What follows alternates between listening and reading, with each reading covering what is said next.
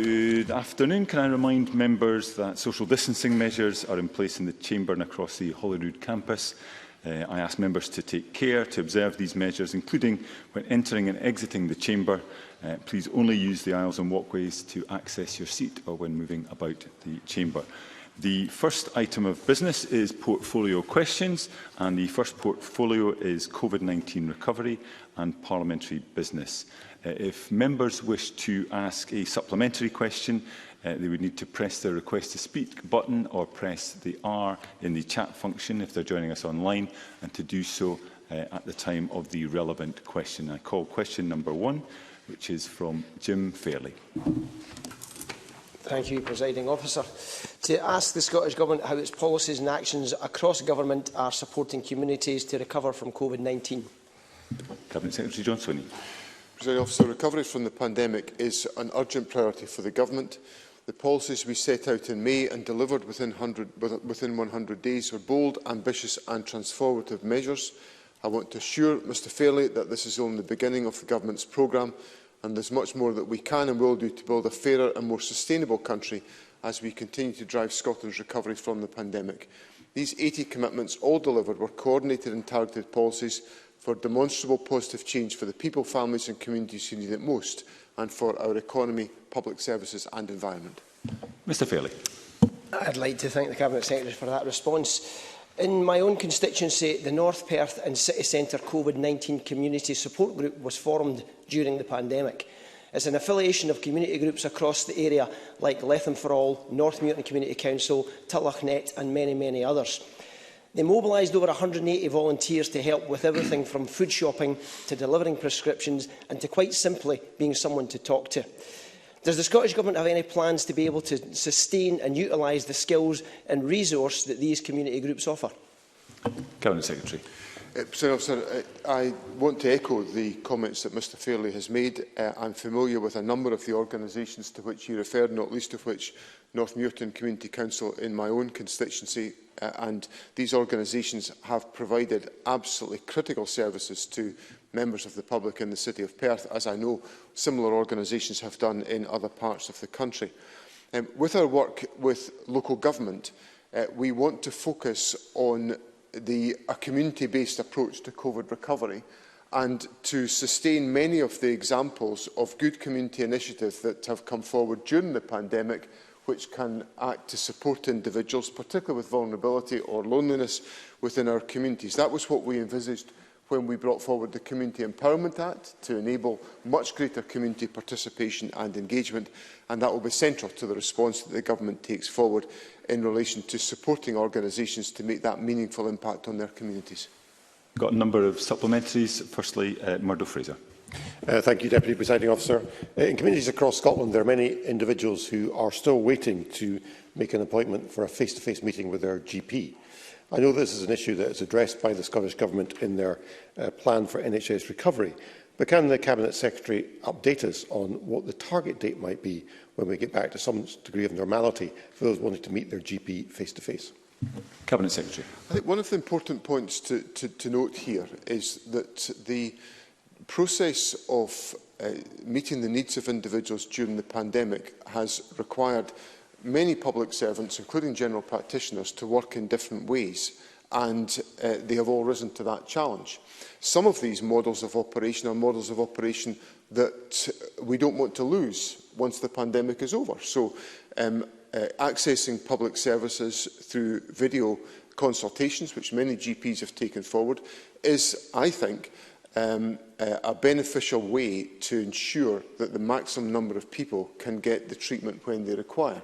There is, of course, a very significant role for face-to-face consultations to be undertaken, and general practitioners around the country are working very hard, and it's envisaged within the NHS recovery plan, to maximise the degree of face-to-face consultation that is possible to be undertaken.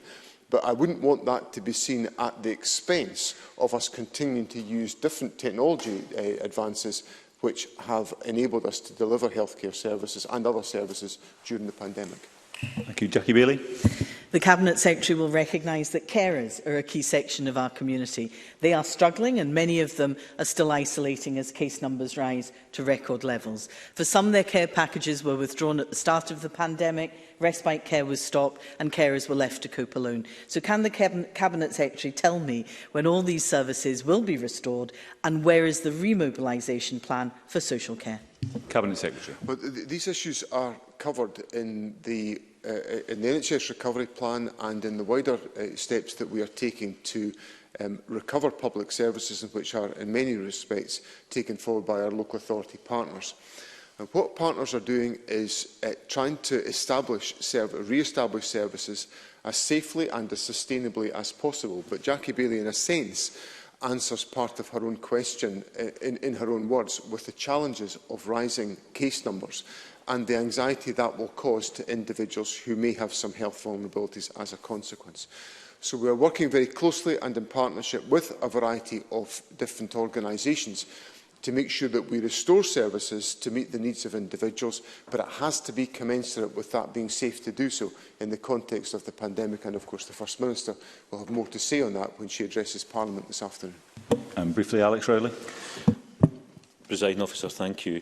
The issue in terms of care in the community is a major issue. I don't know how the government starts to prioritise, but in Fife, for example, the numbers of people on waiting lists to get a care package has spiralled out of control.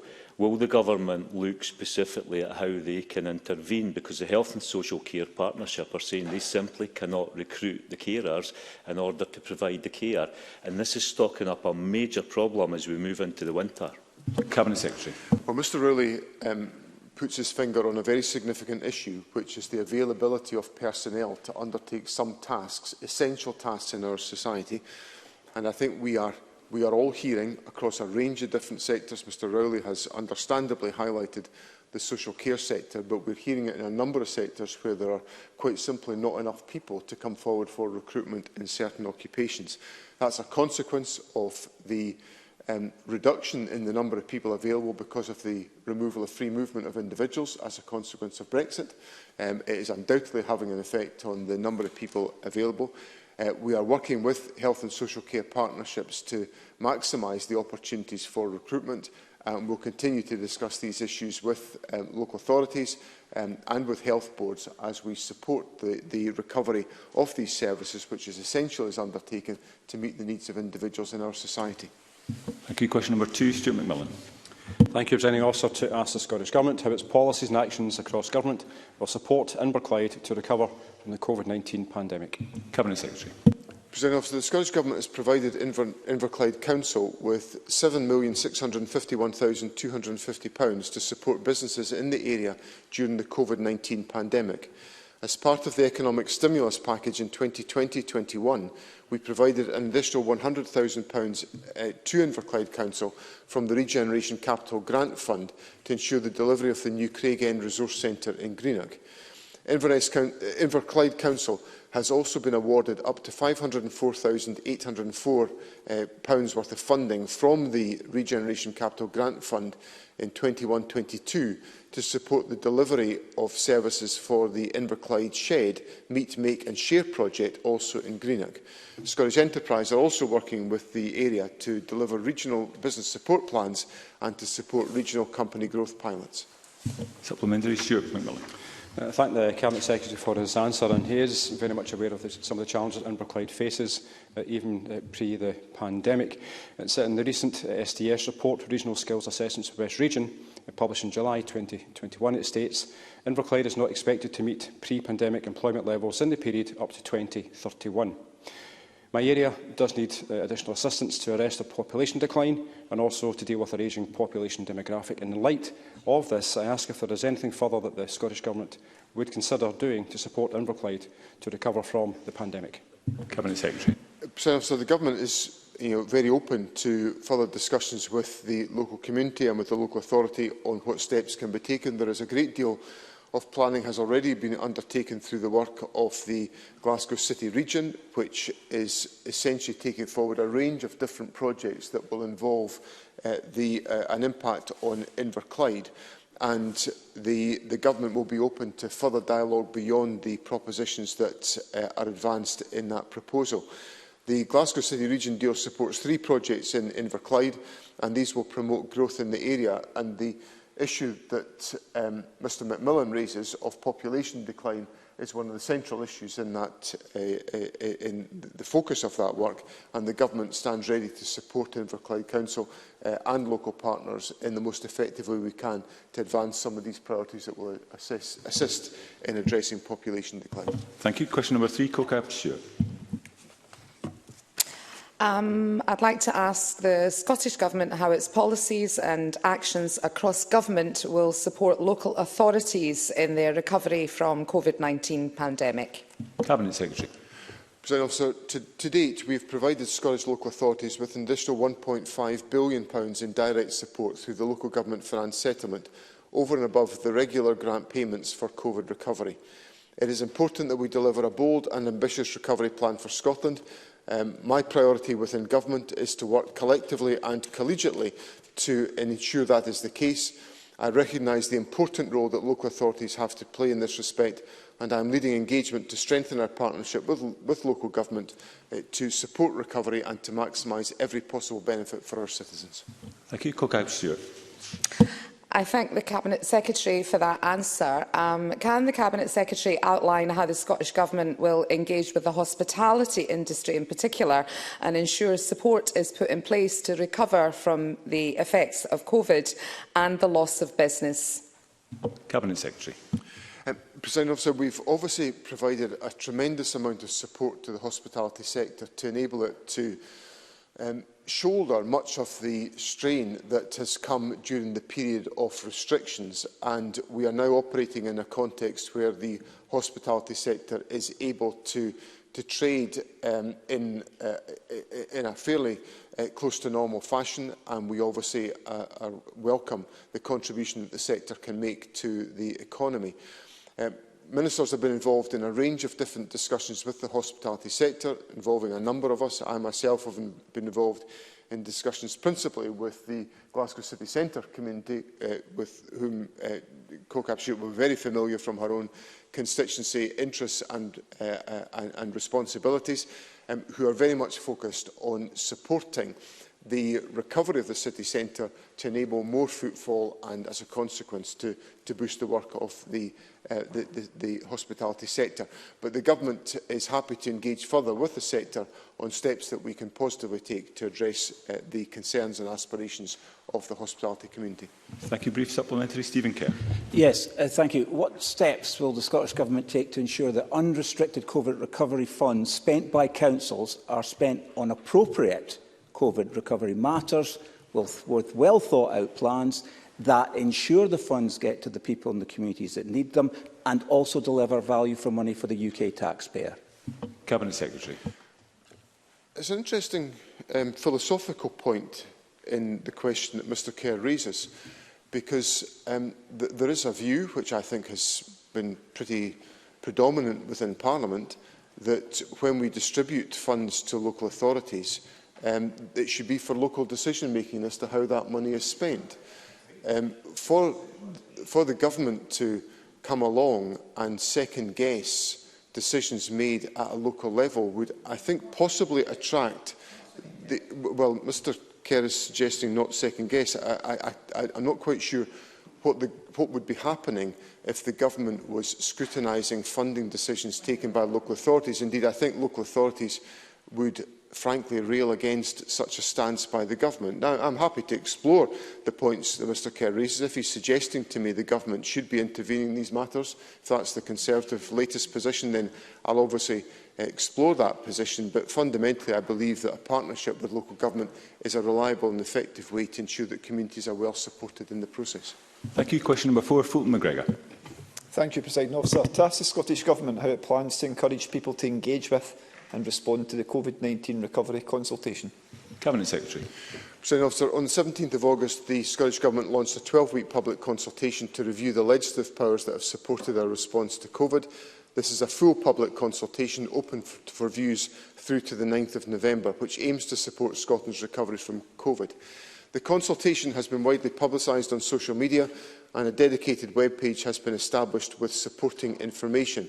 We've ensured that the 30 different topics which the consultation covers have been brought to the attention of key stakeholders. We are also considering how best to include the voice of disabled people in the consultation process, following representations on that issue during the passage in Parliament of the Coronavirus Extension and Expiry Scotland Act 2021. I am pleased to say the consultation has already attracted a lot of interest and over 1,600 responses have been submitted so far. Fulton McGregor. I thank the Cabinet Secretary for that response. During the pandemic, we've seen that swift progress was made to set up remote jury centres, and it's important that these services can continue to operate in a way that does not impede access to justice. Can the Cabinet Secretary therefore outline what the Scottish Government's proposals are for helping our justice system renew and recover from the pandemic? And I should say as well that I'm just out of the Justice Committee session this morning with a really useful session with the Justice Minister. Thank you. Cabinet Secretary. Presiding Officer, the consultation invites views on 30 specific legislative proposals that have the potential to support COVID recovery, including proposals for justice system reform to ensure the tangible benefits of modernisations and practices adopted during the pandemic can be maintained where that is appropriate to do so, and I stress where that is appropriate to do so. Proposals will also cover the response to the impact of COVID in Scotland's justice system, specifically where backlogs have unavoidably built up. There is an opportunity in this consultation to address a number of the aspirations inherent in Mr McGregor's question, and the Government looks forward to engaging with members of the public on those points. Thank you. Question number 5, Gillian Martin. Thank you, Presiding Officer. To ask the Scottish Government how its policies and actions across Government will support the North East to recover from the COVID-19 pandemic. Cabinet Secretary. Presiding Officer, we are actively supporting economic recovery in the North East and have provided close to £100 million to support businesses and additional funding of almost £150 million to councils to help achieve that.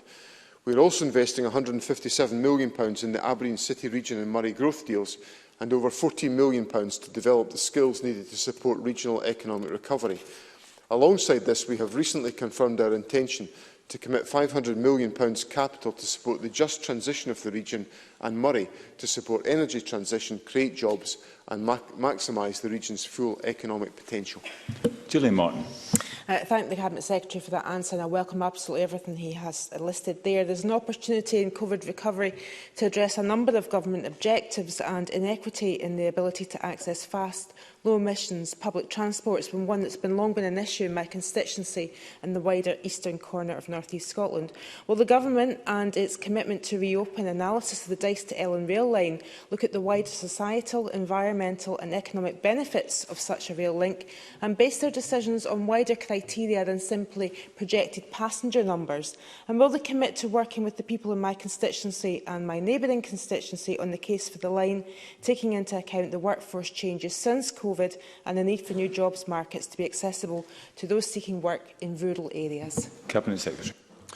I'm very happy to commit the Government to engage on that basis. The strategic developments to which Gillian Martin has referred are significant in the North East of Scotland. They provide the opportunity to contribute towards the achievement of the Government's aspirations and, well, I should say, obligations on net zero.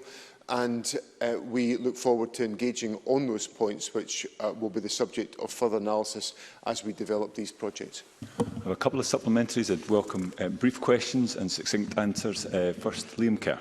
Very grateful, Presiding Officer. I met with Fraserburgh Harbour on Monday. Now, they detailed in their master plan some ambitious and exciting expansion plans which could significantly support the North East recovery from the pandemic and give even more reason to send the train up there, as well as road improvements.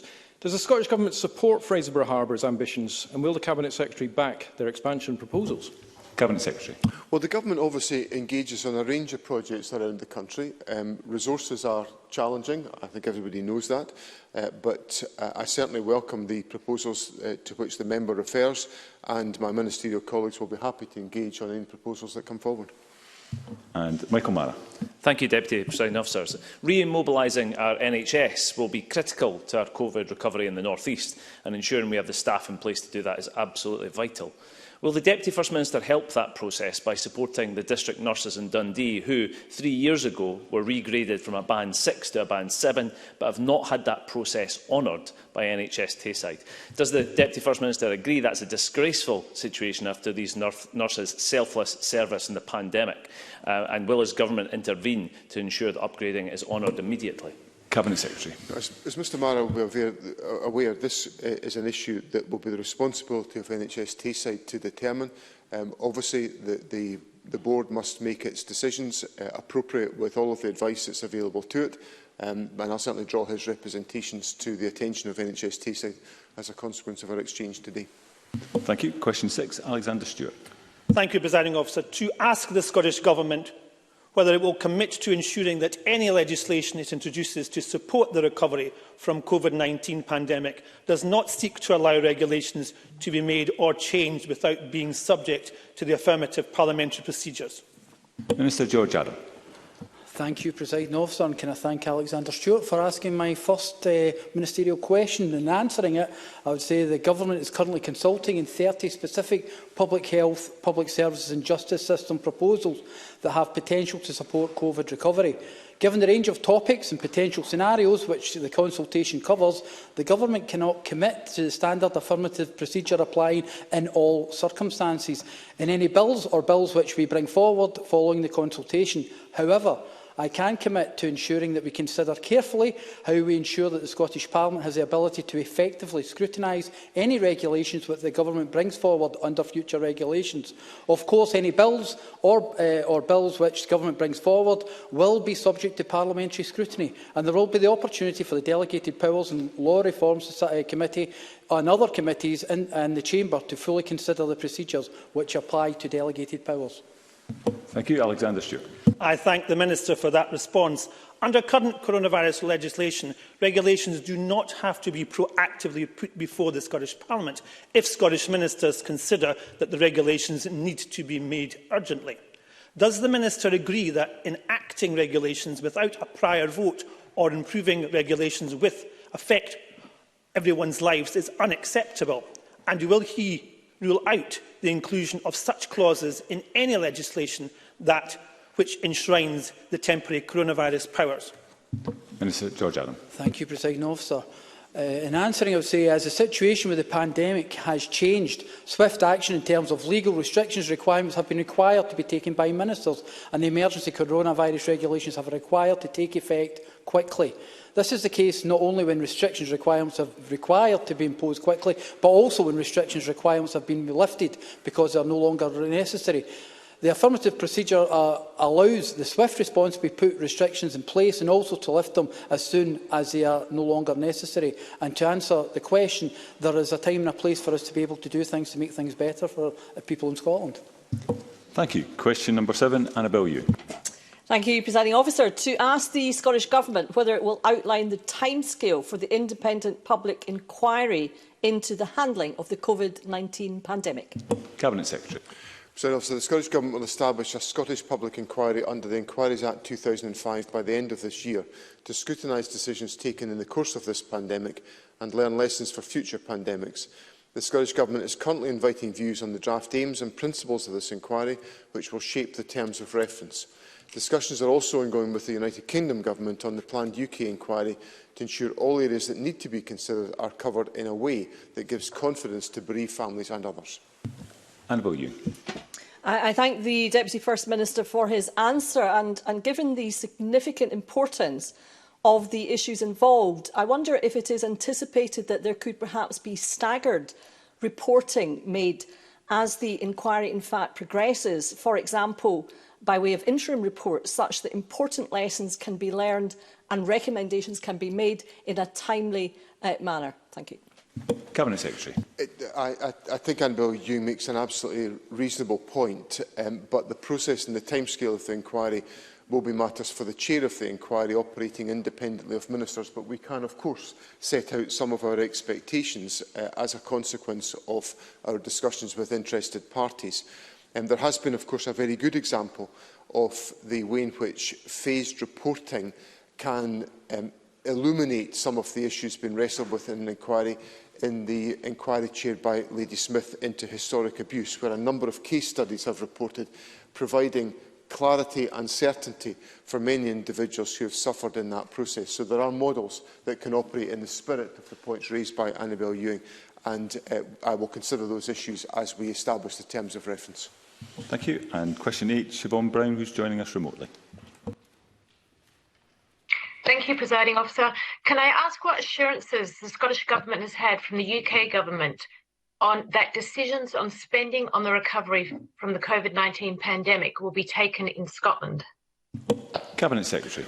Presiding Officer, the UK Government's Internal Market Act has undermined any assurance around decisions on COVID recovery spending in devolved areas being taken in Scotland. The Act's spending powers cover a wide range of areas, including some related to COVID recovery. Any such spending could bring the prospect of uncoordinated spending and policy incoherence that could actually hinder rather than support COVID recovery. The way that the UK Government has used these powers so far offers little assurance, rather the opposite. Siobhan Brown. Thank you for that answer. Does the Cabinet Secretary agree that it is absolutely crucial that no more devolved powers should be stripped from the Scottish Parliament, and decisions on spending on COVID recovery in Scotland should be firmly placed in the hands of the Scottish Parliament? And Cabinet Secretary. I agree with that point. I think the Scottish Government has made it absolutely crystal clear, indeed this Parliament has made it crystal clear, that the UK Government's Internal Market Act is an unwelcome piece of legislation which undermines the powers of the Scottish Parliament. It is crucial that the powers of the Scottish Parliament are respected, the powers that were supported by people in a referendum in 1997 and subsequently enhanced by the various legislative instruments that have been passed. Our decision-making structure should not be undermined or eroded by the United Kingdom Government. Thank you very much, and that concludes portfolio questions on COVID-19. We now move to portfolio questions net zero, energy and transport. Again, if a member wishes to request a supplementary question, I'd ask them to press the request to speak button or put an R in the chat function if they're joining us virtually during the course of that relevant question. I'm conscious that already there are a number of members who've indicated they want supplementary questions. We're also, I think, breaking new ground with 4 different ministers answering questions in this session. So I'd be grateful for brief questions and brief answers wherever possible. And let me start with question number 1, Pam Duncan-Glancy. Thank you, Deputy Presiding Officer. To ask the Scottish Government when it expects to implement the provisions on pavement parking prohibition in the Transport Scotland Act 2019. Minister Graham Day. Deputy Presiding Officer, officials are continuing to consult with the local authorities to develop both the secondary legislation and parking standards guidance, and with the public on areas contained within the legislation. In addition, local authorities require around 12 months to undertake assessments to consider whether they wish to exempt, subject to criteria, any areas of pavement from the prohibition. As such, the majority of the secondary legislation is likely to be in place by 2022. Thank you. Pam Duncan-Glancy. I thank the Minister for his answer. It's now almost been 2 years since the legislation received royal assent. What funding is the Government providing to aid the implementation of the provisions to ban pavement parking, and what assessment has it done of any funding it has provided on this to date? Minister. Presiding Officer, as the members are aware, implementation of the parking elements of that were hindered both by COVID and Brexit, but the work is now well underway. The specific point about funding, sitting alongside the draft chapters of the parking standards guidance document, which has gone to councils, an initial £1.6 million of funding for these assessments has been distributed. Thank you. Question number 2, Colin Beattie, who again is joining us remotely. To ask the Scottish Government what further guidance and support it will provide community groups to help them meet the goal of net zero emissions. Cabinet Secretary Michael Matheson. Deputy Presiding Officer, we must engage communities right across the country in our journey to net zero. Communities are being supported via the Climate Challenge Fund, as well as through the developing network of climate action hubs and towns. We are also launching a number of national initiatives in the run-up to Climate Week. Our new website, netzeronation.scot, aims to help the public and communities understand how they can play their part in tackling the global climate emergency and provides resources for community action. The website also signposts to further practical and financial support available to communities through other initiatives. Colin Beattie. I thank the Cabinet Secretary for his response. In my constituency of Midlothian North and Musselburgh, there are well over 250 community groups of varying sizes and levels of activity. What financial support might be made available to these groups to assist them on their journey to net zero? Cabinet Secretary. There are a number of different Scottish Government funding packages available to communities. So, for example, I know one project in the member's own constituency in Pennycook, the Pennycook Community Development Trust, they were awarded just under £116,000 this financial year from the Climate Challenge Fund for their Pennycook Carbon Challenge project, which offers free support to help residents and groups to reduce their carbon footprint by tackling waste. Funding that's currently available to support communities in their journey to net zero also includes the Scottish Government Community and Renewable Energy Scheme, which provides advice, loans and grant funding with up to £5.25 million available this financial year to support local community groups to develop renewable energy projects, supporting the growth of community and locally owned energy projects. There's also the Energy Saving Trust programme, which delivers a range of initiatives through the e-bike grant scheme and also provides support to community-based organisations to move to active travel. There's also further community support through the local Love Local campaign, which is being rolled out at a national level. So there are a range of different funding streams that community groups can have access to, and I would certainly want to encourage any community group who is looking for advice on the funding streams to look to the Net Zero Nation website for further information, or to the Scottish Communities Climate Action Network website, which also has a considerable amount of information in this area. Thank you. Question number 3, Brian Whittle.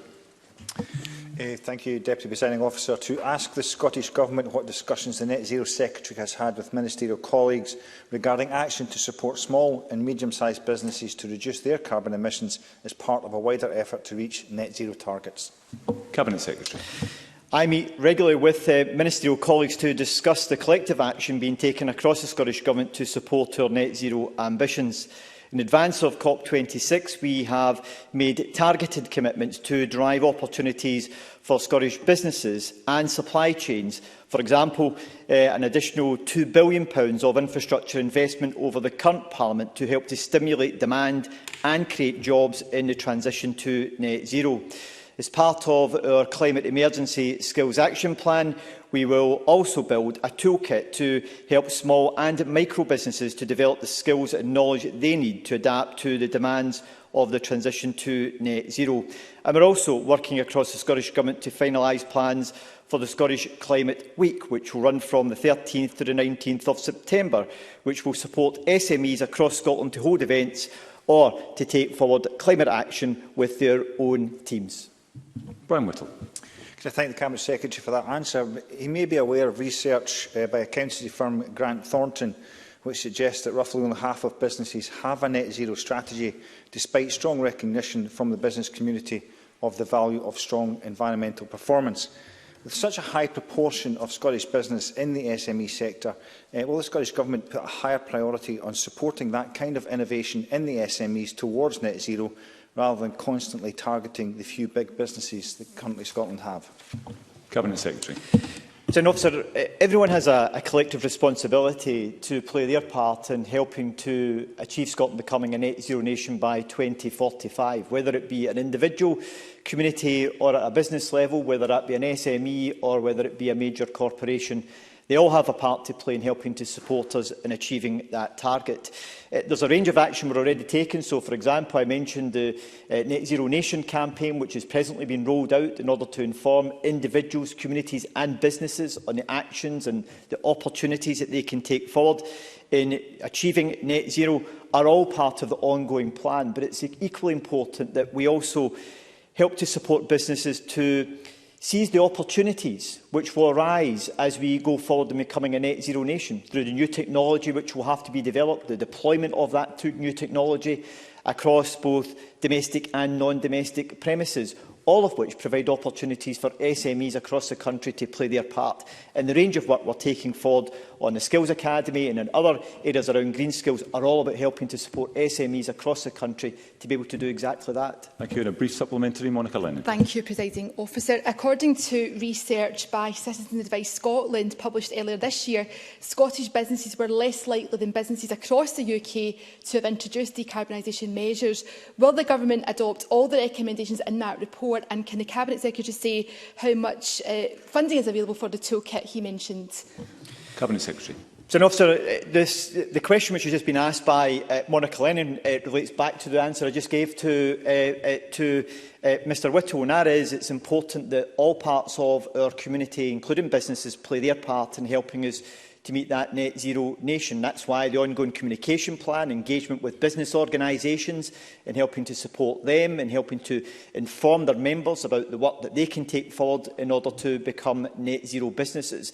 And the reality is, from the engagement I've had with businesses, both at an SME level and at a corporate level, is that they also recognise that actually becoming net zero becomes a key part of their business, and that they recognise that people want to see businesses playing their part in achieving this. And that's why we've got funding streams through a number of programmes that can support businesses to get loans and grants to assist them in decarbonising their operations. And a big part of that will be about making sure we build on that as we progress and going forward.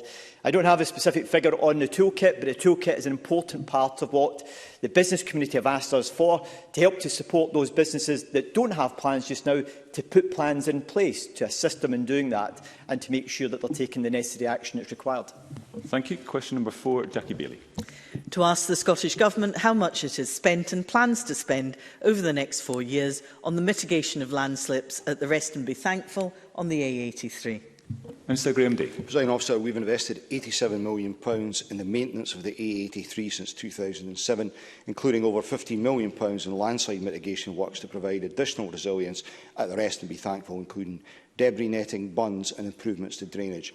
Subject to the annual budget process and spending review, our current plan is to spend a further £8.8 million over the coming years on short-term mitigation measures. There is also, I should say, budget set aside for progression of the medium and long-term works within Glencroe, which shows it's our absolute determination to invest in this road in the short, medium and long term to help keep Argyll open for business and enable residents and visitors alike to travel to and from the area. Jackie Bailey. Can I thank the Minister for that response? Given that he acknowledged £50 million has been spent, a further £8 million is in the pipeline, and £1 million has recently been spent on extending the catch pits at the Reston-Be Thankful, does the Minister think that this will be enough to withstand a large landslide of, say, 100 tonnes of debris? And if so, why does Transport Scotland keep closing the road when it rains? Does he believe, therefore, that now is the time for all alternatives to be explored to maintain access to Argyll? Minister. Presiding Officer, as Jackie Bailey well knows, because we've met on this issue, there are no certainties about this. We are in the hands of Mother Nature. And I know she would not be sitting there suggesting to me that we shouldn't conduct these measures. We need to do it to minimise the risk here. There is a great deal of effort goes in to ensuring that any risk associated with this route is minimised. But I absolutely agree with her, and I hope I can give her some assurance if she doesn't have it already. This is a parallel process that is taking place. Every mitigation possible is being deployed, but at exactly the same time, work is going on in developing proposals for the medium and long term to provide the outcome that we all desire. And brief supplementary, Jenny Minto. Thank you, Presiding Officer. Can the Scottish Government give assurance to the residents, businesses and visitors of Argyll and Bute that the mitigation work currently underway is not at the detriment of the long-term solution? And could the Minister share with Parliament the timeline to find that solution? Minister. Well, as I've just said to Jackie Bailey, this is a parallel process. The current mitigation work, the medium-term development work and the long-term work. We're in the phase at the moment of data gathering to inform the best choice of specific route. That should be concluded by the end of this year. All being well, at that point we'll have a clearer picture on the workable options. We would then move to the development of a final proposal for that medium-term solution. There are, of course, many unknowns here. Ownership of the land depending on the route, engineering requirements, ground conditions. But we're working with all haste on this. I don't want to give hostages to fortune, but I think it is feasible that we would be, towards the end of next year, have a firm proposal to take forward, a shovel-ready proposal. I think that's where we would certainly hope to be at that point. Thank you. Question number 5, Mark Griffin. Thank you, Presiding Officer. I draw members' attention to my register of interest as an owner of a rented property in North Lanarkshire.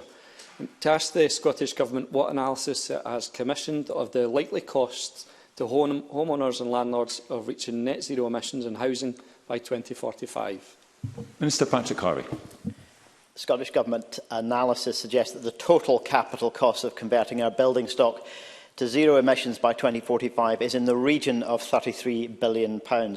This includes installation of zero emissions heat and of energy efficiency measures in both domestic and non-domestic buildings, and it doesn't take account of the business as usual investments that households and businesses would need to make to replace fossil fuel boilers as they reach the end of their lives, nor the additional investment likely to be needed in wider energy infrastructure. The Government has commissioned a range of further research to understand the wider costs associated with the heat transition, which will be published once it's finalised. Thank you. Mark Griffin. I thank the Minister for that answer. Recent announcements about decarbonisation of all properties across all tenures across the wider Glasgow City region area put them at a cost of £9 billion to decarbonise their heating and make them energy efficient. 2/3 of those 300,000 are owner-occupied properties, and some will be able to afford a contribution, but we know many, including my constituencies, won't. Can the Minister set out the Government plans on how to support low-income owner-occupiers with little savings, and what the expectations on those owner-occupiers will be, and what support will be provided by the Government to enable them to participate fully in that travel towards 2045? Minister Patrick Harvey.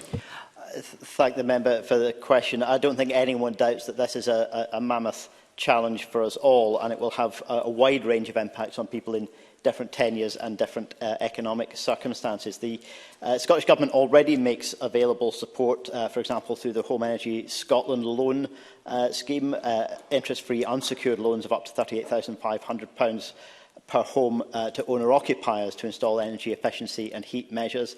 There's a cashback scheme providing eligible households of up to £13,500 towards zero-emission heating systems and energy efficiency measures. There's a range of other schemes, including area-based schemes, which have been extended to include zero-emissions heating, and the Scottish Government has introduced a top-up grant to support this. But as we go forward, I think that the member will be well aware that we'll continue to research the scale of the challenge and the steps that need to be taken, both by this Government and by the UK Government, whose actions will be necessary to make zero-carbon heating systems affordable by comparison with fossil fuel systems. Thank you. And a very brief supplementary, Liam Kerr. Thank you, Presiding Officer. The Cabinet Secretary recently told me it would cost £17,000 per property to upgrade off-gas grid homes from EPC Band E to G to EPC C. There are around 500,000 off-grid homes, and over 100,000 of those can't be fitted with a heat pump. So it will cost, even if it was just those upgraded, this isn't over brief, £1 billion. Mr. Kerr. What analysis is being done on this, and who will be expected to pay? Minister Patrick Harvey, briefly.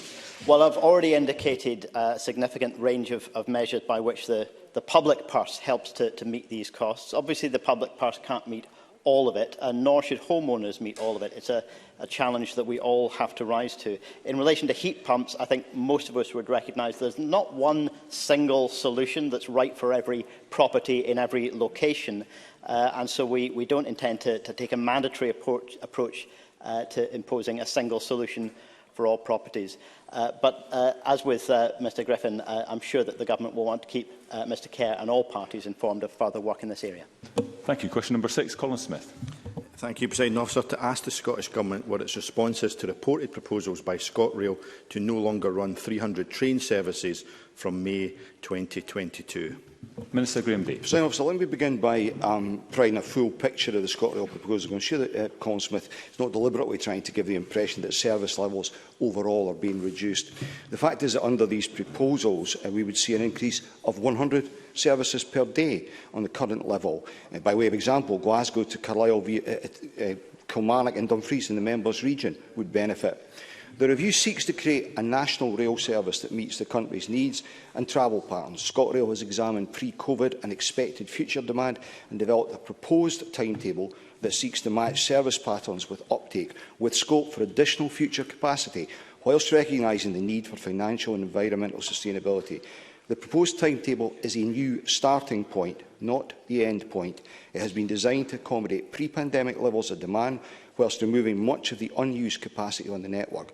As more people return to using rail, further services that there are demand for will be introduced. The public consultation provides an opportunity for ScotRail customers and businesses to help shape a reliable and responsive timetable change, and I would encourage people to make their views known. Colin Smith. Thank you, President Officer. I'm sure the Minister doesn't want to mislead people in implying that the overall number of services are not going to be reduced compared to pre-pandemic level, because that's exactly what the proposals are.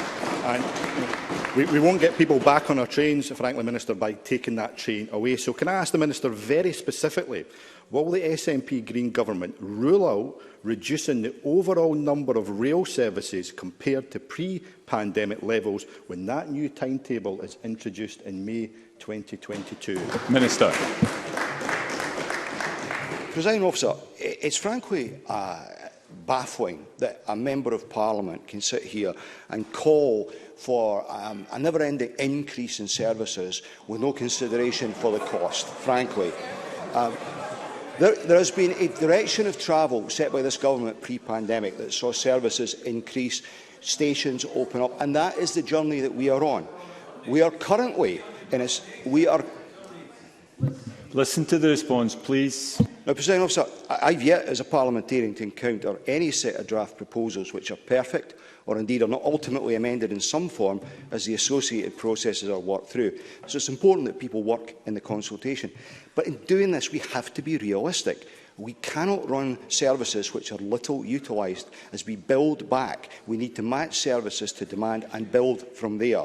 And alongside all of this, we'll be delivering a raft of improvements such as decarbonisation of the network, new stations and a modal shift from freight from road to rail. Who's supplementary? James Dornan. Thank you very much, Presiding Officer. I wonder if the Minister could tell us what's changed in rail services in Scotland since the SNP came into power in 2007. Minister. Presiding Officer, a very great deal, and for the better is the answer. Under this government, communities and businesses have benefited from significant investment across Scotland's railways. We've seen that in terms of the number of seats on trains, we've seen it in the stations that have reopened, we've seen it in decarbonisation, and that, as I said earlier, is the direction of travel. To characterise this, since 2008, prior to the pandemic, there were 190,000 more seats on our trains compared to 2008. Thank you. And a very, very brief supplementary, Graham Simpson. I'm very grateful. Minister, is this a taste of things to come when ScotRail is nationalised? Minister. That's exactly the kind of question I would have expected from Mr Simpson. The direction of travel that's been set by this government is very clear. Investment in rail, decarbonisation of rail and a great deal of support for rail. That is where we are going. Thank you very much. Question number 7, Eleanor Whittam. Thank you, Presiding Officer. To ask the Scottish Government what action it is taking to ensure that water scarcity reporting is accurate and reflective of all areas of Scotland. Minister Mary McCallum. Presiding Officer, SEPA is responsible for the forecast, monitoring and reporting of the situation facing Scotland's water resources and produces a weekly report on this. Of course, on-the-ground information from local authorities is absolutely crucial in understanding the impact that drought is having on water supplies, and that's why a dedicated reporting line has been set up, enabling local authorities to provide real-time information to the Scottish Government and to SEPA, and the Scottish Government very much values the monitoring and assessment work that goes on in that regard. Eleanor Whittam. I thank the Minister for that answer. It was alarming to have constituents contact me during the summer to advise that the private water supplies were low or dry, and that we were a standing start of supplying emergency drinking water. I would like to note my thanks for the assistance from the Scottish Government to my many constituents who aren't on mains water supply due to the rurality of their properties. And I ask that the Minister commits to ensuring the robustness of water scarcity reporting so that both spheres of government can react to the very real humanitarian crisis when indicators suggest that private water supplies are at risk. Minister. Thank you, Presiding Officer. I understand the member's concerns, and as someone who personally relies on a private water supply, I understand the concerns of those who have experienced scarcity. In recognition of those scarcity events this summer, the Scottish Government acted quickly to fund a scheme for the provision of supplies of bottled water. And that scheme is on top of an existing non-means tested grant of £800, which is already available to owners and users of private water supplies to make improvements to their system. The National Water Scarcity Plan sets out clearly how water scarcity levels are determined by SEPA and how these are informed using a scientific approach and current research. Thank you. And question 8, Polly McNeill. Thank you. To ask the Scottish Government what support it plans to provide Glasgow City Council to implement the recommendations in the report by the Connectivity Commission, including funding for the proposed metro system. Mr Graham Day. Officer, Polly McNeill will of course be aware that this work was commissioned by Glasgow City Council, and it will be for the Council to determine if it wishes to implement the Commission's recommendations. However, we are progressing the second Strategic Transport Projects Review, which is considering the case for a Glasgow Metro, and the Scottish Government is working collaboratively with Glasgow City Council on this. Decisions on future funding will be made after STPR2 is concluded and as part of the Scottish budget process. Of course, the Glasgow City Region local authorities have over £1 billion in their Growth Deal Infrastructure Fund, of which the Scottish Government committed £500 million to use for investment in infrastructure like the Glasgow Metro. Polly McNeill. So the Minister will be aware that it's one of the biggest projects that Glasgow intends to support to transition to sustainable transport, so it's a really important project. However, from press reports, the private finance which the Leader of the Council is seeking does look uncertain. So I wondered if the Minister would share some of my concerns that this needs to be nailed down, and that Glasgow City's intention to at least partly fund the metro system with private finance does raise some questions on whether the necessary progress is going to be made in a reasonable timescale. So I totally accept there's a collaboration, but I just hope the Scottish Government can assure me that they will take a strong interest in Glasgow being Scotland's largest city, because we desperately need a project that will help us transition to net zero, and this looks like it could be the one. Minister Graham Day. Briefly, Presiding Officer, the fact that this project features in STPR2 is a recognition of its national importance. Thank you very much indeed. That brings to an end portfolio questions. It will be a short break before we move to the next item of business.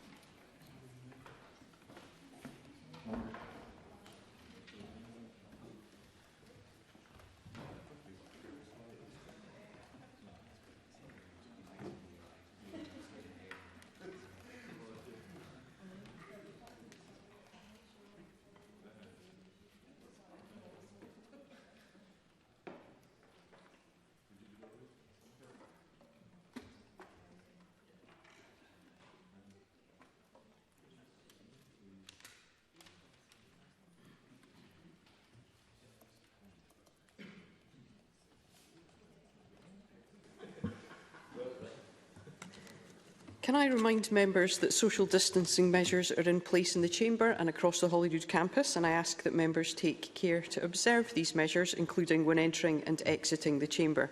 And please only use the aisles and walkways to access your seat and when moving around the Chamber. The next item of business is a statement.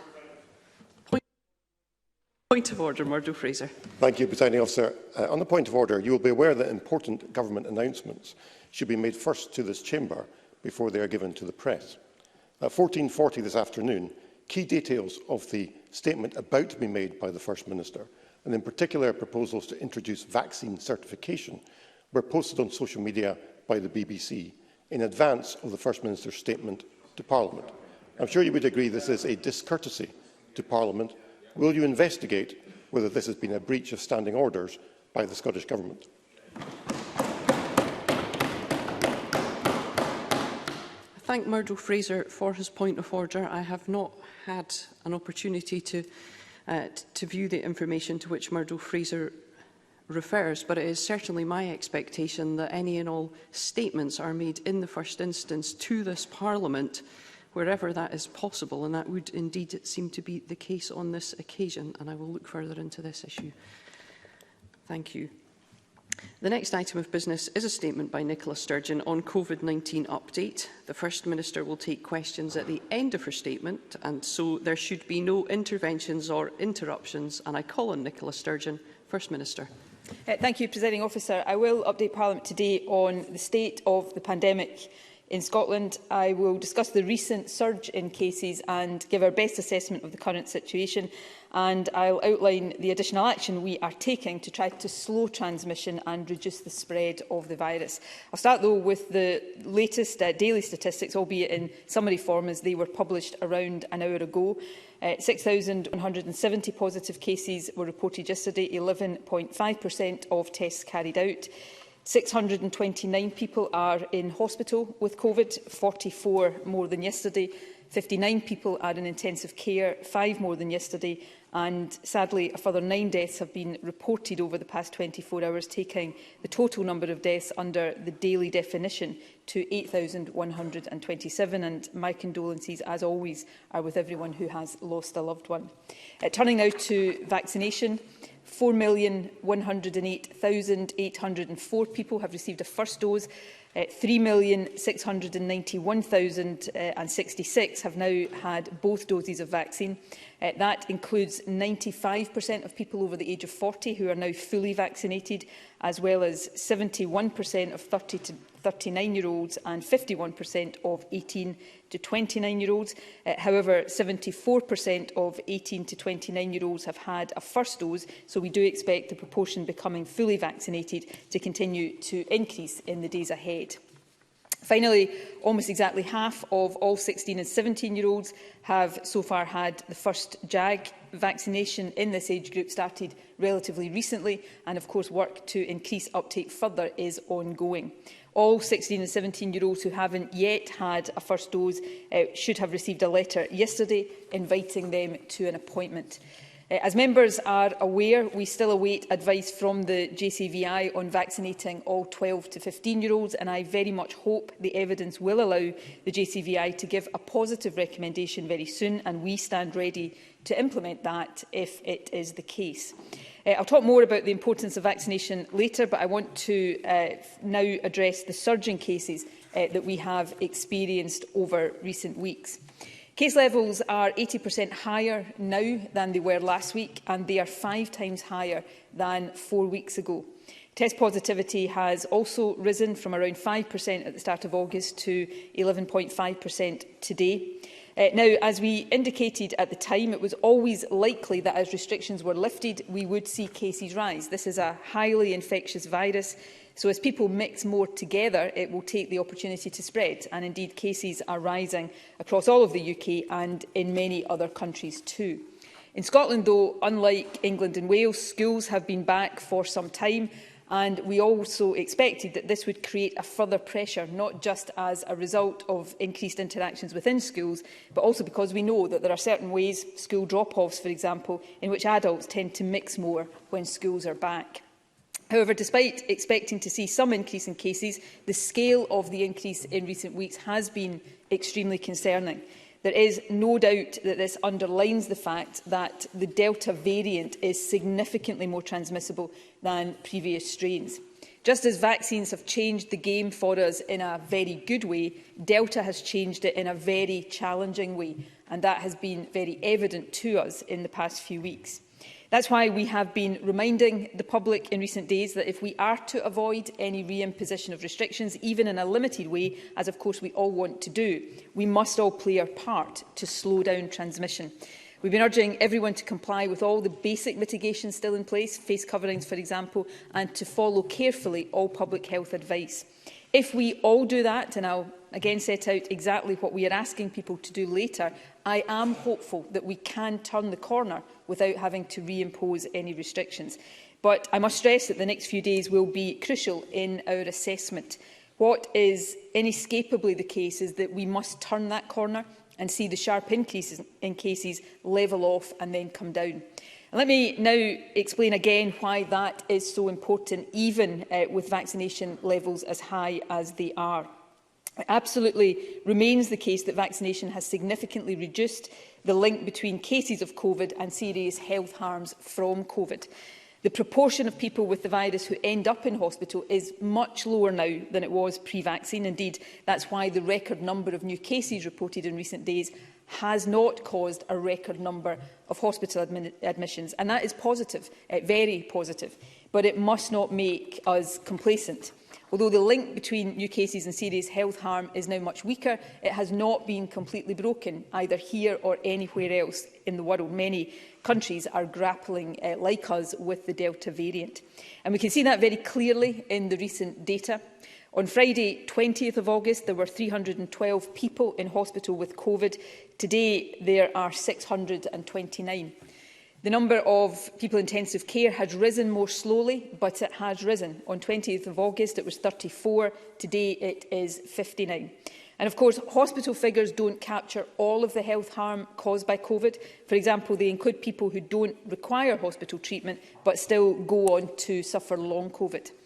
So there is a matter of basic arithmetic at play here. If the recent surge in cases was to continue, if, for instance, we were to see cases continuing to rise to 10,000 or more a day, something I hope won't happen, but is by no means impossible, that will have serious consequences. A lot of people would fall seriously ill, and obviously some people would die. And the NHS would come under even more severe pressure. To reiterate, this is a matter of basic arithmetic. At the start of the year, daily reported cases peaked at around 2,600, and at that time, pre-vaccines, around 13% of cases were ending up in hospital. Today, and this is good news, only around 2 to 3% end up in hospital, but of course 2 to 3% of 10,000 cases a day will cause similar pressure on our NHS as 13% of 2,600. And this pressure is building at a time when many staff have been working flat out for more than 18 months and when the NHS is working hard to deal with the backlog of other cases which has been caused by earlier waves of the pandemic. So the situation we face just now is fragile and serious. We must stem the rise in cases. Obviously, it would not be responsible for any government in the face of this virus and the harm it can still do to rule out reintroducing any restrictions. Indeed, in my view, it would be grossly irresponsible. However, we do not want to reimpose restrictions, even in a limited way. We know only too well how much harm restrictions themselves cause to businesses, young people's education and to our overall well-being. But if that is to be avoided, as I very much hope it can be, it will take all of us making a conscious and concerted effort again to comply with all the basic mitigations that we know from experience can slow down transmission. And of course that applies to both individuals and to businesses. So I want to set out briefly some of the work the government is doing, including on one particularly significant issue and what we are asking everyone, all of us, to continue to do. Over the past 2 weeks, Cabinet Secretaries have been engaging closely with business and sectoral organisations across the country to encourage significantly increased compliance with existing baseline measures. That, of course, includes the wearing of face coverings, encouraging stringent hygiene and support for continued home working where possible. I'm very grateful to businesses across the country for the efforts being made to keep staff and customers safe, and I'm particularly grateful to those businesses who are continuing to support home working. It is vital that these efforts continue. I know they are not easy for business, but they are much less onerous than any further restrictions would be to them. We're also continuing to support urgent measures to improve ventilation in schools, for example, the purchase and use of CO2 monitors, and we're also looking urgently at options to support better ventilation in priority workplaces. We also continue to do everything possible to drive up the already high uptake of vaccine. Getting vaccinated remains the single most important step that any of us can take to keep ourselves safe and keep others safe. And so ensuring that as many people as possible get vaccinated remains an absolutely key priority. As I mentioned earlier, we expect updated advice from the JCVI soon on vaccination of 12 to 15-year-olds and on booster jabs for vulnerable groups such as older people and those with compromised immune systems. We will and stand ready to move to implement any extensions like this to the vaccine programme just as soon as we get the JCVI recommendations, and I very much hope that will be soon. We are also taking targeted steps to increase uptake amongst groups who are already eligible. I mentioned earlier that an invitation letter has been sent recently to all 16 and 17-year-olds who haven't yet had the first dose. Mobile vaccination units will be used during university and college freshers' weeks to encourage those who haven't already done so to get vaccinated, and will be concentrating further effort in the days ahead to encourage anyone in the under 40 age group who hasn't had the vaccine yet or who hasn't taken up the second dose to do so now. It really is, Presiding Officer, impossible to overstate the importance of vaccination in getting us safely through this phase and safely through the winter months ahead. By getting vaccinated, we help keep ourselves and others safe, but the reverse of that is equally true. Not getting vaccinated, if you are eligible, puts yourself and others at greater risk, and it makes it less likely that we can make it through the winter without having to reintroduce some restrictions. So to everyone out there who hasn't already had their jags, please do your civic duty. Please get vaccinated now for your own sake and for all of us. Presiding Officer, the final issue I want to address is vaccine certification. That, of course, is where entry to some venues is dependent on people being able to show that they have been fully vaccinated. In recent months, there has been a lot of discussion about vaccine certification, and as I have indicated before, the Government has been considering very carefully whether, notwithstanding the understandable equity and ethical concerns, vaccine certification could, in some settings, help protect public health, reduce the necessity for any further restrictions, and also, of course, boost vaccine take-up. The Scottish Government has made it clear that we do not believe that vaccine certification should ever be a requirement for any key services or in settings where people have no choice over attendance. For example, public transport, education, access to health services or shops, and we continue to hold very firmly to that position. But we do consider that a limited use of vaccine certification could help to control the spread of the virus as we head into the autumn and winter. For any decision of this nature to have an impact before winter, we would have to take and implement it quickly. However, I recognise that it is a significant decision, so in my view, it should be expressly authorised by Parliament. I therefore propose, subject, Presiding Officer, to your agreement, that we have a full debate and vote on this matter next week. To help prepare for that, I will set out now what the Government, after much consideration, has concluded would be appropriate. We propose, subject to parliamentary agreement, that vaccination certification should be introduced later this month once all adults have had the opportunity to be fully vaccinated for the following events and venues. Firstly, nightclubs and adult entertainment venues. Second, unseated indoor live events with more than 500 people in the audience.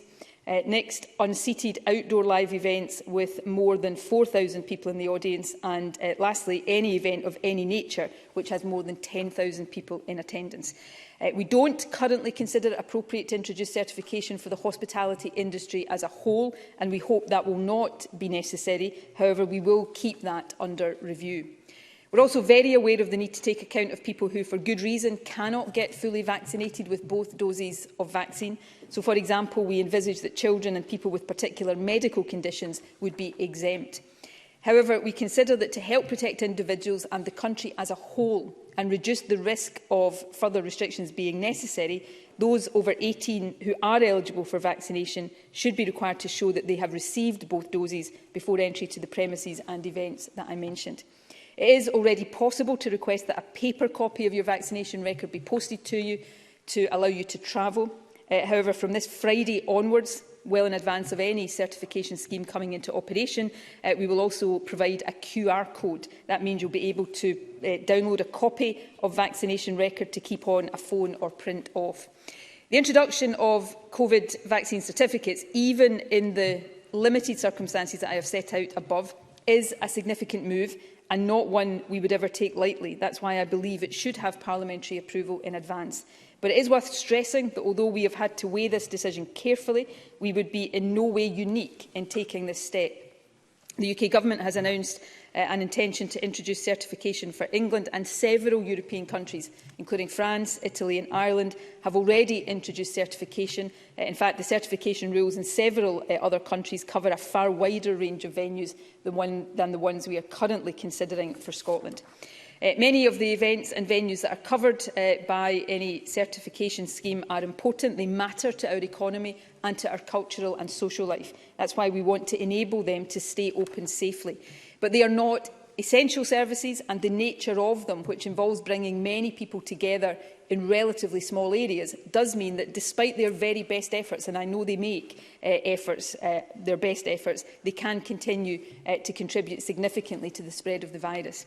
By ensuring that people entering these settings are fully vaccinated, we would be taking a proportionate step to help make these settings safer for everyone attending and, by extension, for all of us.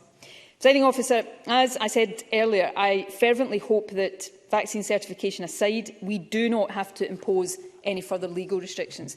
But of course that depends on all of us making a concerted effort now through our own behaviours to stem transmission. What we do know is that we cannot let cases continue to rise at the pace of recent weeks. We must slow that pace down. That's important for all of us as individuals, but especially for those who are most vulnerable to COVID. We know that there are many of the people at highest risk, including many of those who were advised to shield at the start of the pandemic, who are particularly anxious right now about the current situation.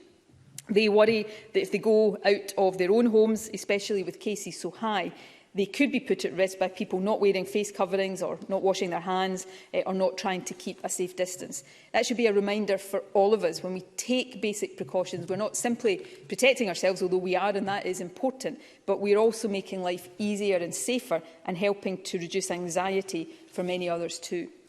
So I'll close by once again stressing the actions that each and every one of us needs to take in order to do that and to help get cases down without further restrictions. First, as I stressed earlier, if you are eligible and haven't yet done so, please do get vaccinated. This is the single most important thing any of us can do to keep everybody safe. There are drop-in vaccination centres in every mainland health board area. If you haven't been vaccinated yet, or if you had your first dose 8 weeks or more ago and you haven't had your second dose, you can just turn up at your nearest centre and get the JAG. Second, please test yourself regularly with lateral flow devices. If you do that, then if you have the virus but don't have symptoms, you still have a chance of finding that out before inadvertently passing the virus on to others. You can get free lateral flow tests through NHS Inform. They'll be sent to you in the post, or you can collect them from local pharmacies or test sites. If you test positive through one of these devices, or if you have symptoms, make sure that you self-isolate and book a PCR test. You might also be told to self-isolate pending a PCR test, as I was at the start of this week, if you are a contact of someone who has tested positive. In any of these situations, please make sure that you do self-isolate. It remains a really important way in which we can all slow down the spread of the virus. And thirdly and finally, please follow all the guidance which is still in place. So please remember it is still a legal requirement to wear face coverings in indoor public places such as shops, on public transport and when entering and moving about hospitality settings. That's a simple but important way in which we can all protect each other. More generally, please meet outdoors as much as possible. I know that gets harder as the weather moves into autumn. If you are indoors, open windows, good ventilation makes a big difference, and avoid, if you can, crowded places. Indeed, for the next couple of weeks, perhaps all of us should think carefully about the number of contacts we are having and perhaps reduce any that are unnecessary. Even though it's not the law anymore, keep a safe distance from people in other households if you can, especially indoors. Minimise direct physical contact, like handshaking, for example, and keep washing your hands and surfaces thoroughly. Having to take these steps is frustrating for us and for people across the world, but it really does make a difference. We know that from experience. It helps to limit the spread of this virus, and we must do that. We must do it to keep ourselves and our loved ones safer, and we must do it to help ensure that we can avoid the need for any further restrictions. The next few days are crucial. The Government is doing everything it can and will continue to do so. But, as has been the case throughout, we need your help too. So please get vaccinated, get tested and tighten up again on following all of the rules and guidelines. My thanks again to everyone across the country who is doing that. Thank you. The First Minister will now take questions on the issues raised in her statement. I intend to allow around 40 minutes for questions, after which we'll move on to the next item of business. And it would be helpful if members who wish to ask a question were to press their request to speak buttons now. And I call Douglas Ross. Thank you very much, Presiding Officer. COVID rates are very high, and it's a reminder that this virus has not gone away. We have to learn to live with COVID-19 from a better place due to the success of the vaccination programme across this country. We have to focus on the vaccine and on test and protect, because we can't force more restrictions back onto the people of Scotland, and we know it would risk their mental health and result in job losses. Barry McCulloch of the Federation of Small Businesses, appearing before a Scottish Parliament committee this morning, said, "I think many small business owners are quite naturally concerned about the prospect of further restrictions and lockdowns." He said businesses were in survival mode, and he's right. We need the Scottish Government to listen to our businesses and respond to their concerns. Our NHS is nearing breaking point too. People can't see their GP in person, they're waiting hours on end for an ambulance, and they're being told to stay away from A&E departments, and even if they get in, they're facing horrendously long waits. But let's be clear, COVID is not overwhelming our NHS, as the First Minister said in her statement. It's her Health Secretary's failures that are overwhelming our NHS. He's shown poor leadership, inaction and delays that have overwhelmed our health service.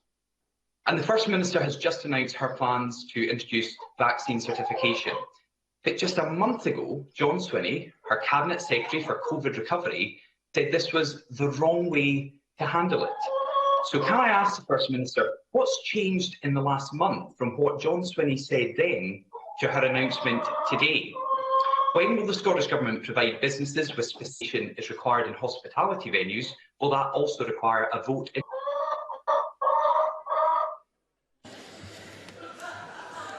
I hope the First Minister was able to catch the questioning clearly. First Minister.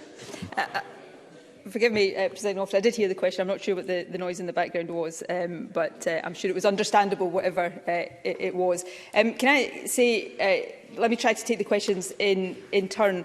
I think it is really important for all of us, though, to focus on the detail and the complexities of this. 18 months into this, it is still the case that this is not a normal political situation where, who said what when, and, is a politician saying the same now as they said a few weeks ago, is as relevant as it is on other issues. We are all trying to assess the evidence, to learn as we go, and to make sure we are carefully considering all of the pros and cons of every particular decision. And I hope all politicians will continue, as most have done throughout this, to engage with that in detail and in substance. On the issue of restrictions, nobody wants to impose greater restrictions, and I absolutely understand the concerns of businesses and individuals that the virus may increase at a pace and in a way that makes that unavoidable again. I don't want that to happen. Nobody wants that to happen. But equally, I don't want to see people die unavoidably from COVID, and I don't want to see more and more people become seriously ill, and I don't want the pressure on our health service to build so that we see people with other conditions not being treated timorously either. So it would be a really irresponsible politician that ruled anything out in the face of an infectious, mutating virus, and I am not going to do that.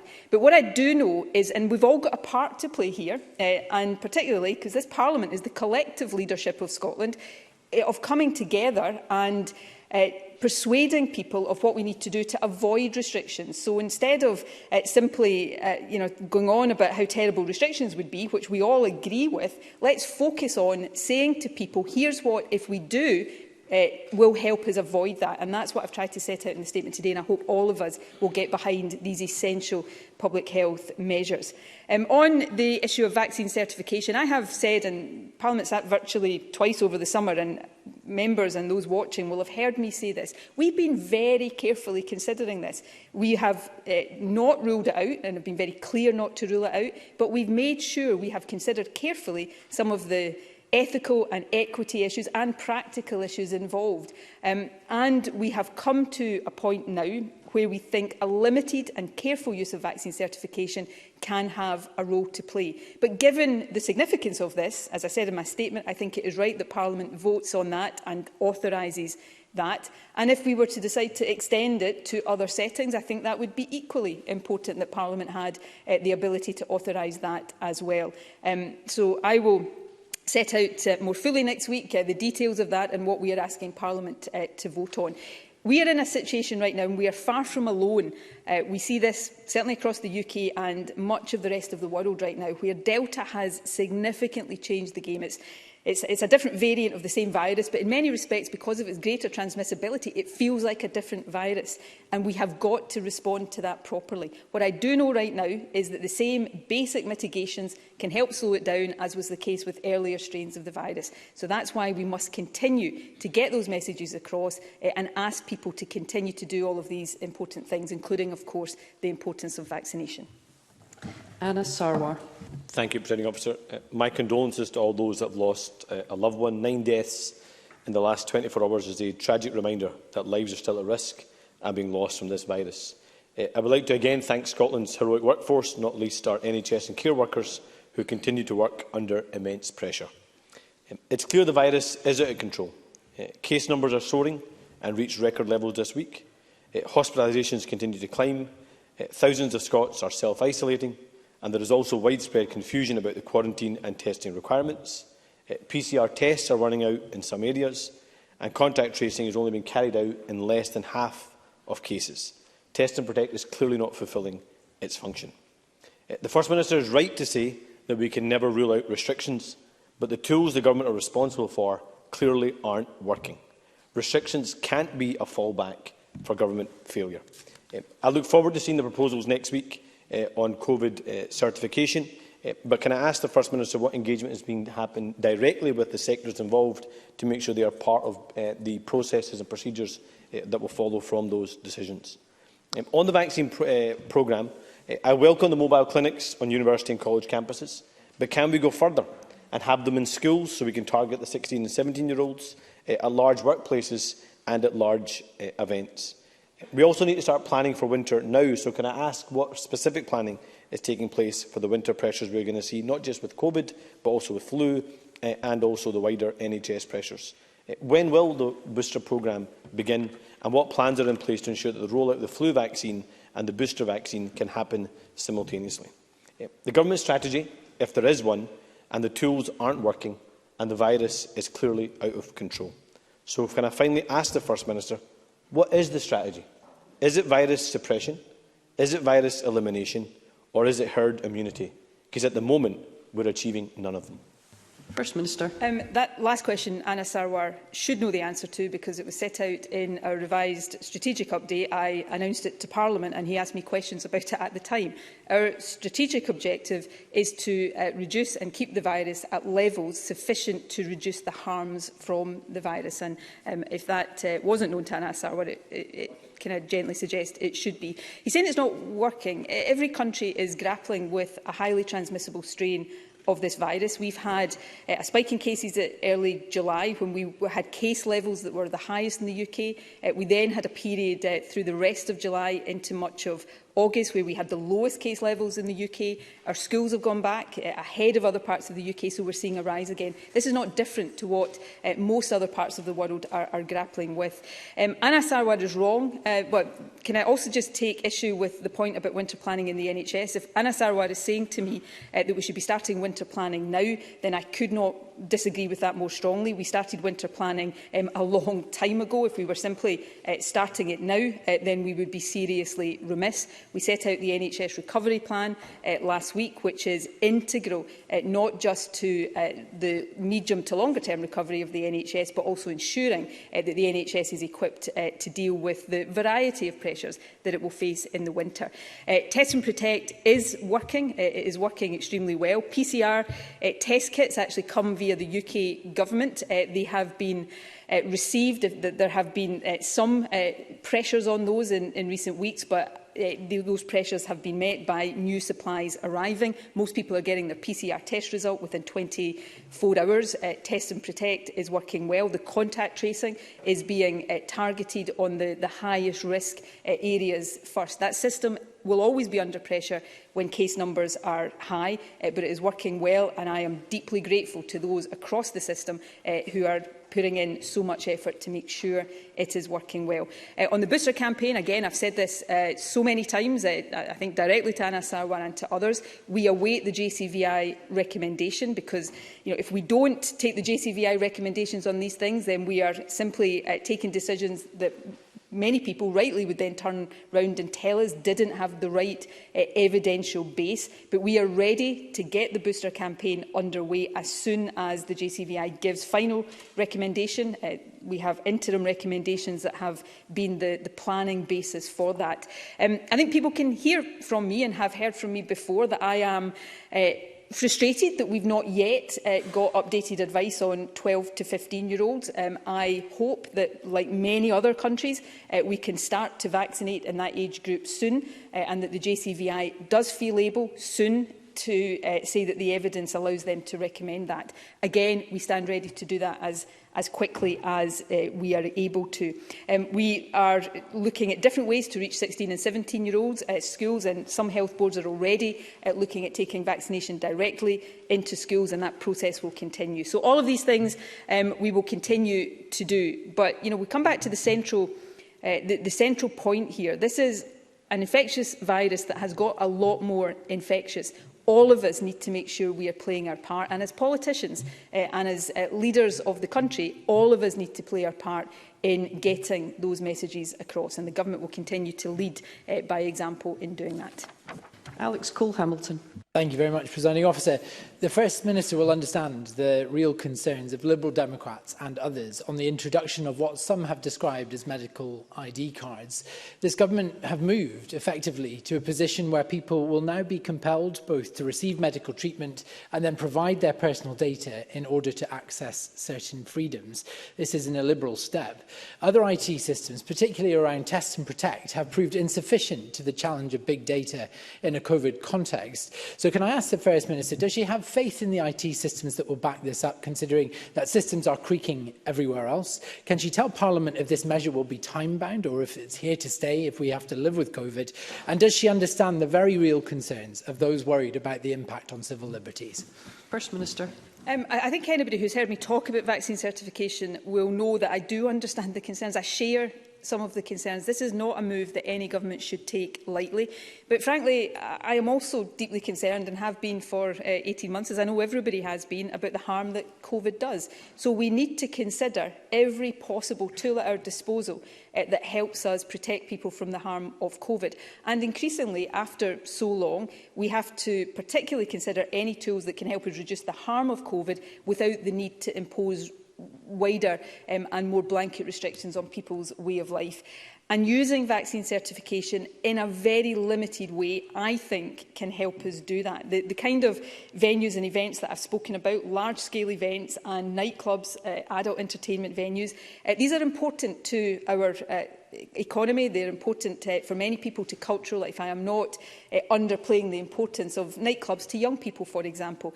But they are venues where, despite the best efforts of those who run them, the conditions in them make it more likely the virus will spread. So taking a proportionate step of asking people to make sure they're fully vaccinated, to protect themselves and others, I think would be an appropriate thing to do. IT systems that are supporting our efforts on COVID are not creaking. Everybody's under pressure from COVID, but of course all of the systems and all of the backup arrangements for anything like this have to be robust, and that is why we have taken such a careful approach to this. It's why we're taking time, for example, to finalise and launch the app that will support some of this, and that will happen later this month. So these things are really important. I think they've got a part to play, but I also think it's important that Parliament gives authorisation. In terms of the time, the longevity of all of this, I don't think it is either possible or sensible to be definitive about that right now. This is a global pandemic that we are still in, and for as long as any measure can help us reduce the harm it does, then I think it is one we should consider having in place. John Mason. Thank you very much. I wonder if the First Minister could say anything about the Government's thinking on face coverings moving forward. And I'm particularly thinking perhaps about schools, where there was a suggestion that it would be a limited period, places of worship, and perhaps people in sports stadia when they're sitting outside. First Minister.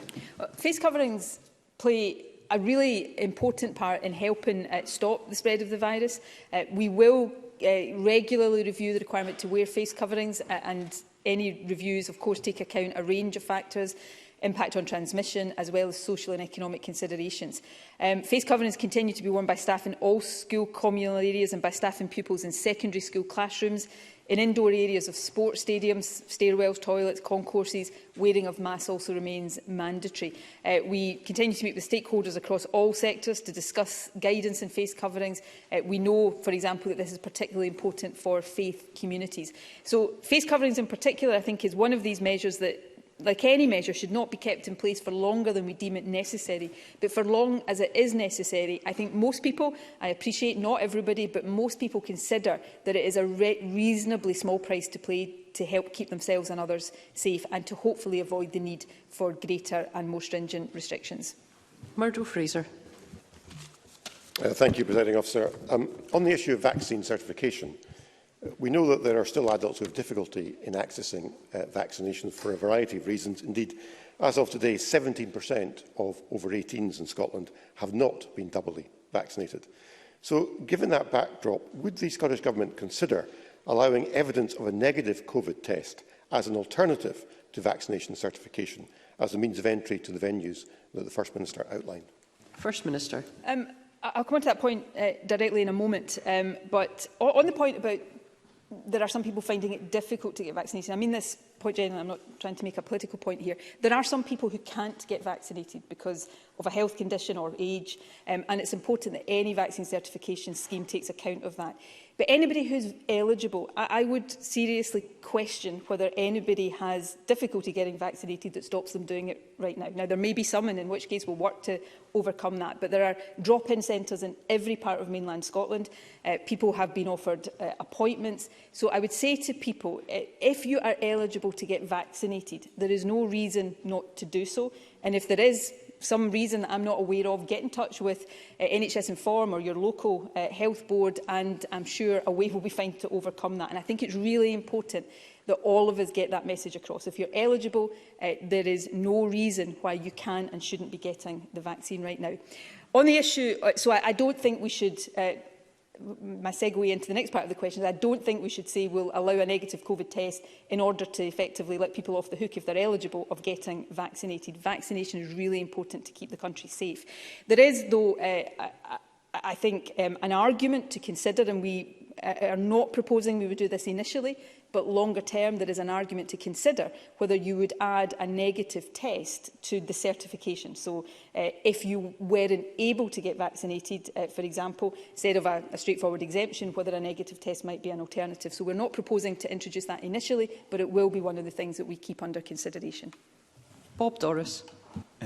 Thanks, Presiding Officer. Constituents of mine have had issues with accessing local services such as cafes and restaurants. I was visiting France as Scotland's paper COVID vaccination certification is not accepted. Only a valid QR code, as recognised by France's pass sanitaire system, is permitted. So I welcome this afternoon's announcement. However, the UK Government also has issues with the European Commission in having the UK certification and QR code accepted across Europe, although I do note that some countries, including France, are an exception to that rule. So can I ask the First Minister whether the Scottish Government is confident that once we roll out the QR code system here in Scotland, that will be accepted internationally and have representation be made to European countries and the European Commission to make sure that it will be accepted for Scots who are visiting Europe? First Minister. Yes, I mean, this is an important question. We've been engaging actively with the Commission to ensure that our app meets the required standards. The Scottish Government is also part of the UK Government's application to join the EU's e-health gateway scheme, along with the other devolved nations. We've already successfully tested our QR codes with Norway, Denmark, Belgium, Ireland and Northern Ireland, and we continue to expand the list of countries we've tested ahead of the release of the QR code on Friday. More generally, it's the role of the Foreign and Commonwealth Office to liaise with international countries on behalf of the UK. The Scottish Government has been working closely with it and Border Force to ensure that its COVID status solutions are recognised and accepted worldwide. So there is work ongoing here, but I absolutely recognise the importance of making sure that all of that is done to a satisfactory standard. Jackie Bailey.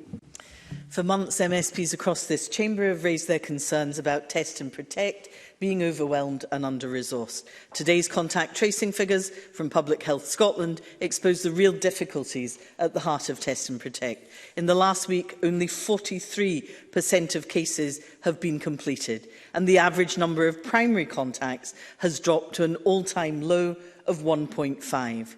No wonder it's spreading. And as the First Minister just said, the focus is on highest risk cases. That means it's only on those who have largely tested positive, and testing close contacts appears to have been all but abandoned. The First Minister understands the importance of Test and Protect in controlling the virus. So will she provide it with the necessary resources to properly track down and contain COVID-19? First Minister. Test and Protect is properly resourced. We continue to keep its resourcing under review, and we continue to work with it to ensure that it can meet the demands on it. Demands will always be higher when cases are higher, but the suggestion that, often you get the sense from the opposition questions that, that this virus is only circulating in Scotland. We are seeing countries across the world grapple with Delta. On contact tracing through Test and Protect, I know from my own experience this week that close contacts are being asked to get tested, and I know many other people who are in that position. So people should put a lot of faith in Test and Protect, but people should also remember, and I've said this repeatedly throughout the pandemic, Test and Protect is not our first line of defence. We are all our first line of defence, so we've all got to behave in a way that tries to limit transmission, and that's the key message I think we've all got a duty to communicate to people right now. Christine Graham. Thank you very much, Presiding Officer. First Minister, on the booster campaign, and I note to reply to Anna Sauer regarding the JCVI, but can you share with the Chamber your preferred timetable for booster vaccines for the very vulnerable, the elderly and health and care workers, for example, which surely must alleviate pressures on the NHS and reduce deaths? First Minister. So I'm tempted to say, and this is certainly true of 12 to 15-year-olds, assuming the evidence says that it is safe to do, that I want to get that done as quickly as possible. So as soon as we can get a recommendation, and I hope that is soon, we want to go on with that. I'm tempted to say the same for booster campaigns, but one of the issues the JCVI is looking at is what is the optimal interval between somebody getting their first dose and then getting a booster dose. So while the temptation on the part of people like me is just to get on with that as quickly as possible, if we are reducing the effectiveness by doing it now as opposed to in a month's time, then that's obviously a material consideration. That's why we need to wait on that final recommendation. The important thing for us right now is we are ready to go as soon as the JCVI says that that is appropriate. I know some other countries are starting to schedule booster vaccines as well. Israel, I think, is the country that has probably is earliest with that, but they were also quite early in terms of their original vaccination. So as soon as the evidence tells us it's right to do, we are ready to get on with it. Marie McNair. Thank you, Presiding Officer. I'm sure the First Minister will share my concerns about the high level of positive COVID-19 cases across both East and Western Bartonshire. To tackle this worrying trend, can the First Minister outline what additional measures have been taken to address the challenges in the areas with the highest prevalence of cases? First Minister. Well, obviously I've indicated our intention, subject to parliamentary approval, on vaccine certification, but notwithstanding that, the current systems that are in place for outbreak management will continue. We continue to maintain daily watch lists which provide information and trends that inform us about the status of the virus across the country. We've provided Greater Glasgow and Clyde, given the areas that the member raises, with more than £11 million of funding as part of the targeted community testing programme. That is also supported by the mobile testing unit fleet, which is run by the ambulance service, and we've provided the ambulance service with additional funding to increase their capacity too. So there's a range of things that are being done to support local response appropriately, and it's going to be important that that continues throughout this challenging phase. Annie Wells. Thank you, Presiding Officer. The news that 8 health boards, including NHS, Greater Glasgow and Clyde, are in the top 20 COVID hotspots across Europe is concerning. And while we are all thankful that the vaccination programme has been an incredible Scottish and UK success story, it has been revealed just 4 in 10 people who downloaded the app are still using it. First Minister, given the latest WHO statistics on the prevalence of the virus in Scotland, do you agree that these test and protect figures are unacceptable? And if so, what further measures is your government taking to promote the app's usage at every turn? First Minister. I believe that the app is an important part of Test and Protect. It's never been the whole part of Test and Protect, but I take every opportunity to remind people to download the app, use the app, make sure the app is turned on so that it can provide the support that we want it to. And I hope everybody across the chamber will do that as well and take the opportunity to remind our constituents of that. But we also have to remind people to do all of the other basic things: wear face coverings, wash our hands, keep a safe distance, even although it's not the law, ventilate rooms. This is a moment where I believe, partly to a large part based on previous experience, that if we all do all of these things, we can turn this corner. We can start to see cases level off and come down. But and again, we know this from experience, it will not happen by itself. It will only happen because we do the things that stem transmission. The government's in the lead in terms of responsibility for doing all the things we have to do and persuading the public to do likewise. But all of us across the chamber, as the collective leadership of the country, have a role to make sure that we are getting these messages across. Neil Gray.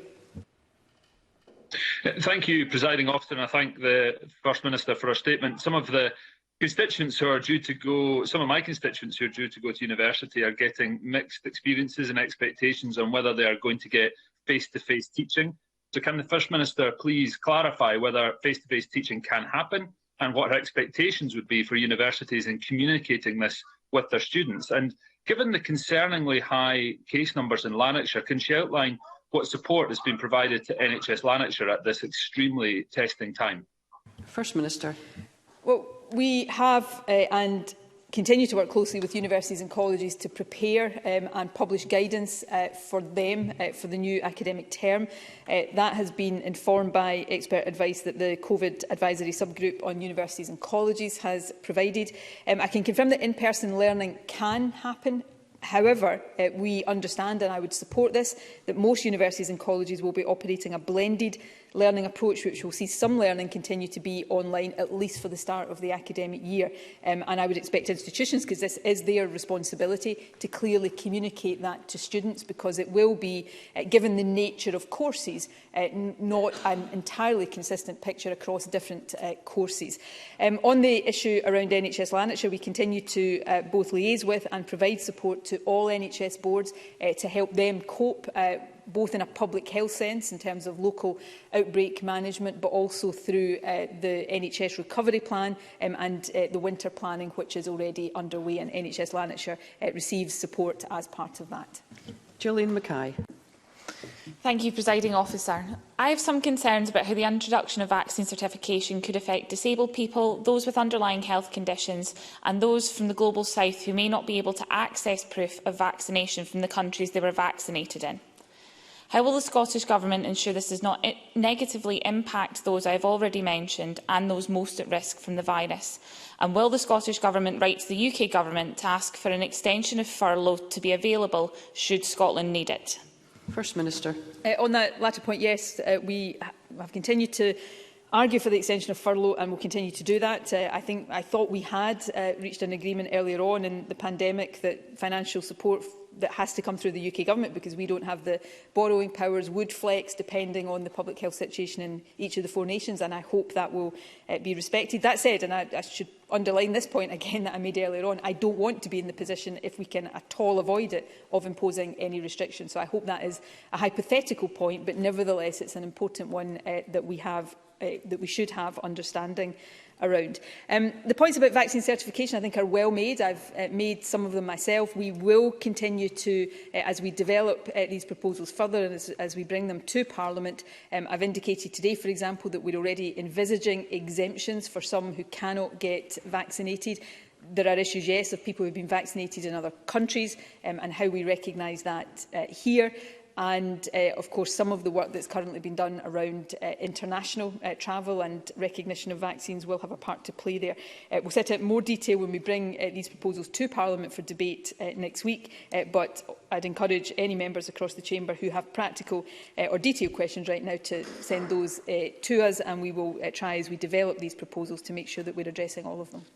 Julian Martin.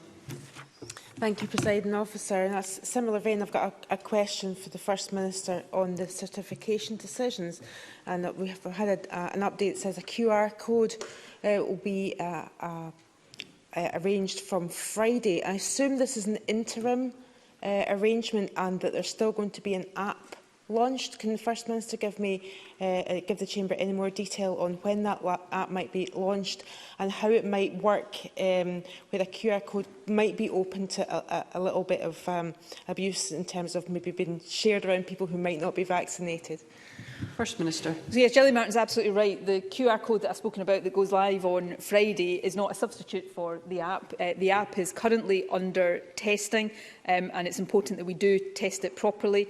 It's scheduled to be released right now at the end of September. I think the date at the moment is the 30th of September. It's also been designed to meet the EU standards for international travel and I referred to some of that earlier on, and it will provide access to individuals' NHS Scotland held vaccination records.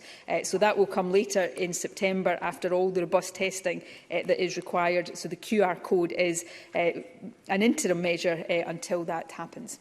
Sandesh Gulhani. Thank you, Presiding Officer. A recent Medical and Dental Defence Union of Scotland survey shows rising levels of stress amongst key medical and dental staff, with the Cabinet Secretary for Health attacking GPs, causing my colleagues a lot of distress, COVID pushing my NHS colleagues to the brink through exhaustion. Is it any wonder the survey shows 50% of GPs and 70% of dentists saying they are more likely to leave the profession, pushing our NHS deeper into crisis? So may I ask the First Minister how she is going to ensure my colleagues do not leave, as it would be an unmitigated disaster if they did, and I refer you to my declaration of interest as a practising doctor and a member of the MDDUS. First Minister. Firstly, Presiding Officer, the Health Secretary, indeed no member of this Government, attacked GPs, and it's disgraceful to suggest otherwise, frankly. In fact, when I launched the NHS recovery plan at the Golden Jubilee Hospital in Clydebank last week, as I was doing that, made the point that GPs have been working extremely hard throughout this pandemic. At the start of the pandemic, I visited a GP practice to launch the rollout of the Near Me service. So even although face-to-face consultations have been understandably restricted, GPs have been seeing patients online and in other ways, home visits, for example.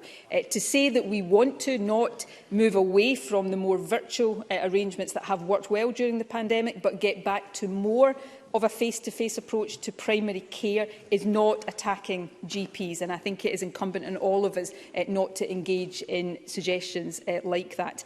The point about the stress and the anxiety and the exhaustion of many members of the NHS workforce, though, is very well made, and it's one that we recognise. That's why a significant part of the NHS Recovery Plan talks about the support that is being put in place to try to support the mental and physical health and well-being of NHS staff. The NHS, often some of our discussions talk about hospitals and health centres, the bricks and mortar of the NHS. The NHS is nothing without the dedicated people who work in it, and it is vital that we support them, which is one of the reasons why I am proud, much as I would love us to be able to go further, that for Agenda for Change staff in the NHS, we have given them the highest pay rise of any part of the UK in this year. Rona Mackay. Thank you, Presiding Officer. The UK Obstetrics Service published research last month which showed the number of pregnant women being admitted to hospital with COVID-19 across the UK is increasing, with many experiencing acute symptoms. What message does the First Minister have for pregnant women who are unsure about getting the vaccine? First Minister. Pregnant women should come forward for vaccination. I recognise that there have been concerns, but many working in midwifery and obstetrics, for example, have also made the point that pregnant women should come forward. It is safe to do. In fact, the risks of not being vaccinated outweigh any risks of vaccination. Obviously, uptake levels are high for vaccination, and that's a good thing. But we know that anybody who is not vaccinated right now is posing a greater risk to themselves, and also is creating a vulnerability for the population as a whole. So we want everybody who is not yet vaccinated to come forward. We are making particular efforts in the days to come for the under-40s group. And again, it's one of the things that I would appeal to all members in their own constituencies to make sure they communicate very clearly to those that they serve. Colin Smith.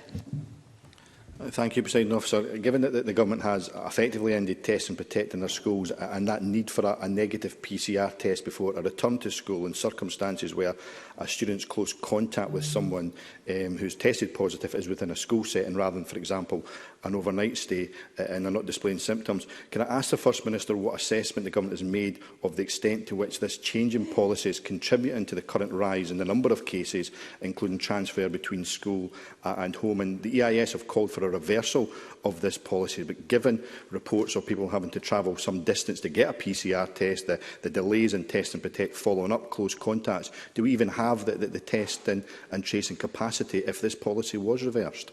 First Minister. Yes, I mean, one of the things that anybody can see by looking at the data for the last few days, that while we've had record numbers of cases being reported, we've also had record levels of testing. We have the testing capacity, we have through Test and Protect, and I'm going to continue to defend those working in Test and Protect because they're doing a great job, and we will continue to support them with the resourcing and the capacity they need.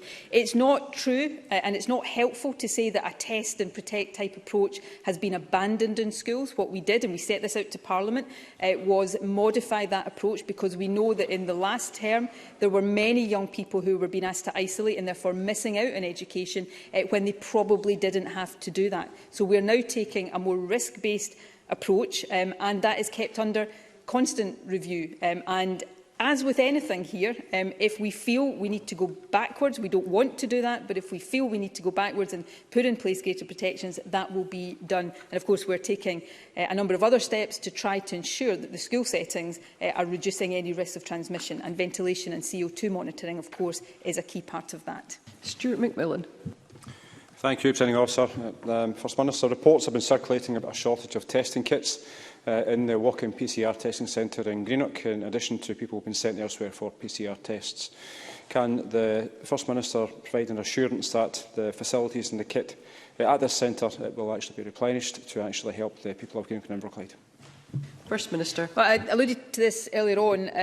I'm aware that some people experienced difficulties accessing tests last week due to a shortage of kits. The UK Government supplies the test kits, and the Health Secretary has raised this with the Secretary of State. But as there have been these pressures, we have been getting new supplies to make sure that the testing kits continue to be available. But as with all aspects of testing, we continue to liaise very closely. At an earlier stage of the pandemic, we had pressures on the Lighthouse laboratory capacity, and we worked collaboratively to resolve these, and that will be the case here as well. It's vital that as long as we are in a situation of rising cases or high levels of cases, PCR testing is there for those who need it. I know the Greenock site was fully booked early last week, and we again continue to work to make sure that capacity is there. As I think I said earlier on, most people get their PCR test back relatively quickly, which is important given particularly now that the rules around self-isolation for close contacts have changed. And Jenny Minto. Thank you, Presiding Officer. Mine's a follow-on question to Stuart McMillan's to ask the First Minister what action the Scottish Government is taking to increase COVID-19 testing capacity in Argyll and Bute. First Minister. Well, I thank Jenny Minto for that. It's an important question. For those with symptoms, we've extended PCR home test kit coverage and the 119 courier collection service to the islands of Bute and Mull. Local partners have the option of extending this further if required. There's also a walk-through local test site, a number of mobile testing unit deployments and 10 small-scale test sites across Argyll and Bute. People with symptoms can book a test at these sites or order a home test kit through NHS Inform. People who don't have symptoms can access lateral flow tests by ordering online or getting from a community pharmacy or going to a community test site. And local residents can find the site locations and opening hours on their local authority website. Thank you. That concludes the First Minister's statement on COVID update. There will be a short suspension before the next item.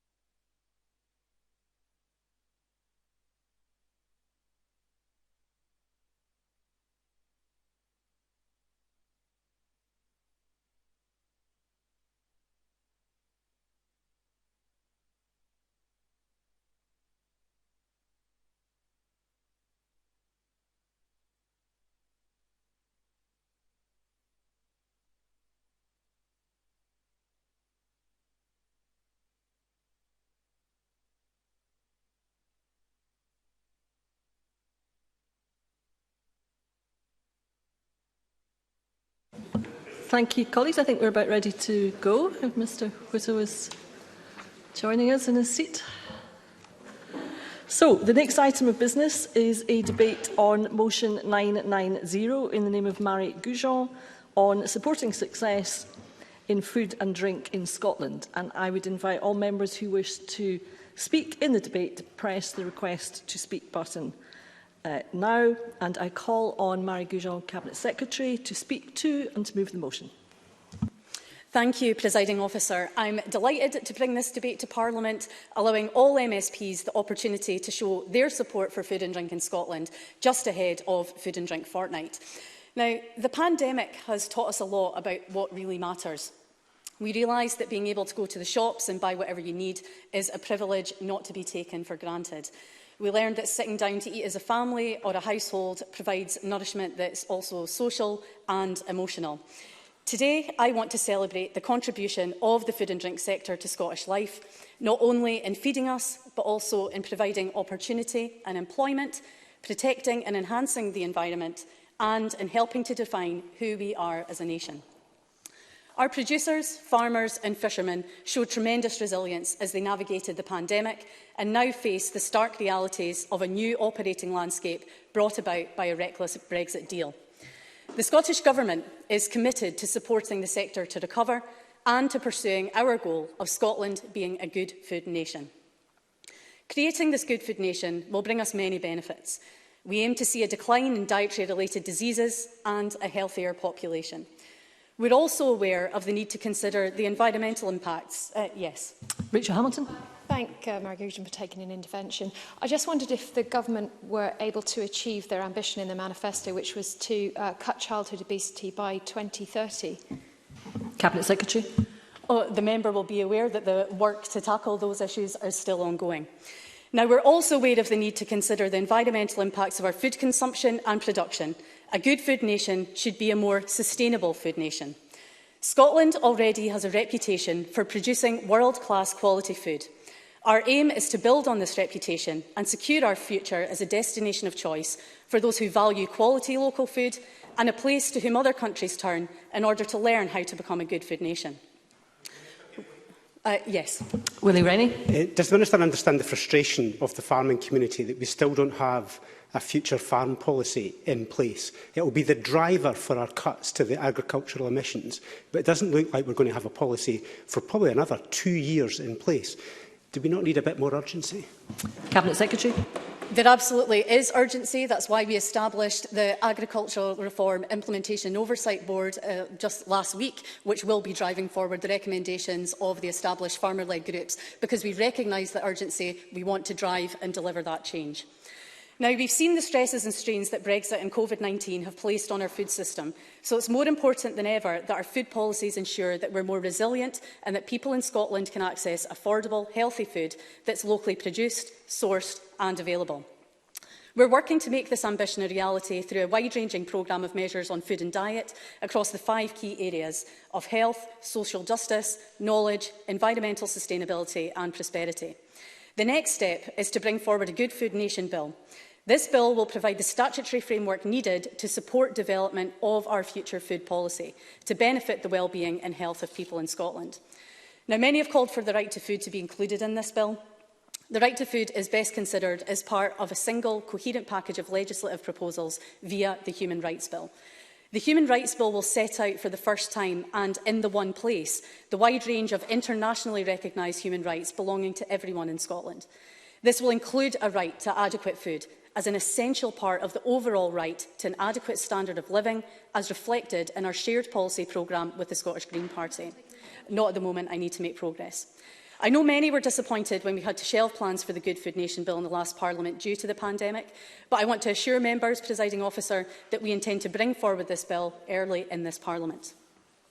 Now, ambition in food policy on food is no use without an industry, however, and I don't need to tell members that as one of our largest employers, our food and drink industry is both economically and culturally vital to Scotland, sustaining jobs in some of our most fragile and rural communities.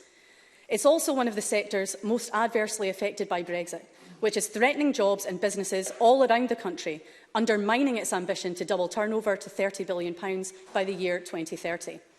Now, that's why a key priority last year was to put in place a recovery plan for the sector, the first sectoral recovery plan of its type, and working closely with the Food and Drink Partnership, and particularly the industry body Scotland Food and Drink, we've collectively committed £10 million in support so far. Yes. Finlay Carson. Appreciate the Cabinet Secretary giving way. The UK Government offered extended powers in the Agricultural Bill to enable devolved administrations to develop their own subsidy system. Wales and Northern Ireland took up the offer, but the SNP government didn't. Can the Cabinet Secretary explain why the snubbing this offer to extend powers in the UK government's post-Brexit agricultural policy? Cabinet Secretary. This is absolute nonsense when it's the UK government that is absolutely decimating the food and drink industry in Scotland right now. Now, there is no doubt that some sectors suffered due to the pandemic, particularly those dependent on a vibrant export market or which were affected by outbreaks. But the effects of COVID have only added to the severe and significant impacts of Brexit. Put simply, Presiding Officer, the Tories could not have designed a worse Brexit deal, and all that we warned of is now coming to pass. Now, I know that some would like us to all pretend that Brexit is done and dusted, but that won't wash. They know, we know, and indeed our hard-pressed food and drink businesses know that worse is to come, with further custom and border checks still due to be implemented, some starting this autumn, others in January next year. The full impact of Brexit is still to be realised.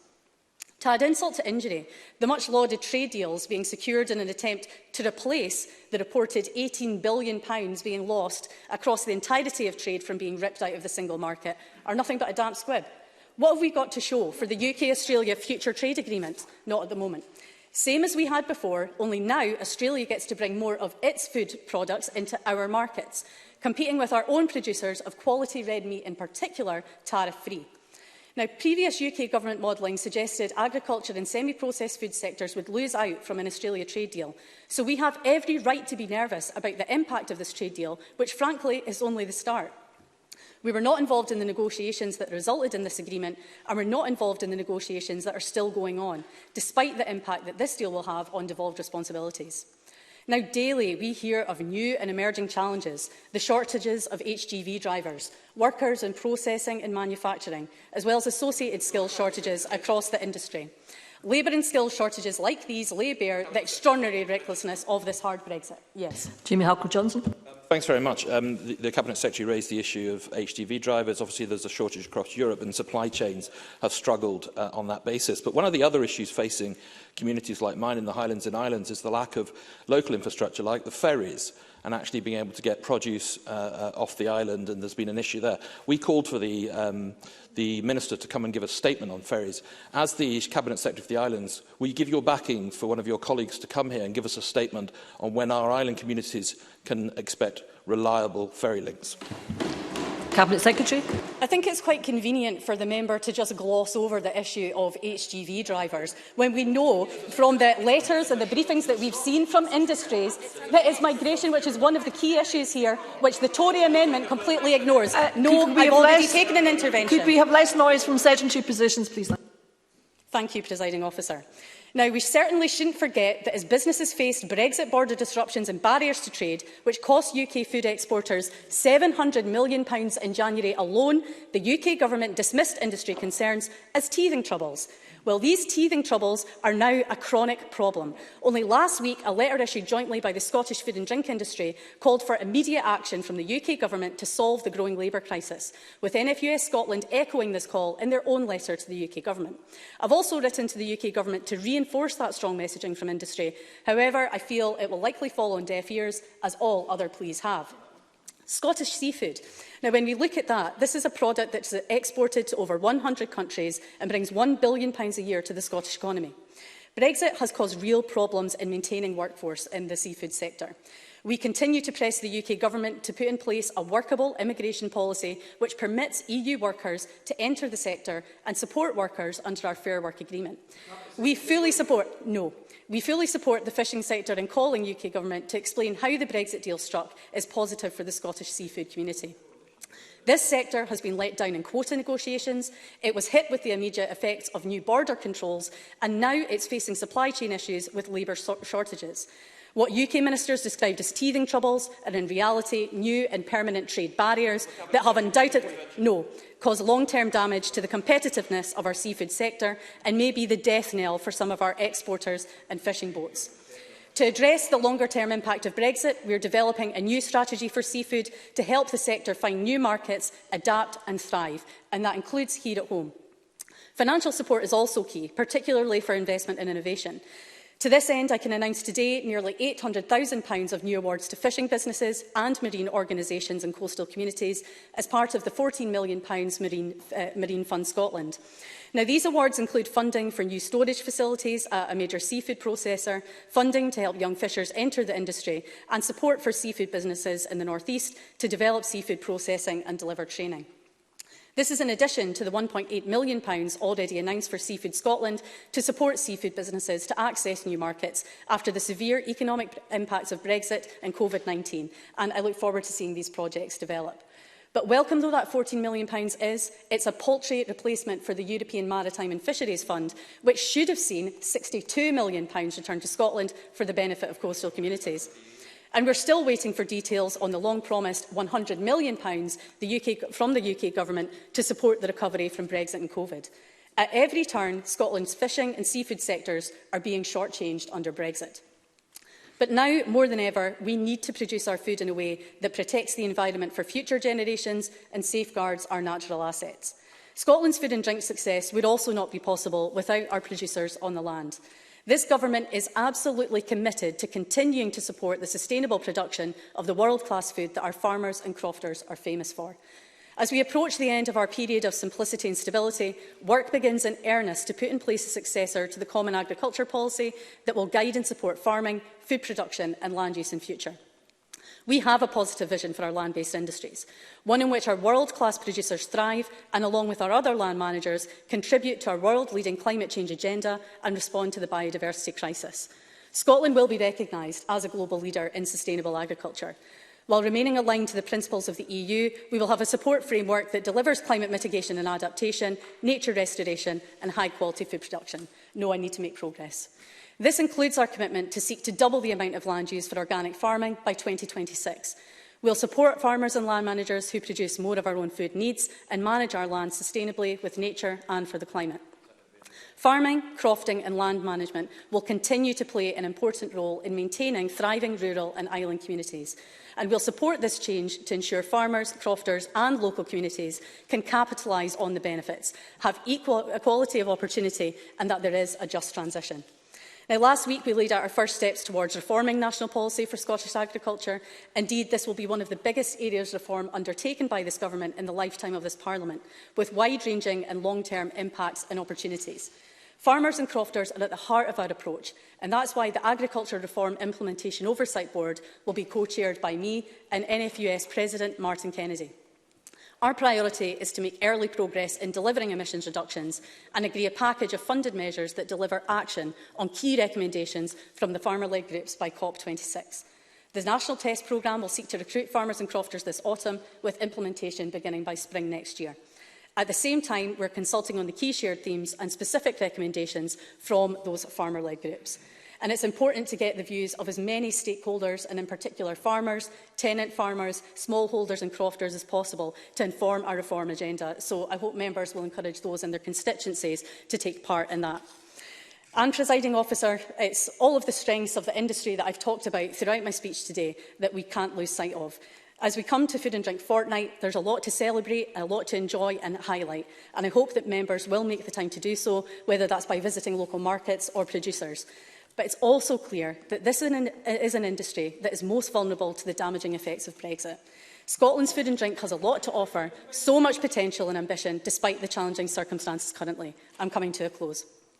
Presiding Officer, this government will do everything we can to support it through such challenging times.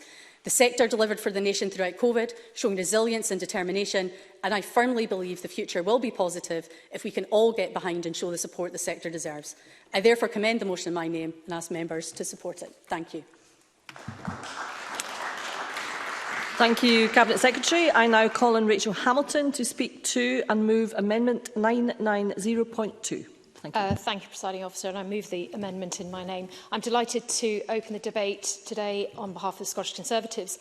Food and drink, as has been outlined by the Cabinet Secretary, is Scotland's largest international export industry and with a strong worldwide reputation, whether it be the quality of our wonderful Scotch beef or our tremendous whiskies. It is Scotland's largest manufacturing sector, employing 47,000 people and contributing nearly 4 billion gross value added to the economy, with a turnover of 11 billion.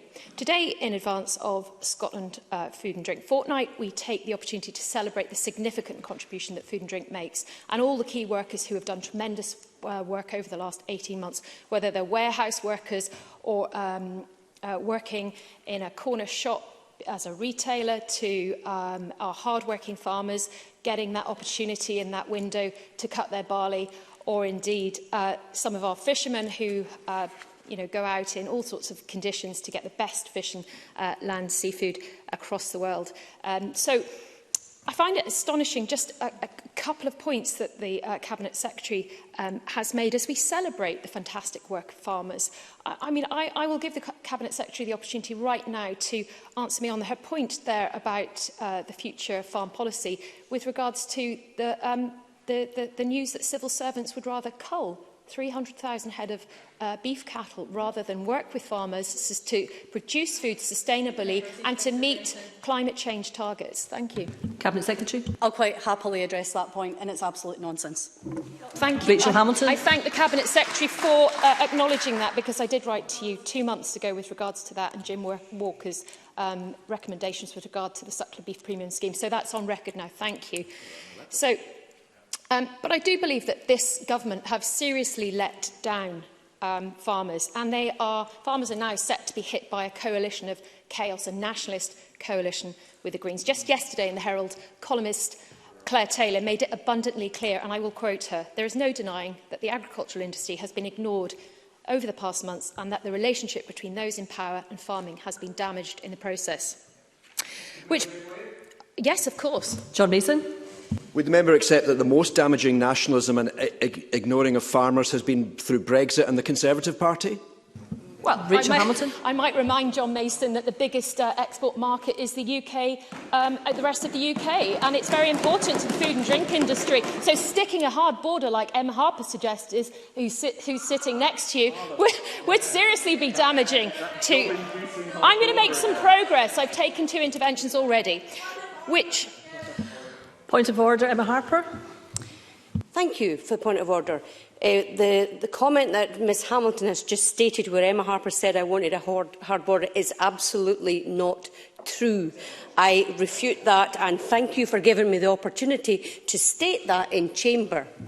I would say to the member that, in my view, that's not actually a point of order as understood, formally speaking, but the member has made her point, and I would call on Rachel Hamilton to continue. Thank you, Presiding Officer.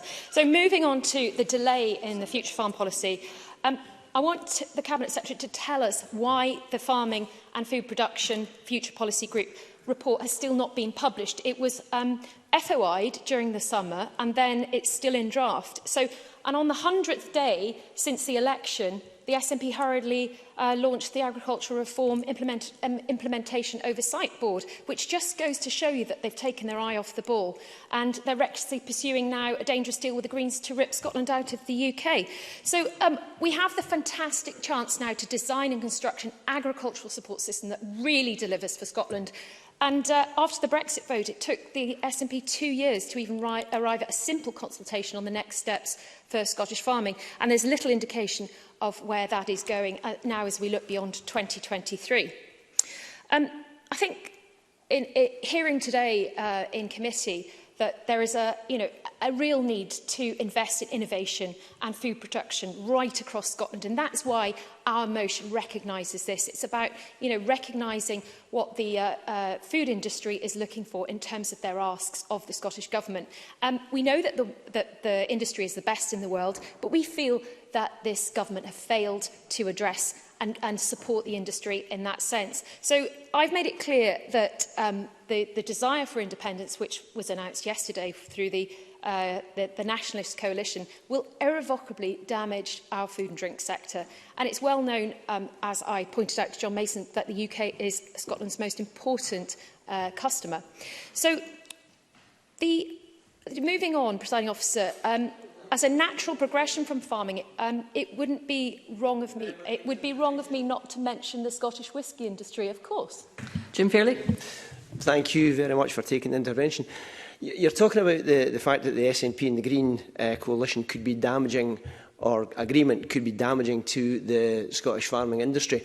You not find that a bit concerning that there is no mention of food production at all in the UK government's own Agricultural Act, and you've got people like Ben Goldsmith advising DEFRA? Rachel Hamilton. I thank Jim Fairley for that intervention, Presiding Officer. And actually, if you look at what the fishing industry said about the Green and SNP coalition, it's absolutely extraordinary. They didn't mention fishing, Presiding Officer, one of our most important sectors. The livelihoods of people in the fishing industry, fishermen, could be affected by this. And Elspeth MacDonald from the Scottish Fishing Federation made it very clear that she was very unhappy that hadn't been mentioned in the food production deal of the Green and SNP deal. So moving on to Scotch whisky, it's an amazing industry, we all know that, employing 11,000 people in Scotland. And 7,000 of those work in rural areas. And we know how important it is to ensure that there are really strong, sustainable, resilient businesses in rural areas where there is depopulation in Scotland.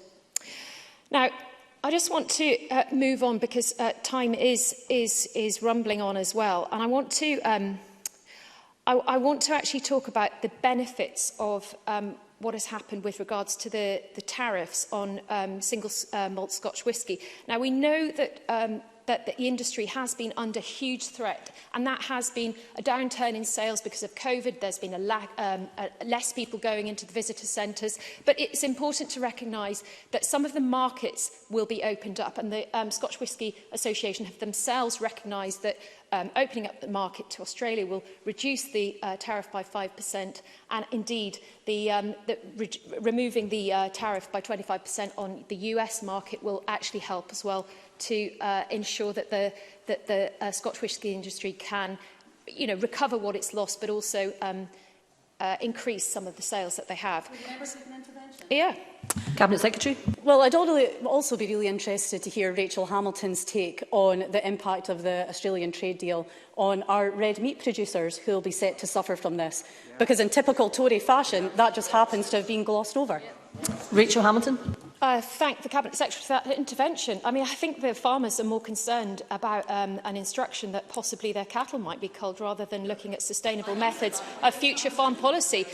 However, the Trade and Agricultural Commission is under statutory footing, and that will be taken forward, and there will be an opportunity to scrutinise the trade deals. So I think, what more, even the NFUS asked for that, other people have asked for that, there's people in this chamber asking for that. So, there's an opportunity for the Cabinet Secretary to feed into that.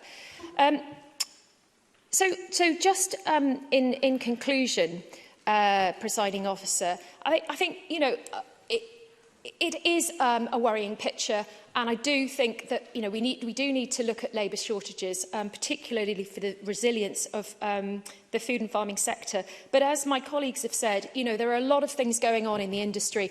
There's a lack of diversity. There's an ageing workforce. Normally, in Scotland, we have around about 50,000 shortage of lorry drivers.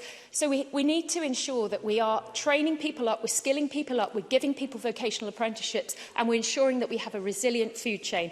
But just to bring it round to a really positive note, we're celebrating the success of Scottish Food and Drink in the next fortnight. I think this government need to get their act together, and they need to show farmers and food producers the way forward, and we simply cannot produce high-quality, world-renowned food and drink products unless this government get behind farmers and they get them out of the dark and give them further clarity. Thank you. Thank you, Ms Hamilton. I now call on Colin Smith to speak to and move Amendment 990.1. Mr Smith. Presiding Officer, I want to begin by saying thank you on behalf of Labour members to Scotland's food and drink sector. Thank you to our farmers and crofters who, in the face of uncertainty of Brexit and the lack of direction we've had on the future of agricultural support, still continue to deliver world-class quality food that Scotland is rightly proud of. Thank you to our fishers who, let down by that post-Brexit deal and completely omitted, I have to say, from the SNP Green coalition agreement, continue to play their part in our nation's food security. Thank you to our shop workers who, when we have been able to work from home, they continue to work on the front line and, along with producers, processors, wholesalers, deliverers, put the food and drink on our shelves to keep the nation fed during the pandemic. And thank you to the more than 18,000 food and drink businesses in Scotland who turn over £14 billion a year for employing over 115,000 people. It's an immense growing contribution to Scotland's economy, and Labour supports the aim in the Government's Ambition 2030 paper to keep that growth going and double turnover to £30 billion by 2030. But, Presiding Officer, it is a sector facing enormous challenges to keep those shelves full, not least because of the double whammy of the pandemic and Brexit. This week, the Food and Drink Federation warned that chronic staff shortages have left Scotland's food industry at crisis point. The letter signed by industry partners to the UK and Scottish Government appealing to them to get their act together when it comes to access to labour and support for the sector makes stark reading. They report that in a survey of businesses in the sector, 93% have job vacancies. 90% describe those vacancies as hard to fill, and 97% say they'll struggle to fill vacancies in the future. The letter is clear. It says, and I quote, "We have now reached crisis point, putting the growth, viability and security of many Scottish businesses in jeopardy, with a knock-on impact for consumers. We need action now to save Christmas." That letter was backed up today by the National Farmers Union in Scotland when they wrote to the UK Government highlighting the impact of the labour shortage. And there's no more obvious illustration of that crisis than the current lack of heavy goods vehicles drivers and the impact that's having, for example, on getting milk to the processor, an issue highlighted by the NFU in their letter. So, in the short term, I recognise that we need to urgently break down the barriers the UK Government have put in the way of access to overseas labour. But also, I'll take an intervention, yeah, absolutely. Yeah. Jimmy Halcrow-Johnson. I thank the member for taking an intervention. He was at committee this morning where this issue came up at the Economy Committee. And does he recognise that there is a shortage of HGV drivers across Europe at the moment? And so while lots of efforts can be put into attracting new people in, if places like Germany and other countries are facing exactly the same problem, we're competing with it. This isn't a problem just that the UK and Scotland faces. Colin Smith. I think it would be unfair to say that the failure to be able to access overseas labour is not impacting to that problem, but I do recognise absolutely that some of the labour shortages that we're facing today are caused by a multitude of structural factors that do go beyond Brexit and the pandemic. And there's also a difference, and it's important to highlight this, between a labour shortage and a skills shortage. So that means doing more to train our own workforce here to ensure that people have the skills to meet demand in the labour market and also that they're being paid a decent wage. And it also means taking a fresh look at our supply chains. The food and drink sector's hard work and innovation during the pandemic mitigated the worst impact of the sudden shift in demand from food service sectors to the food retailer and the halt in people being able to move freely. But the vulnerability of supply chains to major upheaval was absolutely clear. The capacity to adjust rapidly is seriously limited, and we can't ignore the precarious nature of our food and drink system, which is under enormous strain. The sector has responded well to the crisis, but we should not be dependent on a largely reactive response. We need to have a far more strategic, joined-up approach to managing our food and drink system and robust contingency planning to ensure that the sector is prepared for future emergencies, and we have a more cohesive and comprehensive policy on food, from the farm to the fork to waste, through a proper national food plan. At the centre of that plan must be embedding farming and food production, for example, at every level in education, and having a far bigger focus on procuring and promoting local. It simply can't be sustainable that the majority of the fish we eat is imported, while the majority we catch is exported. The Scottish Government, local authorities, the NHS, other public bodies spend £11 billion a year on goods and services, including food. But for far too long, public procurement has been a narrow focus on price and cost reduction. We have failed to maximise the benefits of low-carbon local supply chains and to minimise the vulnerabilities and risks from an over-reliance on international supply chains. Key to changing this is how we support our local food producers. And Labour has long advocated the development of local food strategies, but this can't be a top-down approach, which is all too common with this government. Support for the sector must be local. It cannot be central organisations and agencies simply handing down grants to local businesses. It needs to be intense on the ground. I certainly will, yeah. Brian Whittle. Can I thank Colin Smith for taking an intervention? And I agree with very much of a lot of what Colin Smith is saying there about public procurement. Would you agree with me that procuring locally would also cut down on the potential of the high potential of food wastage that currently happens within the public sector, and that in itself should help to tackle food poverty? Colin Smith. I absolutely agree with Brian Whittle's point there. There are so many advantages to local procurement in terms of supporting businesses, reducing our carbon footprint, reducing food poverty as well.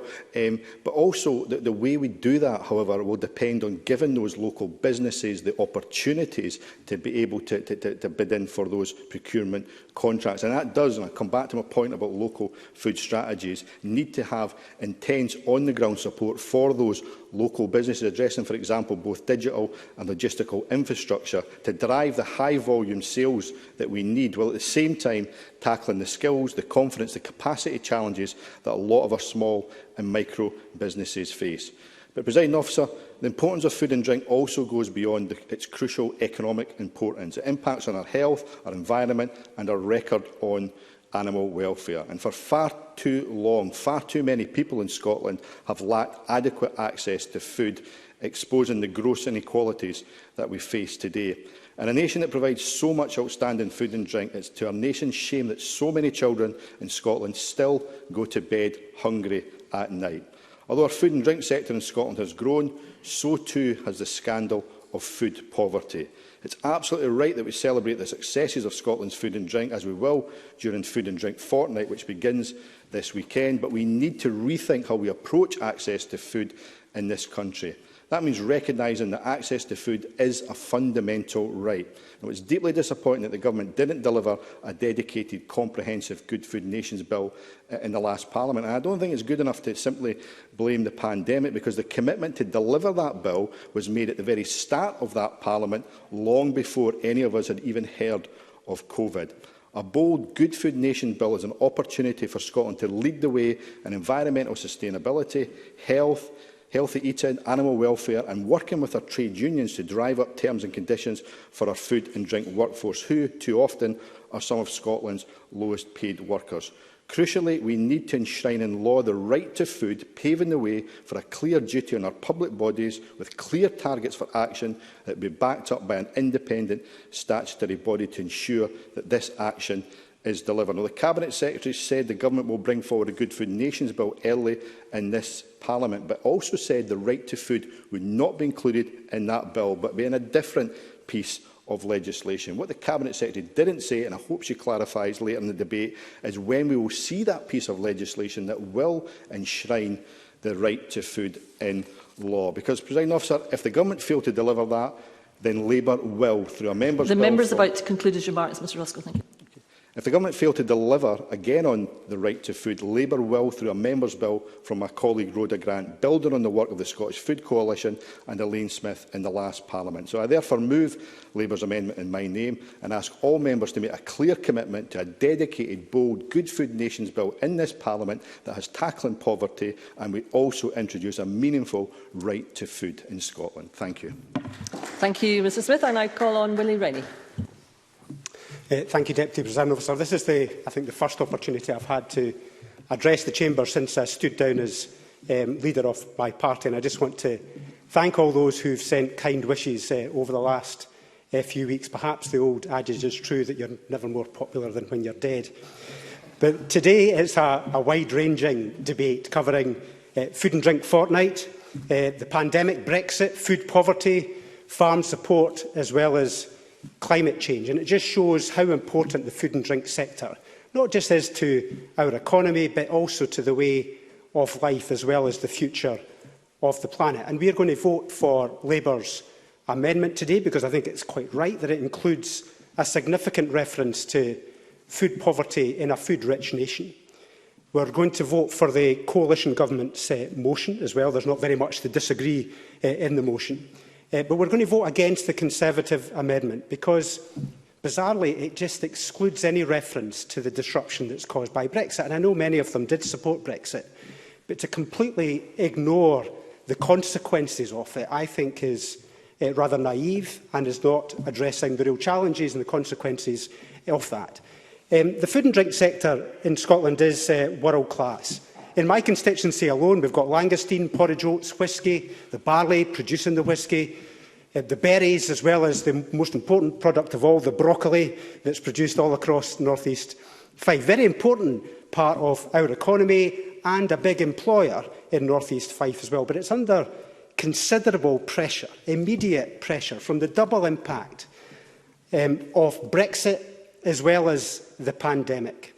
Material costs and labour costs are just going through the roof just now. And there's also a massive shortage on both fronts as well. And it's not just affecting the primary producers, it's also affecting the supply chain as well. The whole production system has been disrupted, and it's causing massive consequences for the whole sector. We're seeing it in terms of the shortage of drivers, pickers, processors, and right down all the way to the hospitality sector.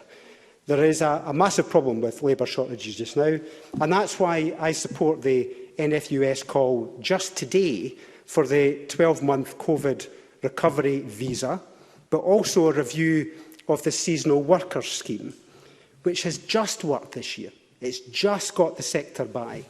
But there is deep anxiety about future years, and we're already seeing decisions by that sector about future investment in the sector.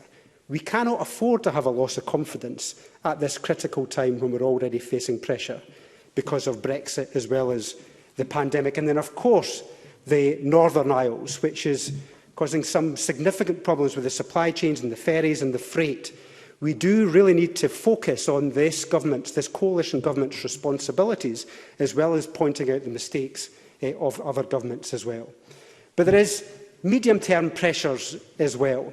There is deep frustration in the agricultural sector about, to be frank, the dithering that has gone on for some years now. It is by 2032, we've got to see a 31% cut in agricultural emissions. That's only 11 years away. Now, this government has started a process, and it's, to be fair to the new Cabinet Secretary, she's just started her new role.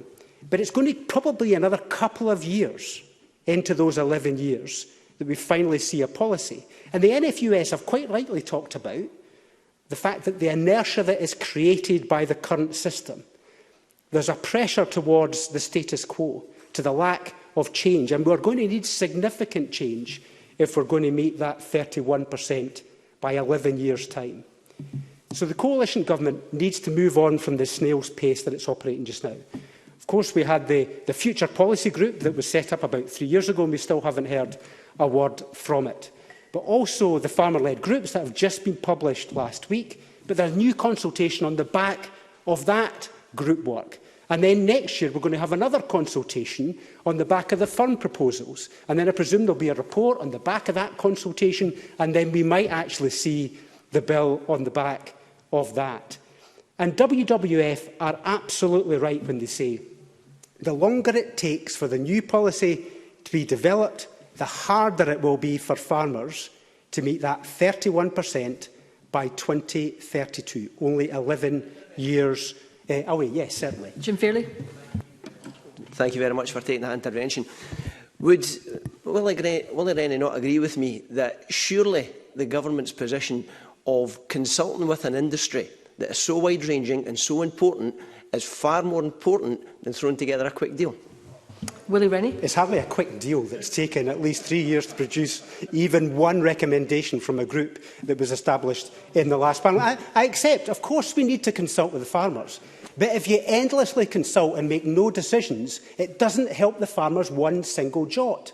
You know, Mr Fairley, from the farmers, your discussions with the farmers, he will know that they are frustrated about the lack of decision-making. We need to move on because they've got a massive job to do to meet that 31% by 2032 that's only 11 years away. We've got massive tensions between the biodiversity and climate change, but also making sure that the Scottish food production is robust and sustainable as well. I should be concluding soon, I think. So the tension on forestry and productive land, on biodiversity and the energy crops, on domestic production, not offshoring, all these are difficult decisions, but they won't get any easier by delaying them. So I wish the Minister well in dealing with these challenges. We will support the Minister where we can, work together to meet these massive challenges, but she needs to start making decisions. Thank you, Mr Rennie. And we now move to the open part of the debate. And I call as our first speaker in the open debate, Jenny Minto. Thank you, Presiding Officer. I think it is quite right that Parliament celebrates Scottish Food and Drink Fortnight. I will start by quoting The Scots Kitchen by F. Marion McNeill, a Scottish author, suffragist and a founder member of the Scottish National Party. The art of a country always has its roots in the soil. It is the natural conditions and products that determine the general character of the national cuisine. Our natural larder. Argyll and Bute is a natural larder. a lush landscape, nutrient-filled waters and passionate food producers. Wherever you go today in Argyll and Bute, its wonderful food and drink is only a footstep away. Last week I ate langoustine in Oban, then locally caught sea bream served with vegetables from our own allotment, and I toasted a sadly departed friend, Jenny Compton Bishop, from Jura with local gin. In Argyll and Bute, people know the strength of locally, sustainably produced, raised or caught produce. Shops proudly display shop local, eat local. My local shop in Port Charlotte gives locals and visitors the chance to buy local produce, and this is replicated across the island and Argyll and Bute. The towns that I have visited during recess have new delis and food shops opening, Oban, Loch Gilphead and Campbelltown, and established shops are also expanding their ranges. The Scottish Government's £10 million investment in Scotland Loves Local is helping revitalise our high streets, encouraging people back to them. And throughout the pandemic, the food and drink sectors worked together for the common good to support communities. Argyll Bakeries, for example, employed a chef who prepared ready-made meals, which became key stock items across the constituency. Distilleries provided hand sanitisers. Local hauliers supported volunteers to help distribute food packages. As the First Minister said yesterday, cooperation and working together allow ideas to come to fruition with far better outcomes. In 1784, the French traveller Faujas de Siffond tells of the variety and abundance of Argyll's table. On the island of Mull, he described the breakfast table, elegantly covered with plates of smoked beef, cheese, fresh eggs, salted herrings, butter, milk and cream, currant jelly, conserve of myrtle, tea, coffee, 3 kinds of bread and Jamaica rum. Mr Rennie, no broccoli, sadly. Almost 240... Yes, of course. Finlay Carson. The Deputy President offer, my stomach starts to rumble, and it's nice to hear of all these things. But will the member acknowledge that some of the sectors you're talking about, so the inshore fisheries, the salmon farming industry and agriculture, have some real fears about the new coalition you formed with the Green Party? Jenny Minto. I think the coalition that we're forming with the Green Party will also look at everything in the round. We'll look at both the way that we produce items and also the environment, and I think that can only be positive for our natural larder. Argyll and the Isles Tourism, I'll continue. Argyll and the Isles Tourism Cooperative are wild about Argyll, and they have established Taste of Place trails. These support small-scale, high-quality specialist produce, giving visitors an opportunity to speak to local people and sample their very special produce. If you haven't visited Argyll, I suggest you come and discover that. I know that these trails will capture your imagination and captivate your taste buds. Spirit and beer. There are over 20 distilleries and breweries, all using the natural larder of Argyll and Bute in their processes. The water, the botanicals and the peat all enhance their flavour. And with the stunning scenery, where better to raise a toast. Coffee and cake from Southend to Dalmally, in phone boxes, in cafes, in horse boxes. We find a lot of uses for horse boxes in Argyll. And you can find wonderful home baking, washed down with a mug of Tyree Crofter's tea or Argyll roasted coffee. There's the seafood trail. Loch Fyne herrings were historically celebrated for their delicious flavour and were sent in barrels here to Edinburgh. And then as Finlay Calder, no, that's the wrong name, sorry, but there's also langoustine, crab, lobster, salmon, mussels, getting my politicians and my rugby players mixed up, I think, both from Dumfries and Galway, I believe. Oysters, queenies, halibut, whitefish, the rich bounty of our sea, and artisanal sea salt and kelp. The farm produce trail, lamb raised on the hilly uplands, Highland cattle on the less favoured land, milk in Kintyre and Bute, and of course barley for whisky, and some are diversifying into ice cream. And then we have the new vegan trail. Rothsay's Isle of Bute Foods is the home of cheese, a manufacturer and world exporter of vegan cheese. As I said in my first speech in this chamber, a permanent solution must be found, and quickly, for the rest and be thankful. And we also need reliable, versatile ferry fleet. Everyone depends on being able to travel throughout Argyll and Bute safely and easily. And I'm pleased that the Minister and his team are bringing new energy and commitment to solving these. And I thank the Transport Minister for his detailed update in the chamber earlier on the rest and be thankful. And of course, our food and drink businesses are currently focused on keeping the shelves full as they face huge labour shortages, keeping employees safe as the pandemic continues, as well as getting to grip with the new processes, paperwork and IT systems involved in exporting their products to the EU as a result of the chaos of Brexit. One shellfish operator I spoke to exported 60% of his catch to the EU in 2019. Now he no longer exports there. He has to find new markets. Thankfully, Scottish Development International have done amazing work in this area, but the food and drinks industry needs Scottish Government support to enable them to adapt their produce to meet the requirements of these new buyers. And this morning at the RAIN Committee, we heard evidence from the food and drinks industry and their fears. It is imperative that this is heard and urgent action is taken. So to finish, Presiding Officer, it is said you are what you eat. And this is true of nations as well as individuals. Argyll and Bute's larder, Scotland's larder, are vital to our health, wealth and well-being. Imagine what we can do with these resources in an independent Scotland. Thank you, Ms Minto. I'm feeling decidedly peckish after your tour de force of the produce of Argyll and Bute. I would now call Finlay Carson to be followed by Alex Riley. Mr Carson. Thank you, Deputy Presiding Officer. It goes without saying that Scotland offers some of the finest produce in the world, and I'm delighted to say much of it comes from my own constituency of Galloway and West Dumfries. The area is richly blessed with companies and businesses, both big and small, who have gained either national or international recognition for their produce. The Lactalis Group, Creamery in Stranraer, produces some of the finest dairy products sold in over 60 countries, including its Seriously Strong brand. And they're not alone in making their mark, as with a number of smokehouses such as Marbury Smokehouse, the Galloway Smokehouse and the new diversification project at Potterland Smokery with their innovative new smoked lamb or lamb ham. And they're businesses who are regularly recognised for their excellent produce, ranging from smoked salmon, trout, seafood and game products. And most recently, Bladnoch Distillery has witnessed its whisky exports and production range increase dramatically under the leadership of Master Distiller Nick Savage. And they're not alone. And Five Kingdoms Brewery, Solworth Brewery, together with Dark Skies Gin and Hills and Harbour, have all tasted sweet success and growth post-Brexit and mid-COVID, I might add.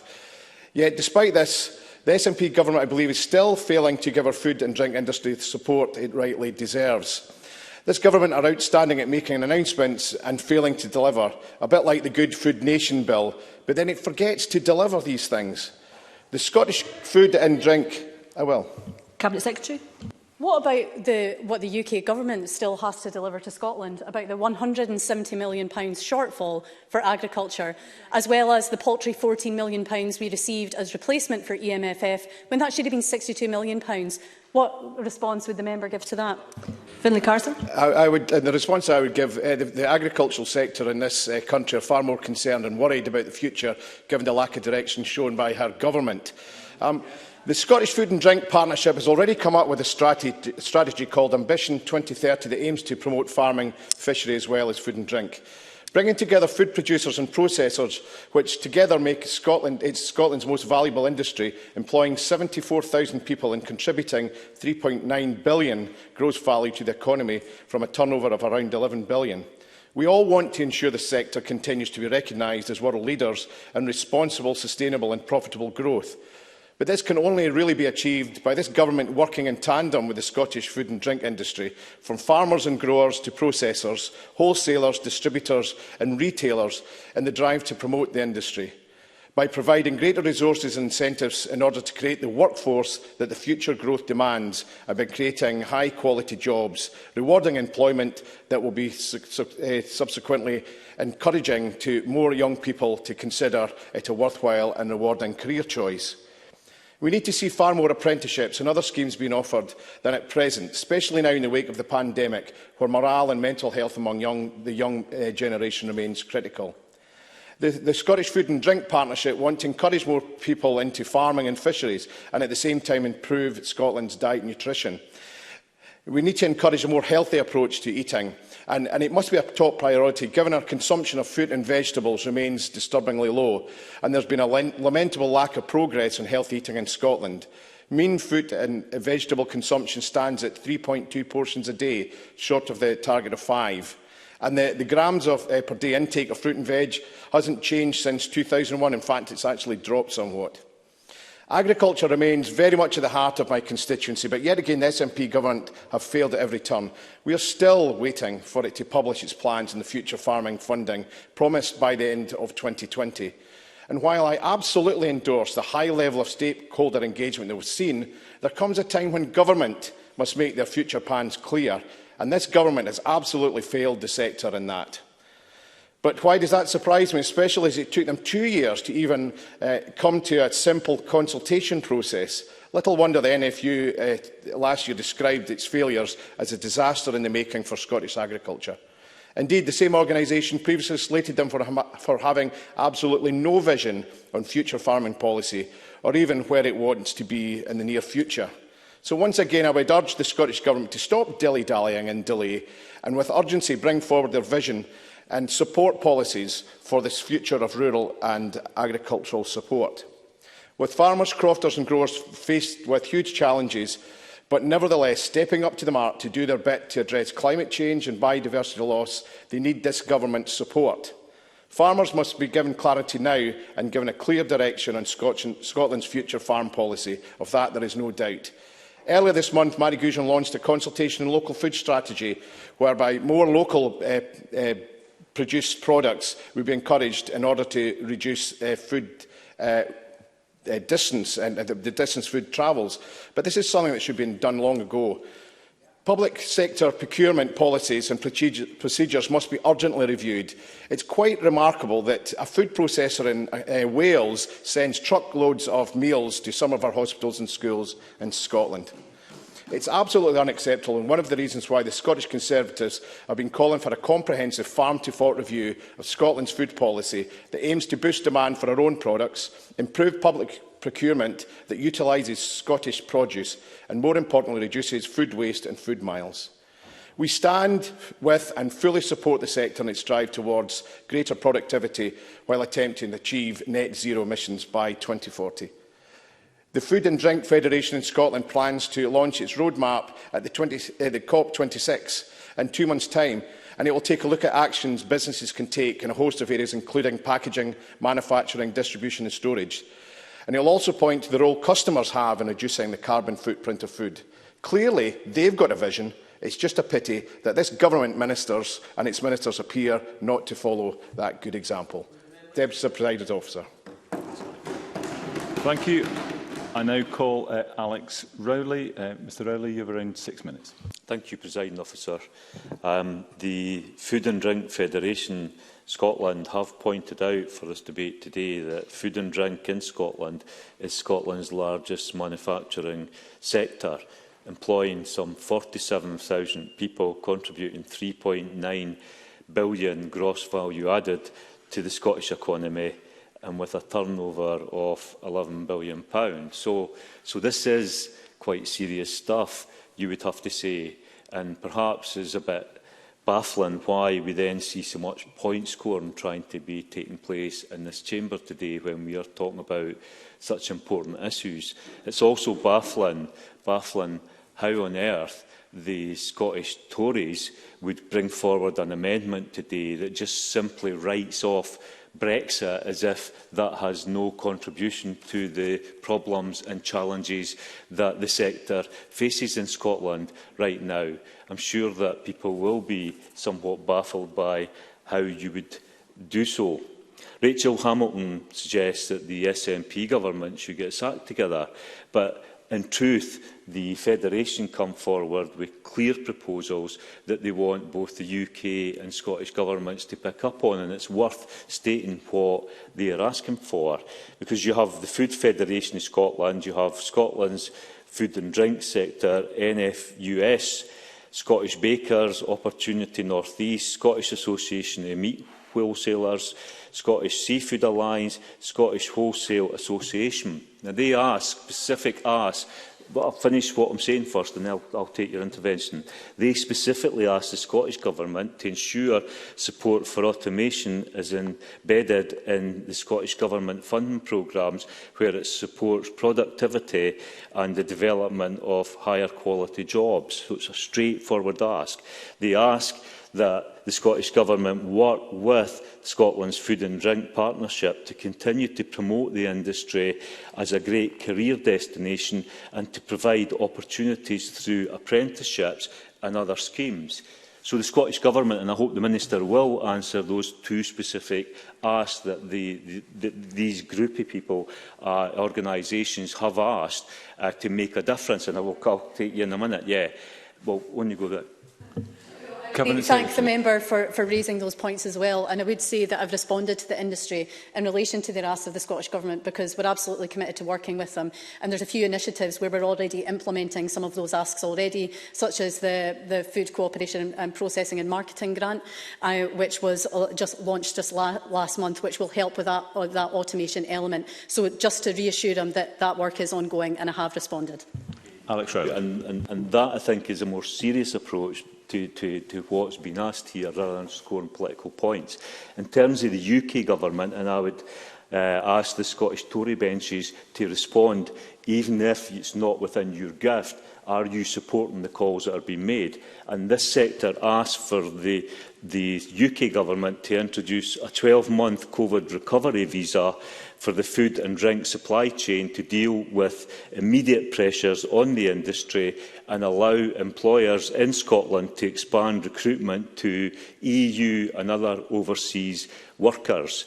They ask that the UK Government commission on an urgent review by the Migration Advisory Board of the need of food and drink sector. So to commission immediately through the Migration Advisory Board a review of the needs of the food and drinking sector. And thirdly, to waive the fees to employment visas for food and drink supply chain until 2022. So 3 specific acts that these sectors are saying will make a difference. I don't know if Rachel Hamilton would like to respond.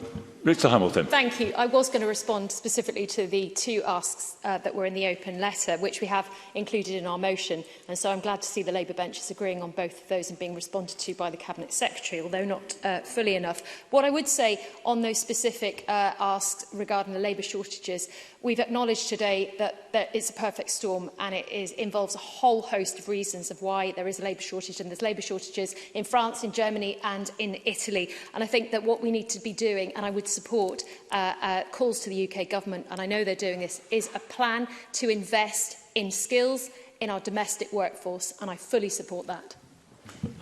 So, Presiding Officer, from that, hopefully this Parliament can come together, get behind what the Food and Drink Federation are calling for and make clear to the UK Government that these measures should be taken if we're going to actually start to do something to protect the jobs and the industry.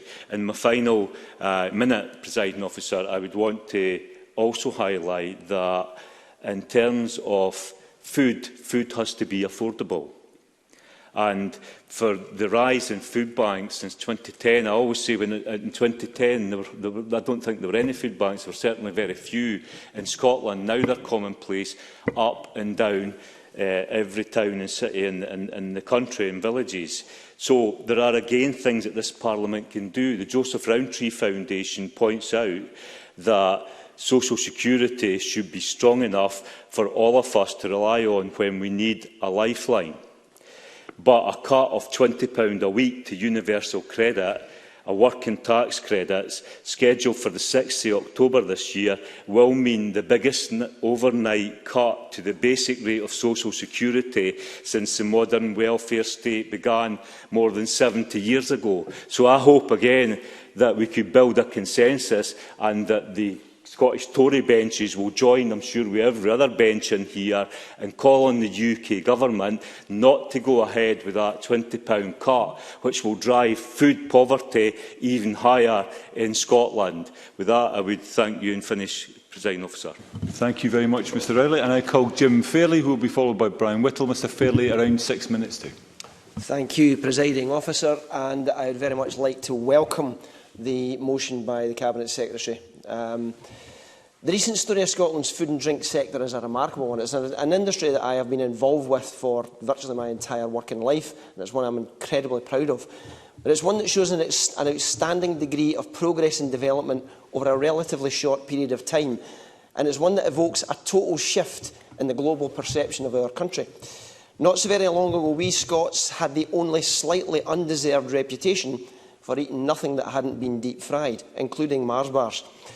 Tourists came to Scotland for their scenery, the castles and their history. They certainly didn't come because of our reputation as a nation of gourmet food lovers. And yet, ironically, we have always grown, raised, caught, harvested and landed some of the finest produce in the world. The problem was, and to some degree still is that we as a nation have never really appreciated what's here on our own doorstep. In our fields, in our rivers, in our seas, an abundance of some of the world's most sought-after natural ingredients. Scotland and fine food were far from synonymous, except to a very few that were in the know. The vast bulk of our best produce went straight to the kitchens of some of the best hotels and restaurants around the world, as we allowed the stack it high and sell it low principle to take hold of our own diet. We dined out on the rise of fast foods, highly sugared, highly salted, instant and 24-hour available convenience. We stopped cooking. We lost generations of knowledge and skills and the ability to home cook really good, nutritious, tasty, locally grown food. It's my belief that by losing that, we lose a lot more than just these basic skills. We lose understanding, we lose an opportunity for communication, and we lose a connection to the food that we eat, and to that connection with each other that only sitting round a full table of fabulous food with friends and family can give us. This debate is about far more than economics.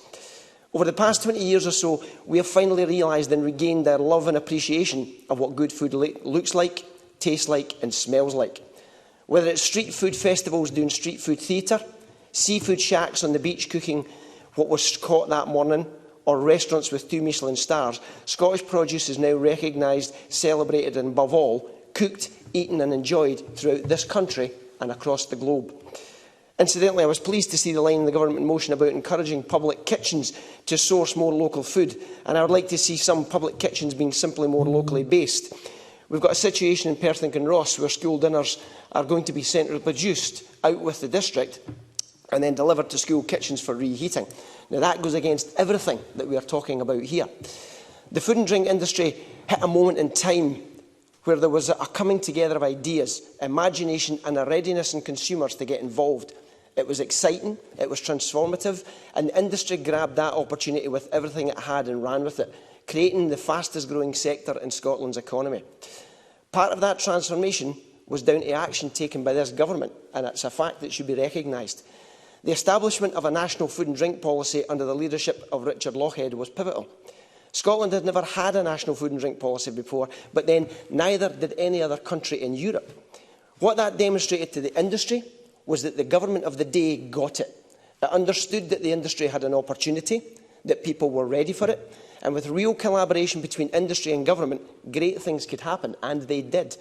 Back in 2007 and 2008, the target for the industry was to be worth £13 billion by 2013. That target was smashed by years, and it demonstrated that this collaboration was working. Industry and government working hand in hand, communicating and delivering. I absolutely will, yeah. Finlay Carston. Thank you. I appreciate that the opportunity to intervene. I would also like to take the opportunity to refer members to my register of interest as a member of the National Farmers Union. But can I ask the member, does he recognise, as someone who is so close to the farming industry, the frustration within the farming sector at the continued lack of detail about how future support is going to look like in the future? And does he agree that farmers have been left and continue to be left in the dark over future plans for funding? Mr Fairley. I will accept that farming communities have been frustrated, and I've made that point to the Cabinet Secretary.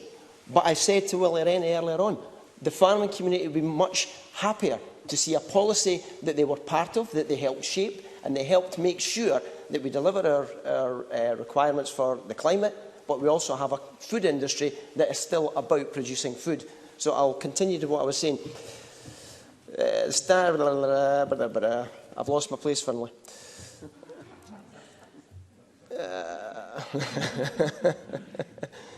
Right, so I was talking about the fact that the industry smashed its target by years, but it demonstrated that the collaboration was working, industry and government working hand in hand. So when you're on a roll, why not go further? So the Scottish Government did, and we still are. The new target of 30 billion by 2030 is massively ambitious, but we've done it before, so we can do it again.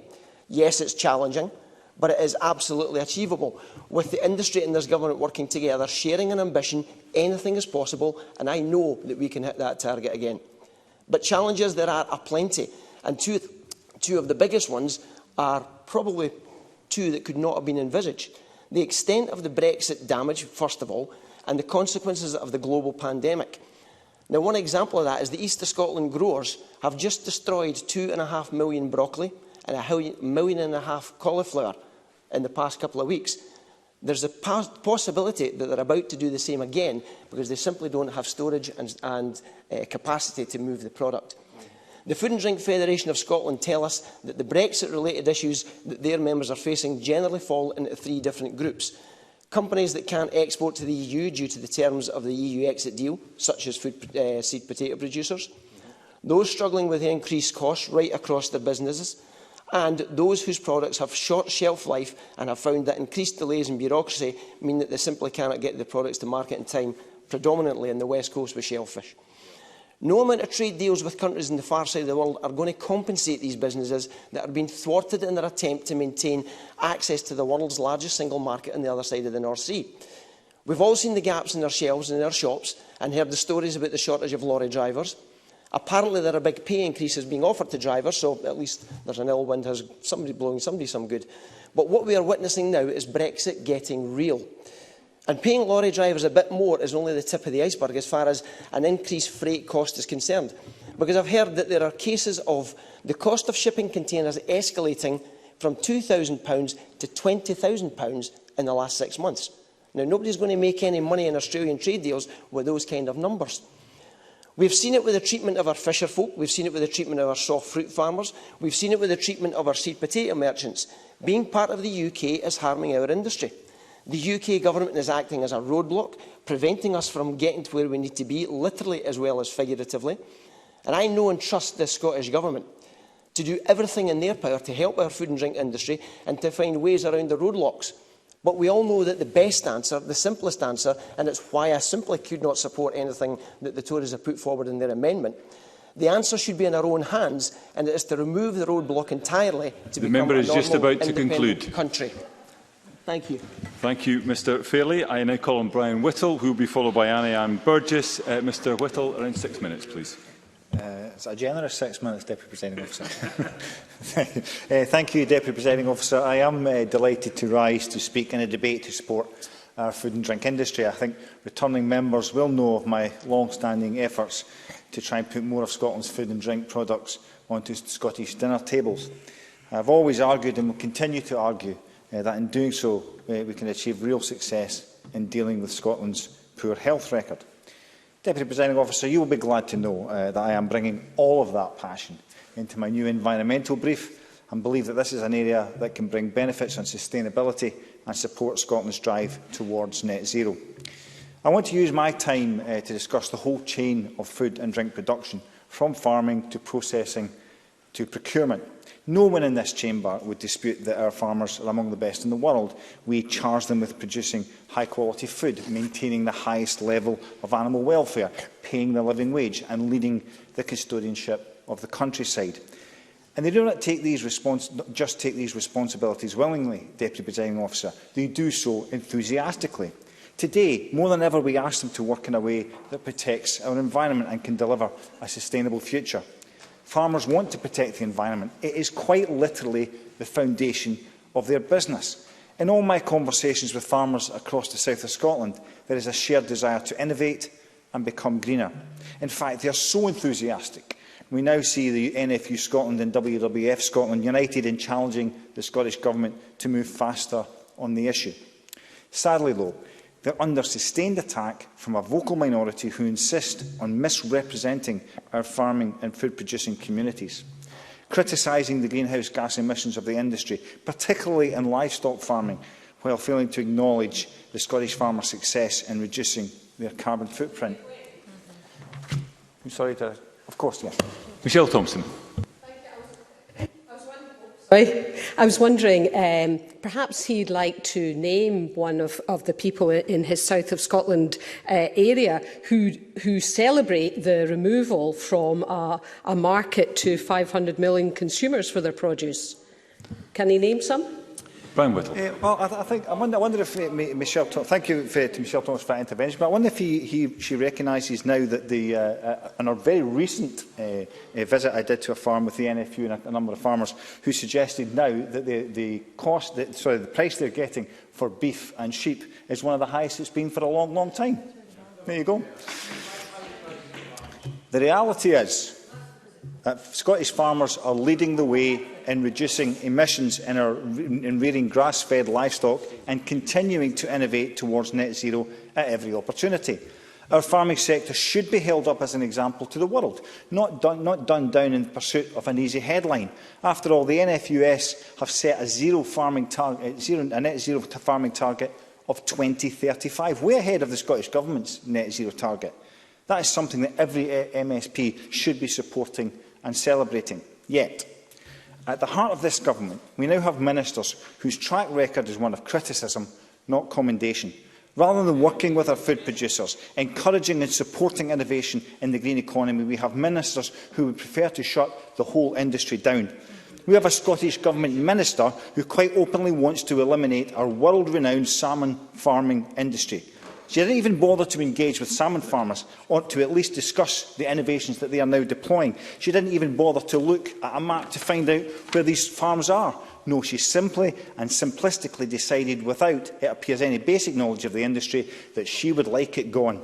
So it's good to see the Greens are already so well aligned with the SNP's approach of headlines now, details never.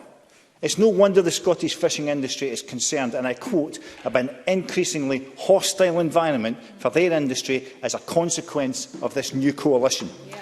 Deputy Presiding Officer, I sometimes suspect that the Greens will really only be happy when we're all living up a tree in the Trossachs, foraging for nuts and berries and washing our clothes in the river, all the while importing more food. Of course I will, Cabinet Secretary. Cabinet Secretary. I really thank the member for taking an intervention, because I think I have to address some of the statements that he's come out with there, because I don't know if he's actually read the cooperation agreement that's set out between the Scottish Government and the Scottish Green Party, which lays what he said absolutely to rest. It's complete nonsense, some of the accusations that he's making. Brian Whittle. There you go. Right there. Your agreement doesn't even mention fishing. It doesn't even mention fishing. And we were there. So you are denying that one of your Scottish Government ministers says they want to shut down the salmon industry. Is that what you're saying, Cabinet Secretary? Because, as you well know... Through the Chair, Mr Whittle, please, and no interventions from a sedentary position, Cabinet Secretary. At a time when we... If you give me a minute. At a time when we should be looking forwards, promoting new technologies and ideas to decarbonise our most successful industries, such as food and drink, the Scottish Greens, our focus is firmly on putting Scotland into a reverse gear, and they now sit at the heart of the Scottish Government. They must be the least Green Party on this planet. The Scottish Government should be embracing and encouraging the innovation in our food and drink industry. Instead, they have joined forces with a party whose idea of innovation is to turn off the economy. So, Deputy Presiding Officer, beyond production, we need to look at where we process food. There is so little that is processed in Scotland. We send far too much of our produce out of the country to be processed. How can it be right, in the country hosting COP26, there are food producers who are forced to ship their products hundreds or even thousands of miles to be processed and packaged? Surely we could do more to support local food processing, building new local industries and cutting their carbon footprint at the same time. Finally, Deputy Presiding Officer, I want to go on to public food procurement. Quality for Scottish produce on the dinner tables of our schools and hospitals. I'm just finishing. He's not got time. Surely that has to be a no-brainer. But even here, despite it being raised constantly in this chamber by myself and others, the Scottish Government have failed to act. It is entirely within the Scottish Government's power to make the route from field to fork as short as possible and support our food producers. Yet the much-heralded Good Food Nation bill has continually been kicked down the road. It should have been the vehicle to address many of the issues we are discussing, but so far the Scottish Government have failed to turn promises into action. As I said earlier, we charge our farmers and food producers with the highest standards. Yet the Scottish Government, through the public procurement policy, do not do enough to recognise the cost of these standards and fail to support our farmers in the way they could and should. Deputy Presiding Officer, we have a fantastic food and drink industry in Scotland, but we are being let down by the Scottish Government, who prefer to lay the blame at the feet of others rather than acknowledge their own failings. There is so much that they could do to support our food and drink industry. It's time warm words were finally backed up with actions. Deputy Presiding Officer. Thank you. I now call Ariane Burgess to be followed by Eleanor Whitham. Around 6 minutes. Thank you, Presiding Officer. As others have said, food poverty is a pressing issue in Scotland. Like other human rights, the right to food is already protected under international law, but we only need to look at the unacceptable levels of food insecurity in Scotland to know it's not happening on the ground. Of course, it is first and foremost a legacy of Tory austerity, but there are things we can do in Scotland. Enshrining a right to food has been a long-standing priority of the Scottish Greens. That's why we used budget negotiations in the last session to secure the extension of free school meals, and why in this session a right to food is part of the cooperation agreement between us and the Scottish Government. This will form part of a human rights bill, but this is about more than just a right to food. We need to act. For one reason or another, as we've heard, the Good Food Nation bill became waylaid in the last Parliament, and we have been clear that it will be progressed. This will underpin on statutory basis the work that is already being done across the Scottish Government to support the Good Food Nation policy. As we head into Food and Drink Fortnight, we must acknowledge the food insecurity which persists in Scotland and has been exacerbated by the pandemic. But tackling that is about more than providing the right to basic sustenance for our citizens. Food must mean more to us than a means of survival if we are truly to build a well-being economy. Food is at the heart of our daily life and our culture. It is the focal point of occasions for community gatherings, festivals and celebrations. Food... No, I'm going to keep on going. Today, by celebrating the people who produce and procure our food and drink in Scotland, who play a vital role in our lives, we must also acknowledge the challenges they face. This has been a torrid time for our food producers in Scotland. The reckless Tory Brexit stripped away a vital EU workforce, threatened the standards of our food for deregulated trade deals, and now we see serious disruptions in the supply chain. We saw in the first part of the pandemic people stocked up to make sure they could feed themselves and families. Supermarkets benefited from this surge in demand, but this was not necessarily reflected down the supply chain and led to shortages. Now, shortages have a different reason.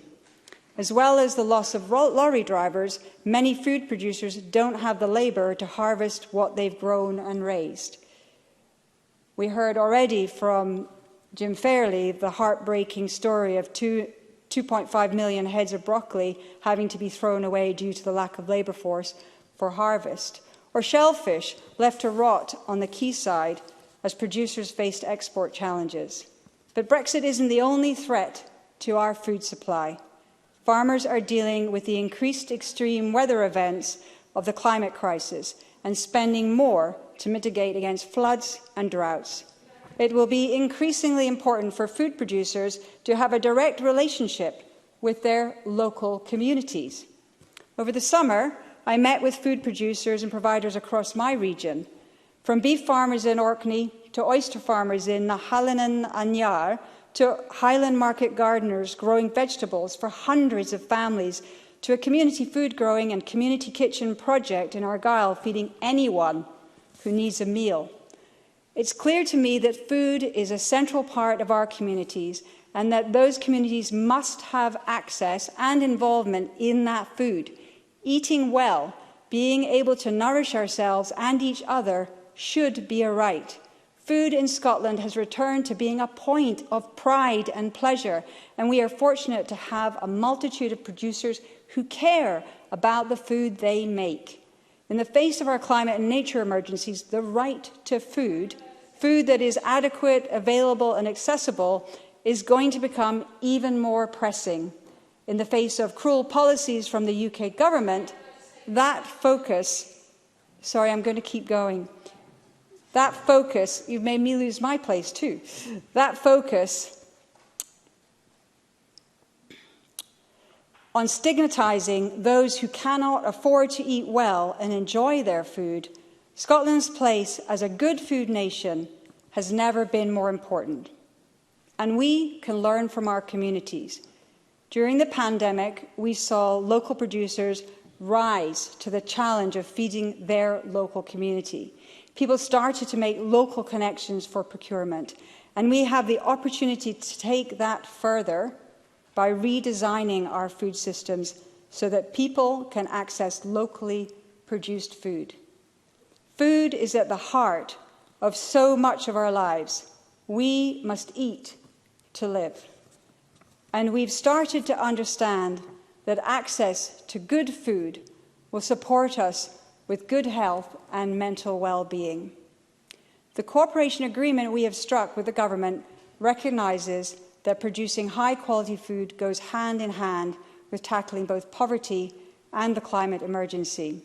And so, to finish, Presiding Officer, Scotland can be a global leader in sustainable and regenerative agriculture. Scotland can have a diverse pattern of land ownership and tenure that supports this. Scotland can be a good food nation in which no one needs to go hungry. Thank you, Ms Burgess. I now call Eleanor Whittam to be followed by Martin Whitfield. Ms Whittam, around 6 minutes, please. Thank you, Presiding Officer. And before I begin, I would like to refer members to my register of interests, which show that I'm still a serving councillor in East Ayrshire. I rise today to speak in support of this motion and in support of Scotland's larder and our wonderful producers who have been absolutely tremendous throughout the pandemic, but who have also struggled with the very real and present challenges posed both by COVID-19 and Brexit. I'm going to focus my contribution today on how we can support our food and drink sector by seeking to adopt a community wealth building approach right across Scotland, which will see anchor organisations such as local authorities, health boards, colleges and universities and other public bodies utilise their vast procurement spend within their locality. And I'm glad that the Scottish Government is currently consulting on the draft local food strategy, as this is hugely important for many policy areas.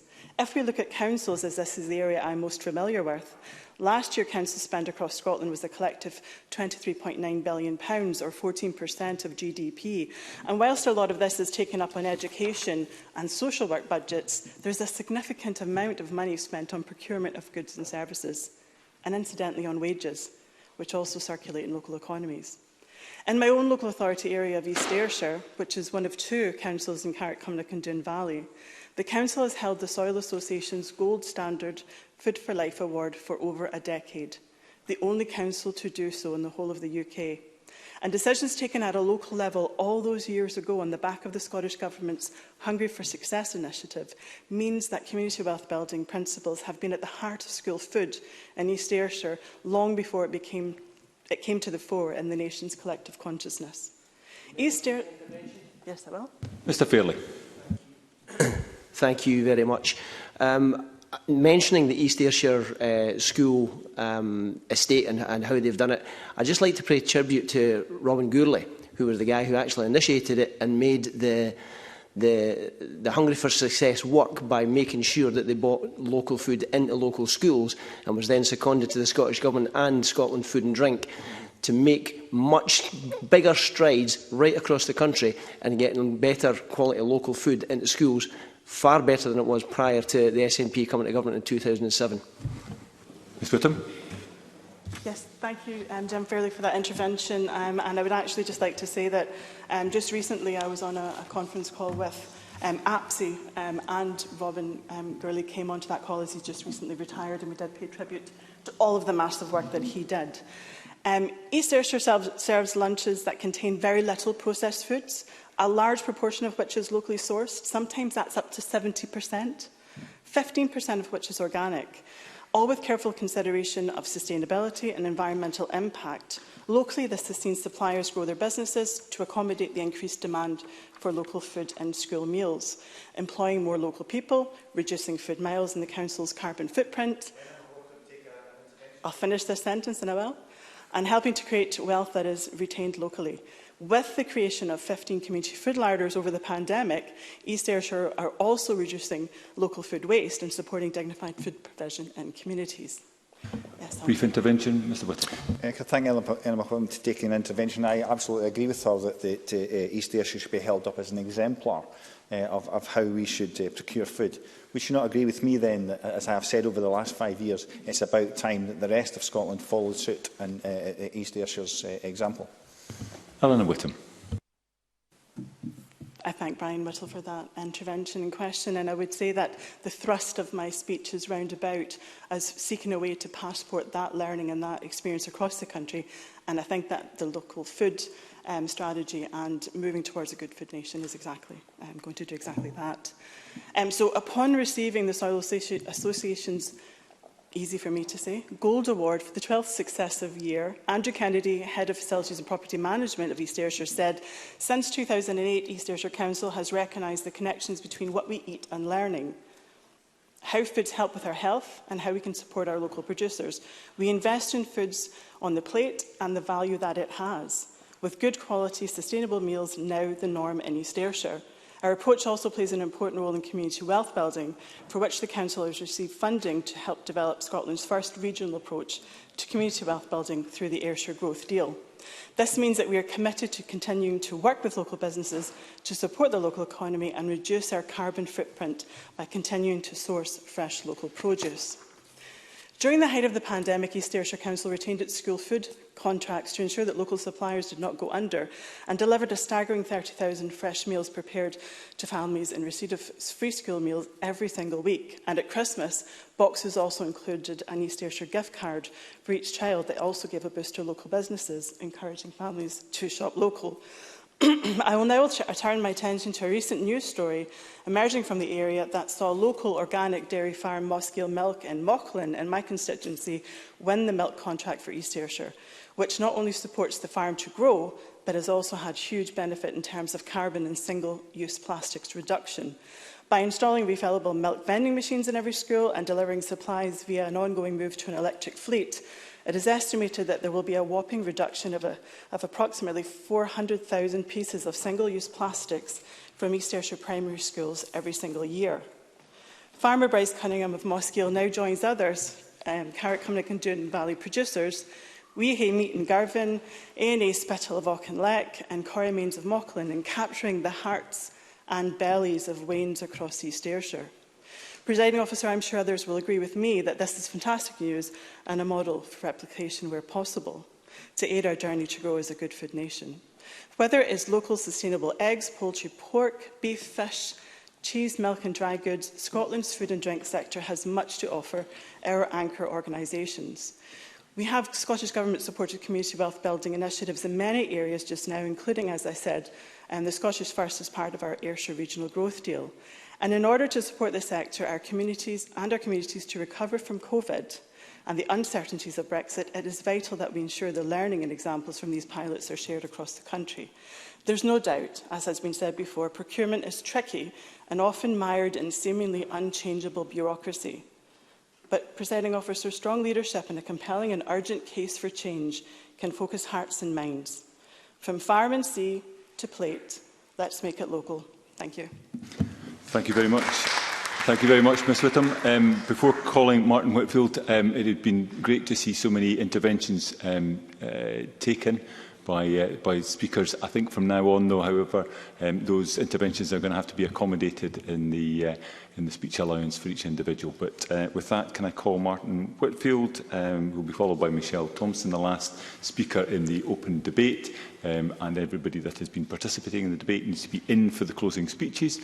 Mr Whitfield, 6 minutes, please. I'm very grateful, Deputy Presiding Officer, and thank you for your indication with regard to interventions. But it is a pleasure to follow Eleanor Whittam, and particularly I draw reference in her speech to the connection between good food and learning. It is an essential connection. And living as I do in East Lothian, Scotland's food and drink county, I need to start by mentioning and congratulating some of the best food and drink producers, not only in Scotland, but the world. Our bakers, smokers, brewery, distilleries, honey producers, preservers, and of course the fine independent coffee houses restaurants and public houses, our farmers' markets, our farm shops.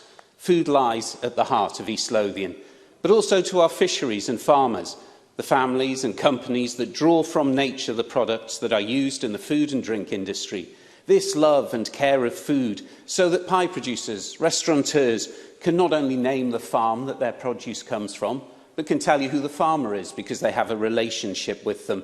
They know the boat and the family that landed the lobster that sits on your plate. And this talks to the strength and the love of food, not just in East Lothian, but across the south of Scotland and beyond.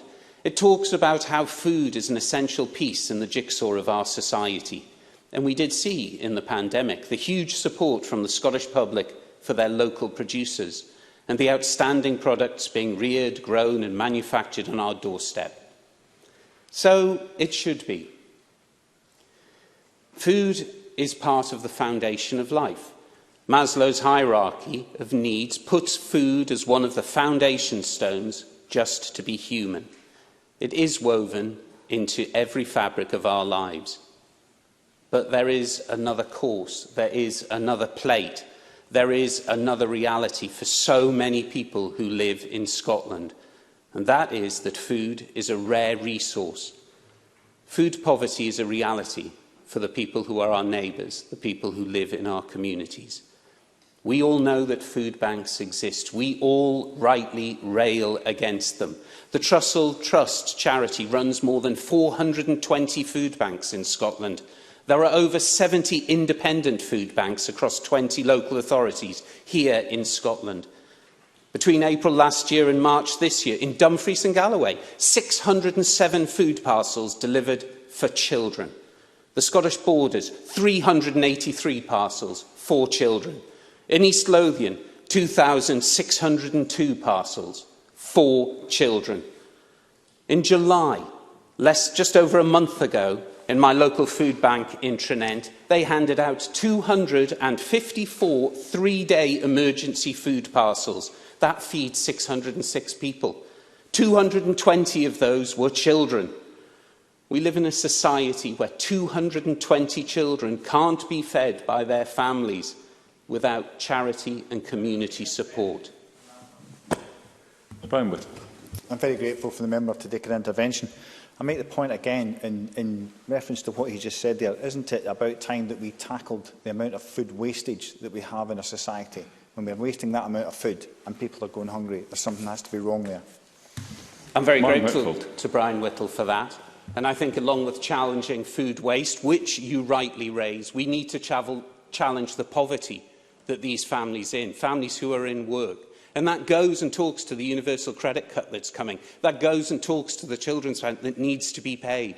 We need to do so much. This is a complex problem. We all agree that. But we have solved complex problems. We have come up with a COVID vaccine. We did it in just over a year. We can solve these problems if genuinely we want to work towards them. It took 6,000 kilograms of food handed and donated by people in my community to feed those children. In 2009, the Trussell Trust operated just one food bank in Scotland. In April 2017, 52, and now 420. This government and the Westminster government must do better. We've heard about, and it is right to talk about the £11 billion a year that the government and other public bodies spend on our infrastructure. And it is right that we look at the supply chains. COVID has proved we can deliver local. We should work with that, not allow that system to fall apart as we waste months and months going down the line. Because if we do that, when we turn round to the local communities, when we turn round to the local authorities and say, please supply the schools from local producers, those networks will have broken down. We've heard of brilliant examples of local authorities that can do it. Yes, pushed into it by great advocates, and it often needs that. But this government needs to be a great advocate about that. We need to turn the spending that we are sending all over the world to support our local communities. We need to cut that mileage to reduce the carbon footprint. And it is credit to the government that after years of Scottish Labour campaigning and others for the UN right to food to be enshrined in Scottish law, after initially being rejected as, quote, not being necessary, it will arrive. But we need it sooner rather than later. COVID has shown the reality of food insecurity. Food bank usage already surging before lockdown. Malnutrition, it's 2021. Malnutrition and hunger should not exist in a 21st century Scotland. And enshrining that statutory right to food in Scottish law is a start of one aspect of eradicating food poverty. I have to say, with regard to the two amendments, and I'll be very quick here, I accept some of what Rachel Hamilton has in her amendment. I particularly accept the fact that Scottish independence would irrevocably damage the food and drink industry. But you have got to accept in equal terms. You have got to accept and recognise the damage that Brexit has done to the food and drink sector, to the labour shortages, to the damage to the access to markets. And not to do so, not to encompass it, is naive. I support, obviously, the Labour amendment, because who in this chamber can't... You're going to have to wind up now, I'll be Mr. very quick. Who in this chamber can't condemn the unacceptable level of food poverty? Who cannot see the moral wrong in an ever-rising use of food banks here in Scotland? We have a country that produces fresh, quality food, and it's plentiful. Enshrining the right to food in Scots law should be a priority. Thank you very much, Mr Whitfield. I now call Michelle Thompson, who will be the last of the speakers in the open debate. Ms Thompson, well, thank you, Presiding Officer, and you'll be pleased to note that I'm going to speak for considerably less than 6 minutes. 2 years ago, I led a piece of research where we engaged with over 1,000 business leaders in 74 countries. They saw Scotland as a country producing quality products and a place where ethics ranks high amongst our key attributes as a trading nation. No sector better meets those perceptions than the food and drink sector. Fewer sectors contribute as much to Scotland's global brand. Access to good, affordable food is critical for the health of our nation. We know that poor diet leads to poor health outcomes and has been commented, poor learning for our children. So this is a sector with strategic significance, and we're all indebted to our farmers and producers for the work they do to secure supplies. But they do face unprecedented challenges. Over the past 24 hours, just in my constituency, I've heard of local consumers facing nearly empty shelves once stacked with food. My constituency staff have been discussing problems with entrepreneurs hoping to open both a restaurant and a food shop. They face huge rising costs of basic materials needed to refurbish the premises due to issues with supply chains. One existing business in the drink sector has told me of problems of supplies from Spain. Until recently, they received urgent supplies within 48 to 72 hours, but now face an 8 to 10 weeks wait. Others have faced problems with increased bureaucracy, and all on top of the biggest difficulty of all, the recruitment of staff. And of course, these types of challenges are not unique to Falkirk East. UK-wide, there may be as many as 500,000 jobs needing filled throughout the whole food supply chain. James Withers, the Chief Executive of Scotland Food and Drink, recently stated, "The current evidence can't be dismissed. Staff shortages are everywhere in the food supply chain, from farm to manufacturer to haulier. And if you think gaps on supermarket shelves are worrying, remember care homes and hospitals need food too." A recent survey by the Federation has pointed out that 93% of food and drink companies have vacancies that they're struggling to fill. Good skilled people lie at the heart of our food and drink sector. But part of the current problem with employers being blocked from recruiting staff from elsewhere in Europe is because of ideological dogma. I agree we need to do more ourselves to increase the attraction of employment in food and drink and to provide skills for the future. But at least in the short and medium term, we need to open the gates to recruitment from our European neighbours. Much of the... Yes, of course I will. Brian Whittle. Very grateful for Ms Thompson for taking an intervention on that point. I wonder if she would recognise that the pandemic in itself, where so many people were put into furlough, went home, and then the restriction in travel during the pandemic has exacerbated a problem that was here long before Brexit. Michelle Thompson. I would certainly agree that the pandemic has had an influence on skills leaving. But in terms of skills coming back, the so-called hostile environment, which doesn't just apply, it doesn't just apply to areas out with the EU, is really strictly being enforced to those friends and neighbours that we used to have coming from the EU. And it has had a real impact on them feeling welcome to return. And it's that I bemoan.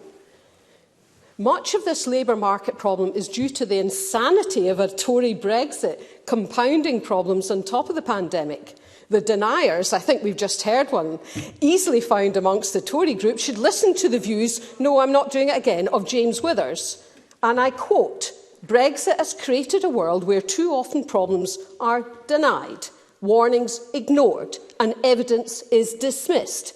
It's been an enormous shock to the labour market, a Brexit implemented in the middle of a pandemic where supply chains were already straining."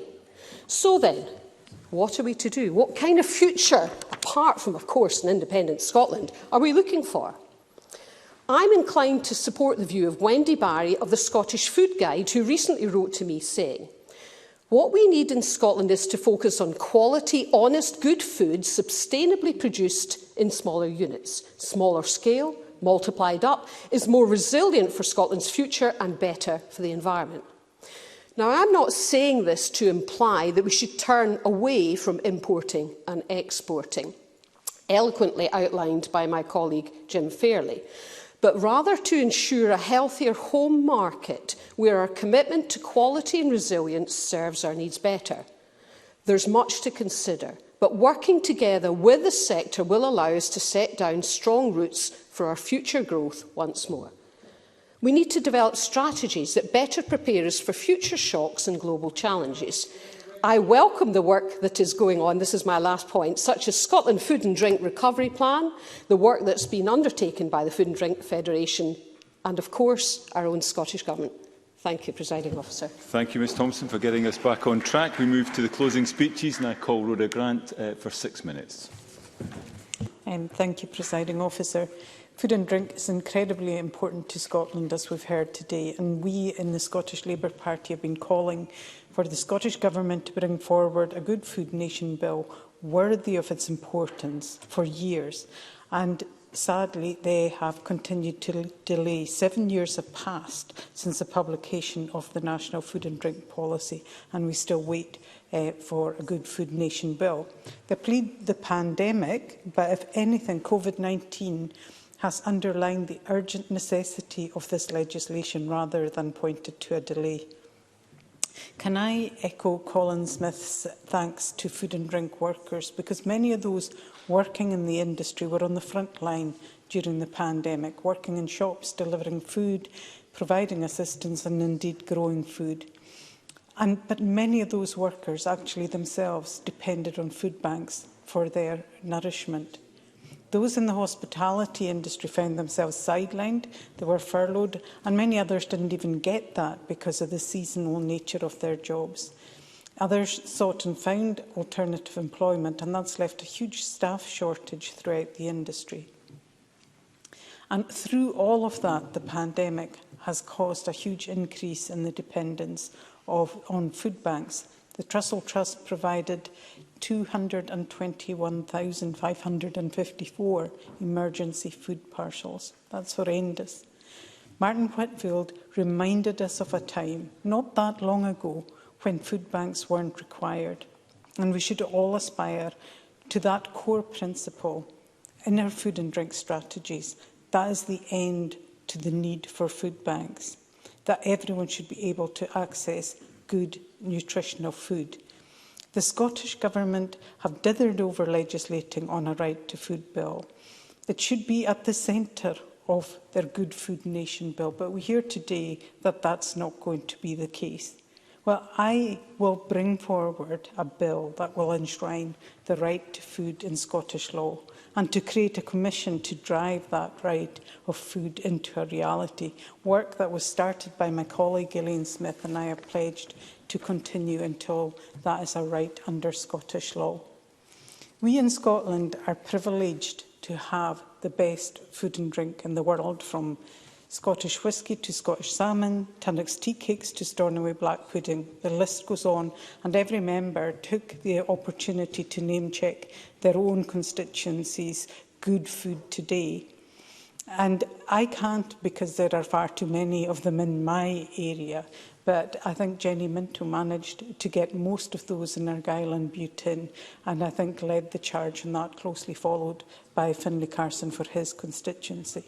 But it was all lovely to hear, but what it highlights is the obscenity of people going hungry and malnourished in a country with such bounty.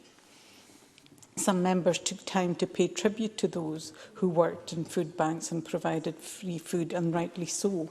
But they shouldn't have to do that.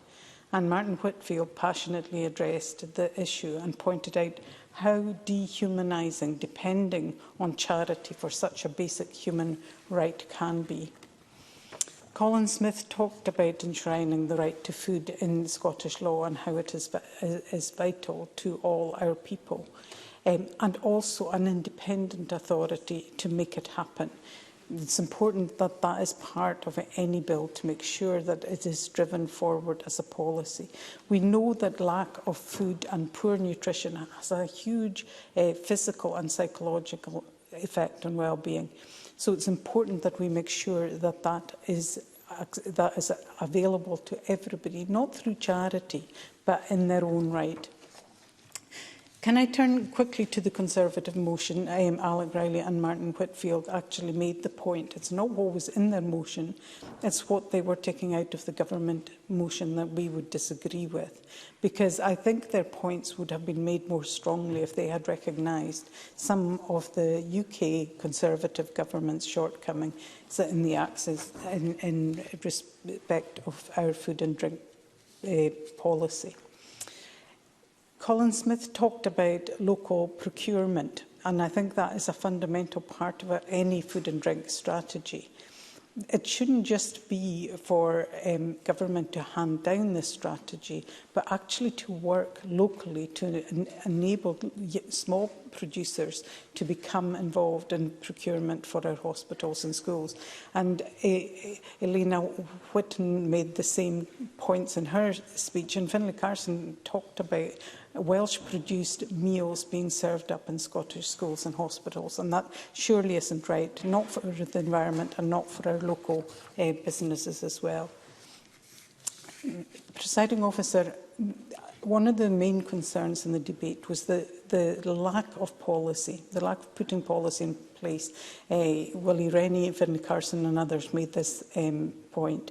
We're asking farmers and crofters to reach net zero, but we haven't a clue of how to help them achieve that, and that is simply not right. If they don't achieve it, it won't be the fault of the farming and crofting community, it'll be the fault of government.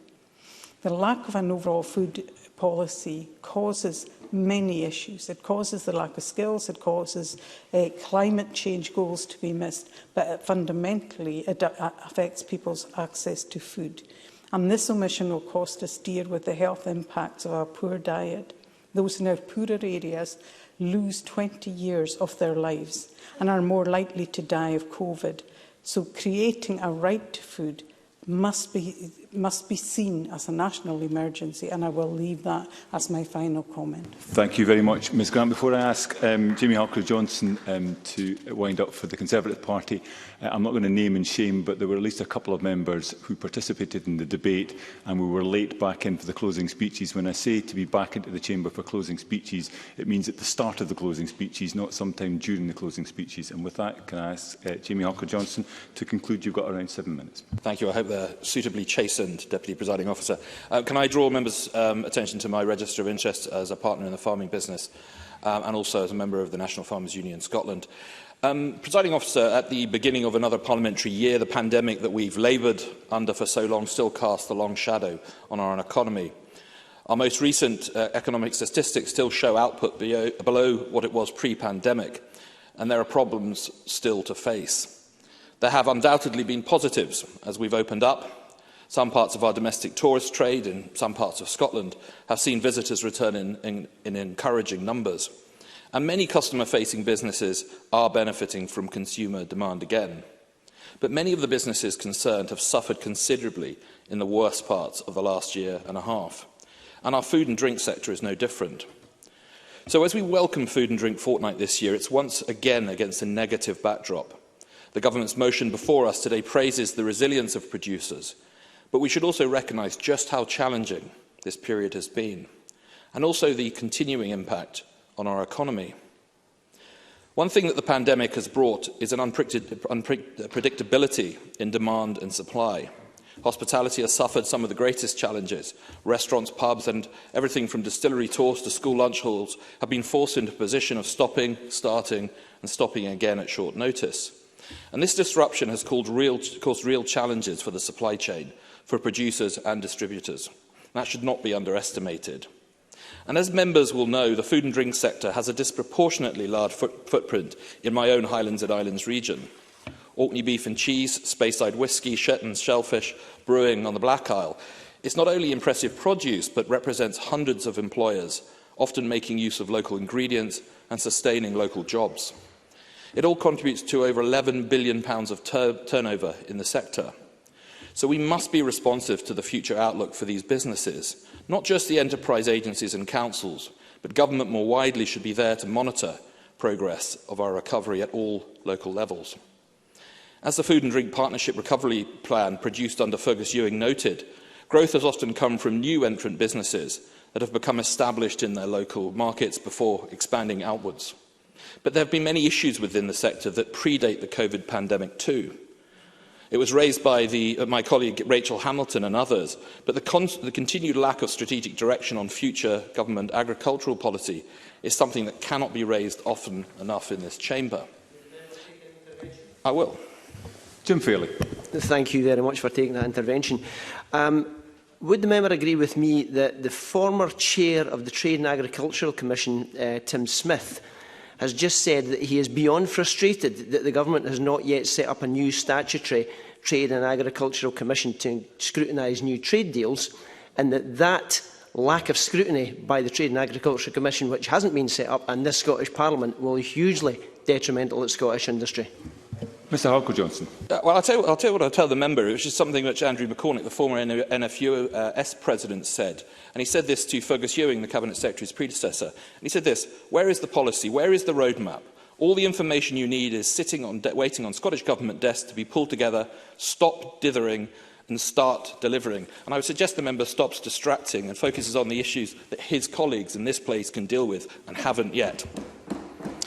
It's represented a real unwillingness from ministers to give the sector the clarity and vision it desperately needs. And the Cabinet Secretary has spoken of sustainable, low-carbon food. But to create that requires a sustainable, low-carbon approach to our rural economy. And agricultural businesses have been crying out for direction. They know that change must come, and in many cases are very optimistic about that change, as Brian Whittle highlighted. But progress from the Scottish Government has been at a snail's pace. We'll probably see the ferries finished before we actually get a direction for Scotland's farmers. But on that point, and this can't go unmentioned, it was an issue I raised with the Cabinet Secretary, the growing ferries crisis, an issue which we called on the Transport Minister to come to this chamber and make a statement on, has impacted on rural and island communities across the length of the West Coast. Of course, over the course of the summer, some of our island and most remote communities have found themselves all but cut off, with significant impact, not only on residents and potential visitors, but also on a swathe of businesses, including in the food and drink sector, on islands that rely on their sea connections to export their produce. These problems may seem distant to SNP ministers here in Edinburgh, but they are a real issue to so many businesses across my region. Across the chamber today, we've seen a number of very good contributions and probably more agreement than we might expect. My colleague Rachel Hamilton raised concerns from the sector that they're being ignored, with the relationship between farmers and government damaged in the process. Both Eleanor Whittam and Colin Smith highlighted the importance of local food sourcing and procurement. Colin Smith also highlighted the failure of the government to produce the Good Food Nation bill. Finn Carson spoke of just some of the produce of his own constituency in Galloway and West Dumfries and the need for a locally focused approach, reducing food miles and building on the strength of local suppliers, as well as talking about the Good Food Nation bill and the missed opportunity that government hasn't focused more on it. Willie Rennie for someone who has such a dubious history of livestock-based PR stunts, probably sensibly played it safe and focused on his remarks on his passion for broccoli. Brian Whittle was absolutely right to say that farmers are amongst the best in the world. I may be a little bit biased on that, and that Scottish farming is enthusiastic about the opportunities to change, but also that farmers need our support, and that's also this case as well for the fishing sector and particularly the fish farming sector, particularly from kind of cheap, if not, and often inaccurate headline grabbing from certain other people. Jenny Minto gave us a very good in-depth run around Argyll and Bute and some of the fantastic produce available there, and also rightly highlighted the importance of reliable transport links for our food producers. Presiding officer, some Scottish businesses long established have gained a global reputation for quality, for sustainability and for innovation, and in recent years the sector has worked to tackle its impact on climate. And in areas like mine, but across Scotland too, this sector has been dependent on many for employment, directly or indirectly, and it brings visitors to Scotland and also provides a sense of place and a flavour for our local identities. And we're rightly proud of that, and I have no doubt that support for the sector is shared around this chamber. But in common with businesses across Scotland, there needs to be the support in place for recovery and the conditions in place for businesses to thrive. And it needs a Scottish Government focused on working to support this vital sector in the present and in the future, not obsessed with making every issue or difficulty the sector faces yet another constitutional grievance, no matter how untrue that may be. You need to be winding up now, please. I am. This is the beginning of a 5-year term, a term that will be vital to the sector's future. It is a chance to improve, to innovate and to develop opportunities. It's a chance to ensure that we get the right support in place for the years ahead.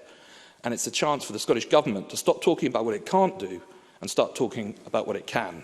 Thank you, Mr Harcourt-Johnson. And I call on the Cabinet Secretary to wind up this debate. I'd be grateful if you could take us to decision time. Thank you, Presiding Officer. And I just want to start off by thanking members for all their contributions today to this really important debate. And I know that there's a broad consensus that the food and farming industry is key to our economy. It quite literally has kept the food on our table during the pandemic. And I know that Colin Smith outlined his thanks to the industry, and I really just want to reiterate that for the work that they've done throughout the pandemic and beyond that in making sure that we had food on our table.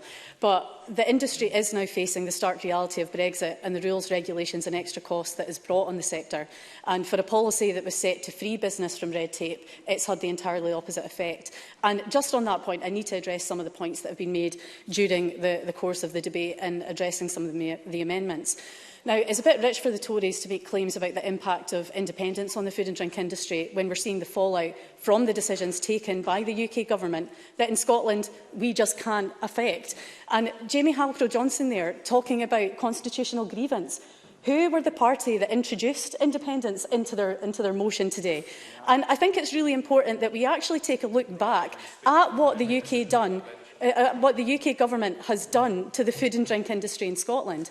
Now, this is a UK Government that took the convergence uplift intended for Scottish farmers and crofters that we had to fight for years to get back to the tune of £160 million. And it was only down to the industry and the relentless pursuit of this by my predecessor, Fergus Ewing, that we saw this money eventually return to Scotland.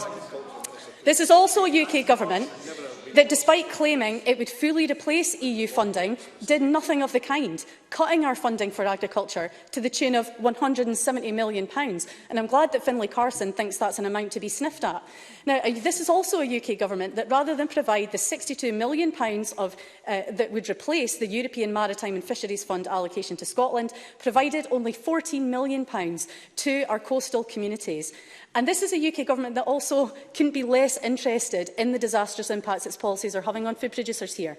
On trade deals, I wrote 3 letters with 3 requests for urgent calls with the Secretary of State for Trade, Liz Truss. No, not right now, I need to make progress, to discuss our industry's fears. To this day, I haven't had a response to that.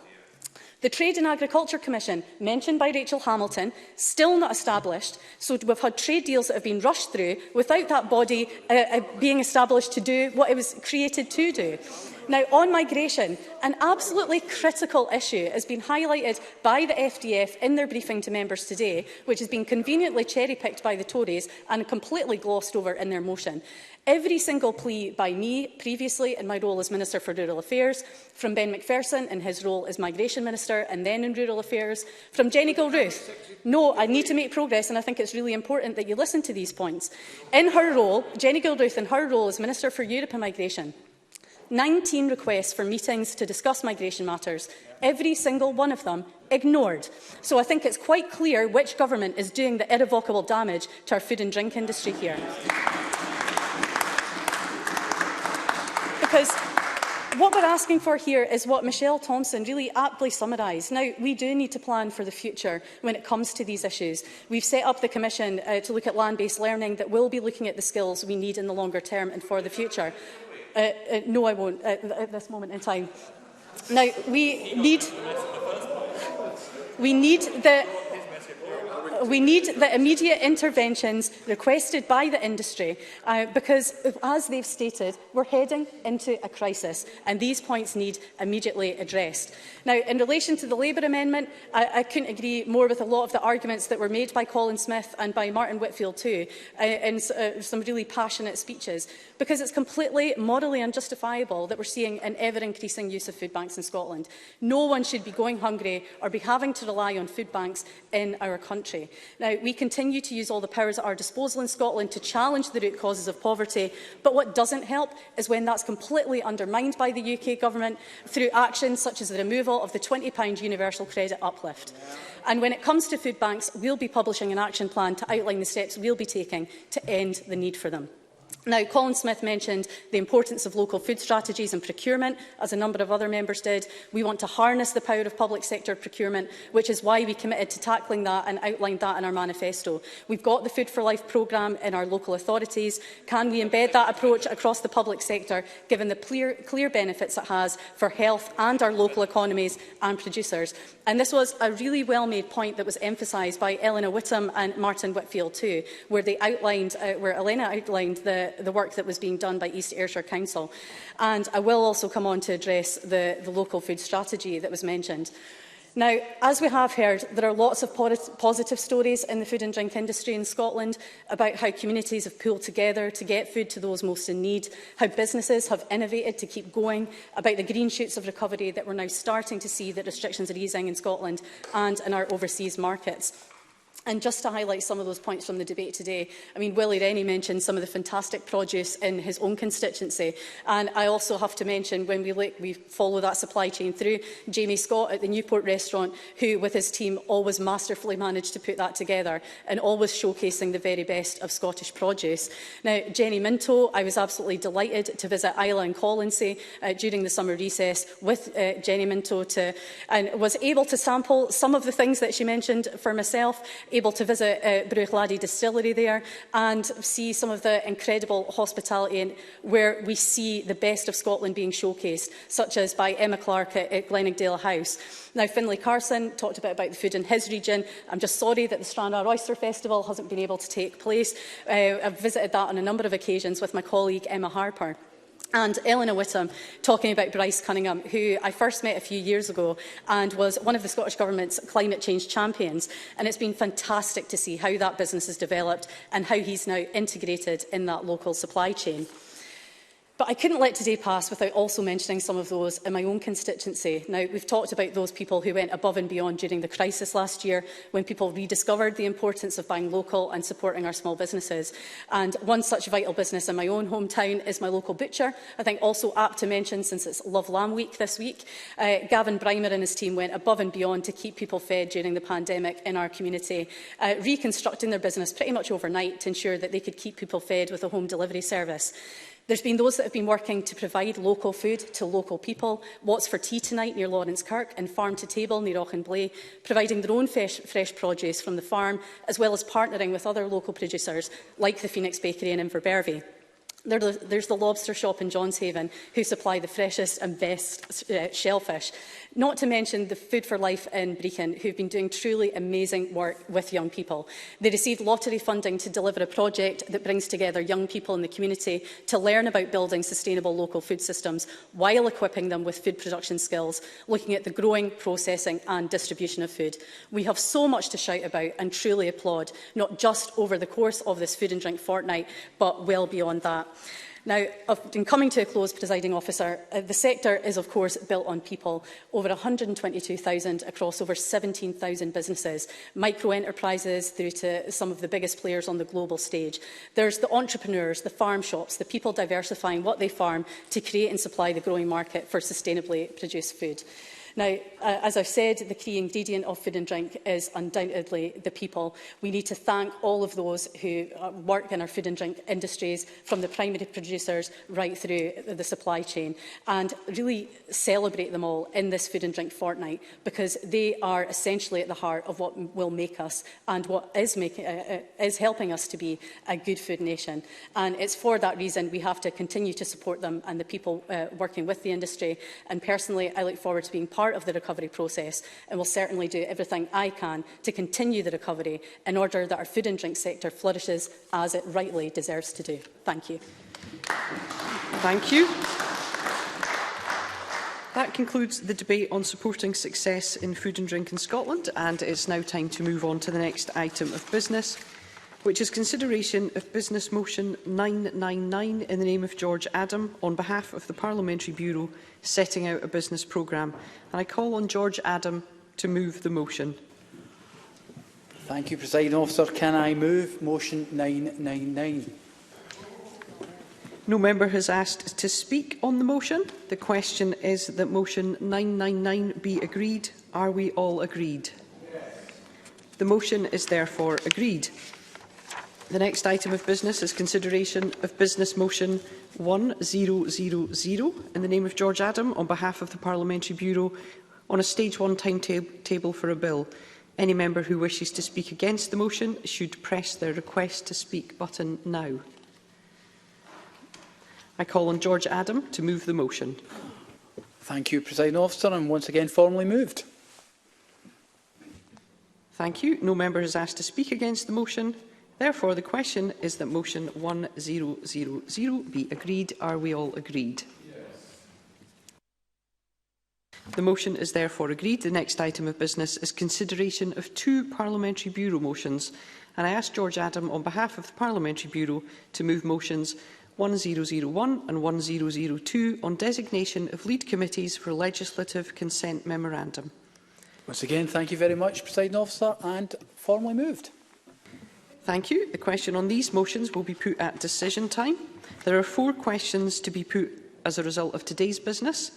The first is that Amendment 990.2 in the name of Rachel Hamilton, which seeks to amend Motion 990 in the name of Marie Goujon on supporting success in food and drink in Scotland, be agreed. Are we all agreed? The Parliament is not agreed, therefore we will move to a vote. There will be a short technical suspension.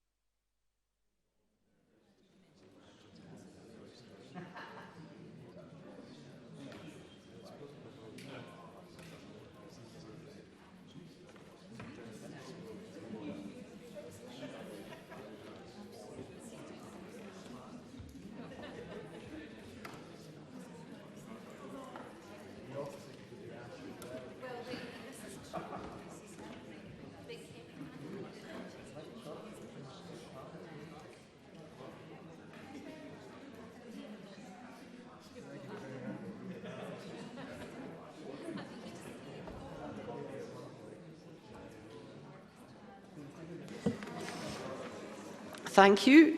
The question is that Amendment 990.2 in the name of Rachel Hamilton, which seeks to amend Motion 990 in the name of Marie Goujon on supporting success in food and drink in Scotland, be agreed, and members may cast their votes now.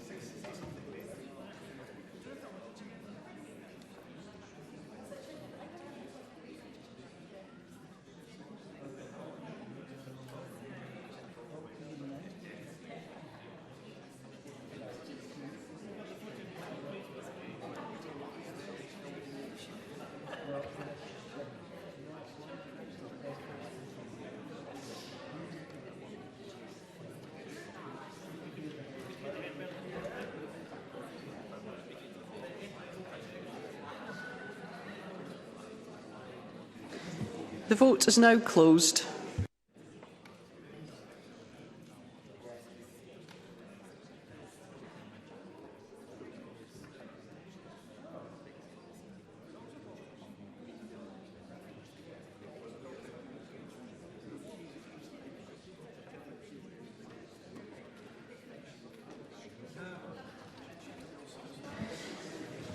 The result of the vote on amendment number 990.2 in the name of Rachel Hamilton is yes 28, no 93. There were no abstentions and the amendment is therefore not agreed. The next question is that amendment 990.1 in the name of Colin Smith, which seeks to amend motion 990 in the name of Marie Goujon on supporting success in food and drink in Scotland, be agreed. Are we all agreed? The Parliament is not agreed, therefore we will move to a vote and members should cast their votes now.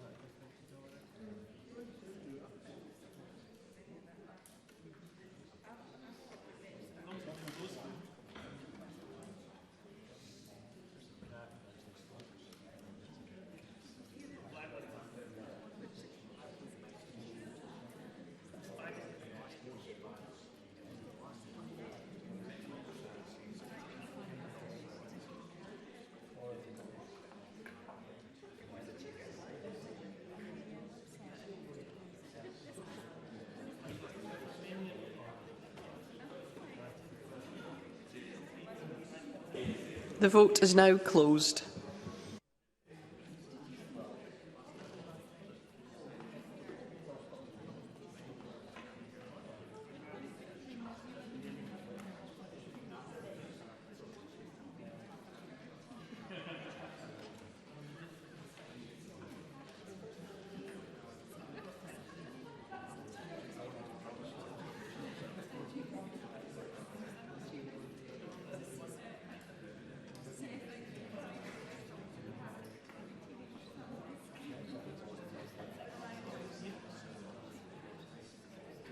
I call Karen Adam for a point of order. Hello, my screen froze and I wasn't sure if the vote was recorded. The vote was not recorded, Miss Adam. How would you like to vote? It was no. Thank you. We'll ensure that is recorded.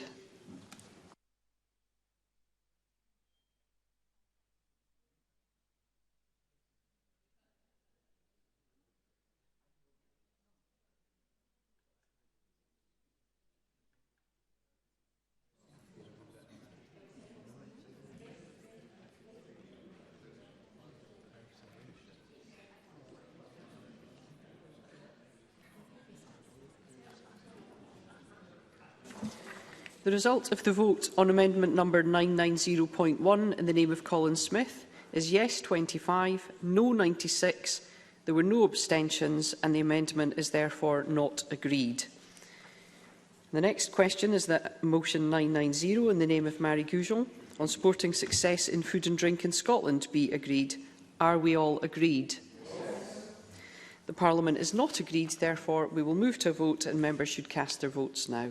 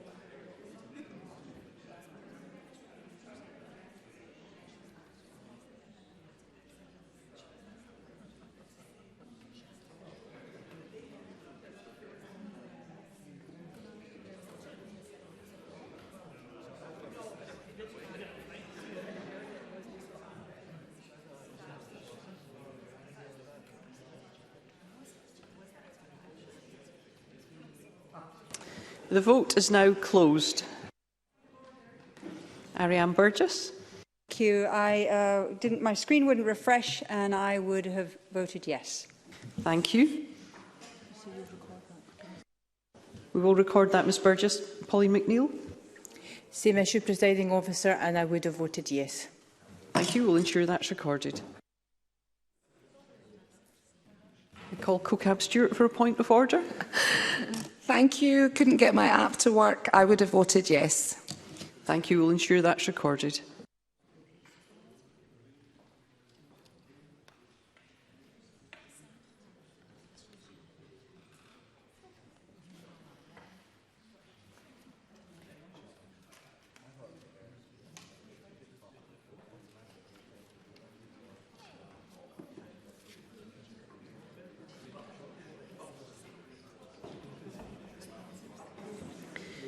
The result of the vote on motion 900 in the name of Marie Goujon is yes 92, no 29. There were no abstentions and the motion is therefore agreed.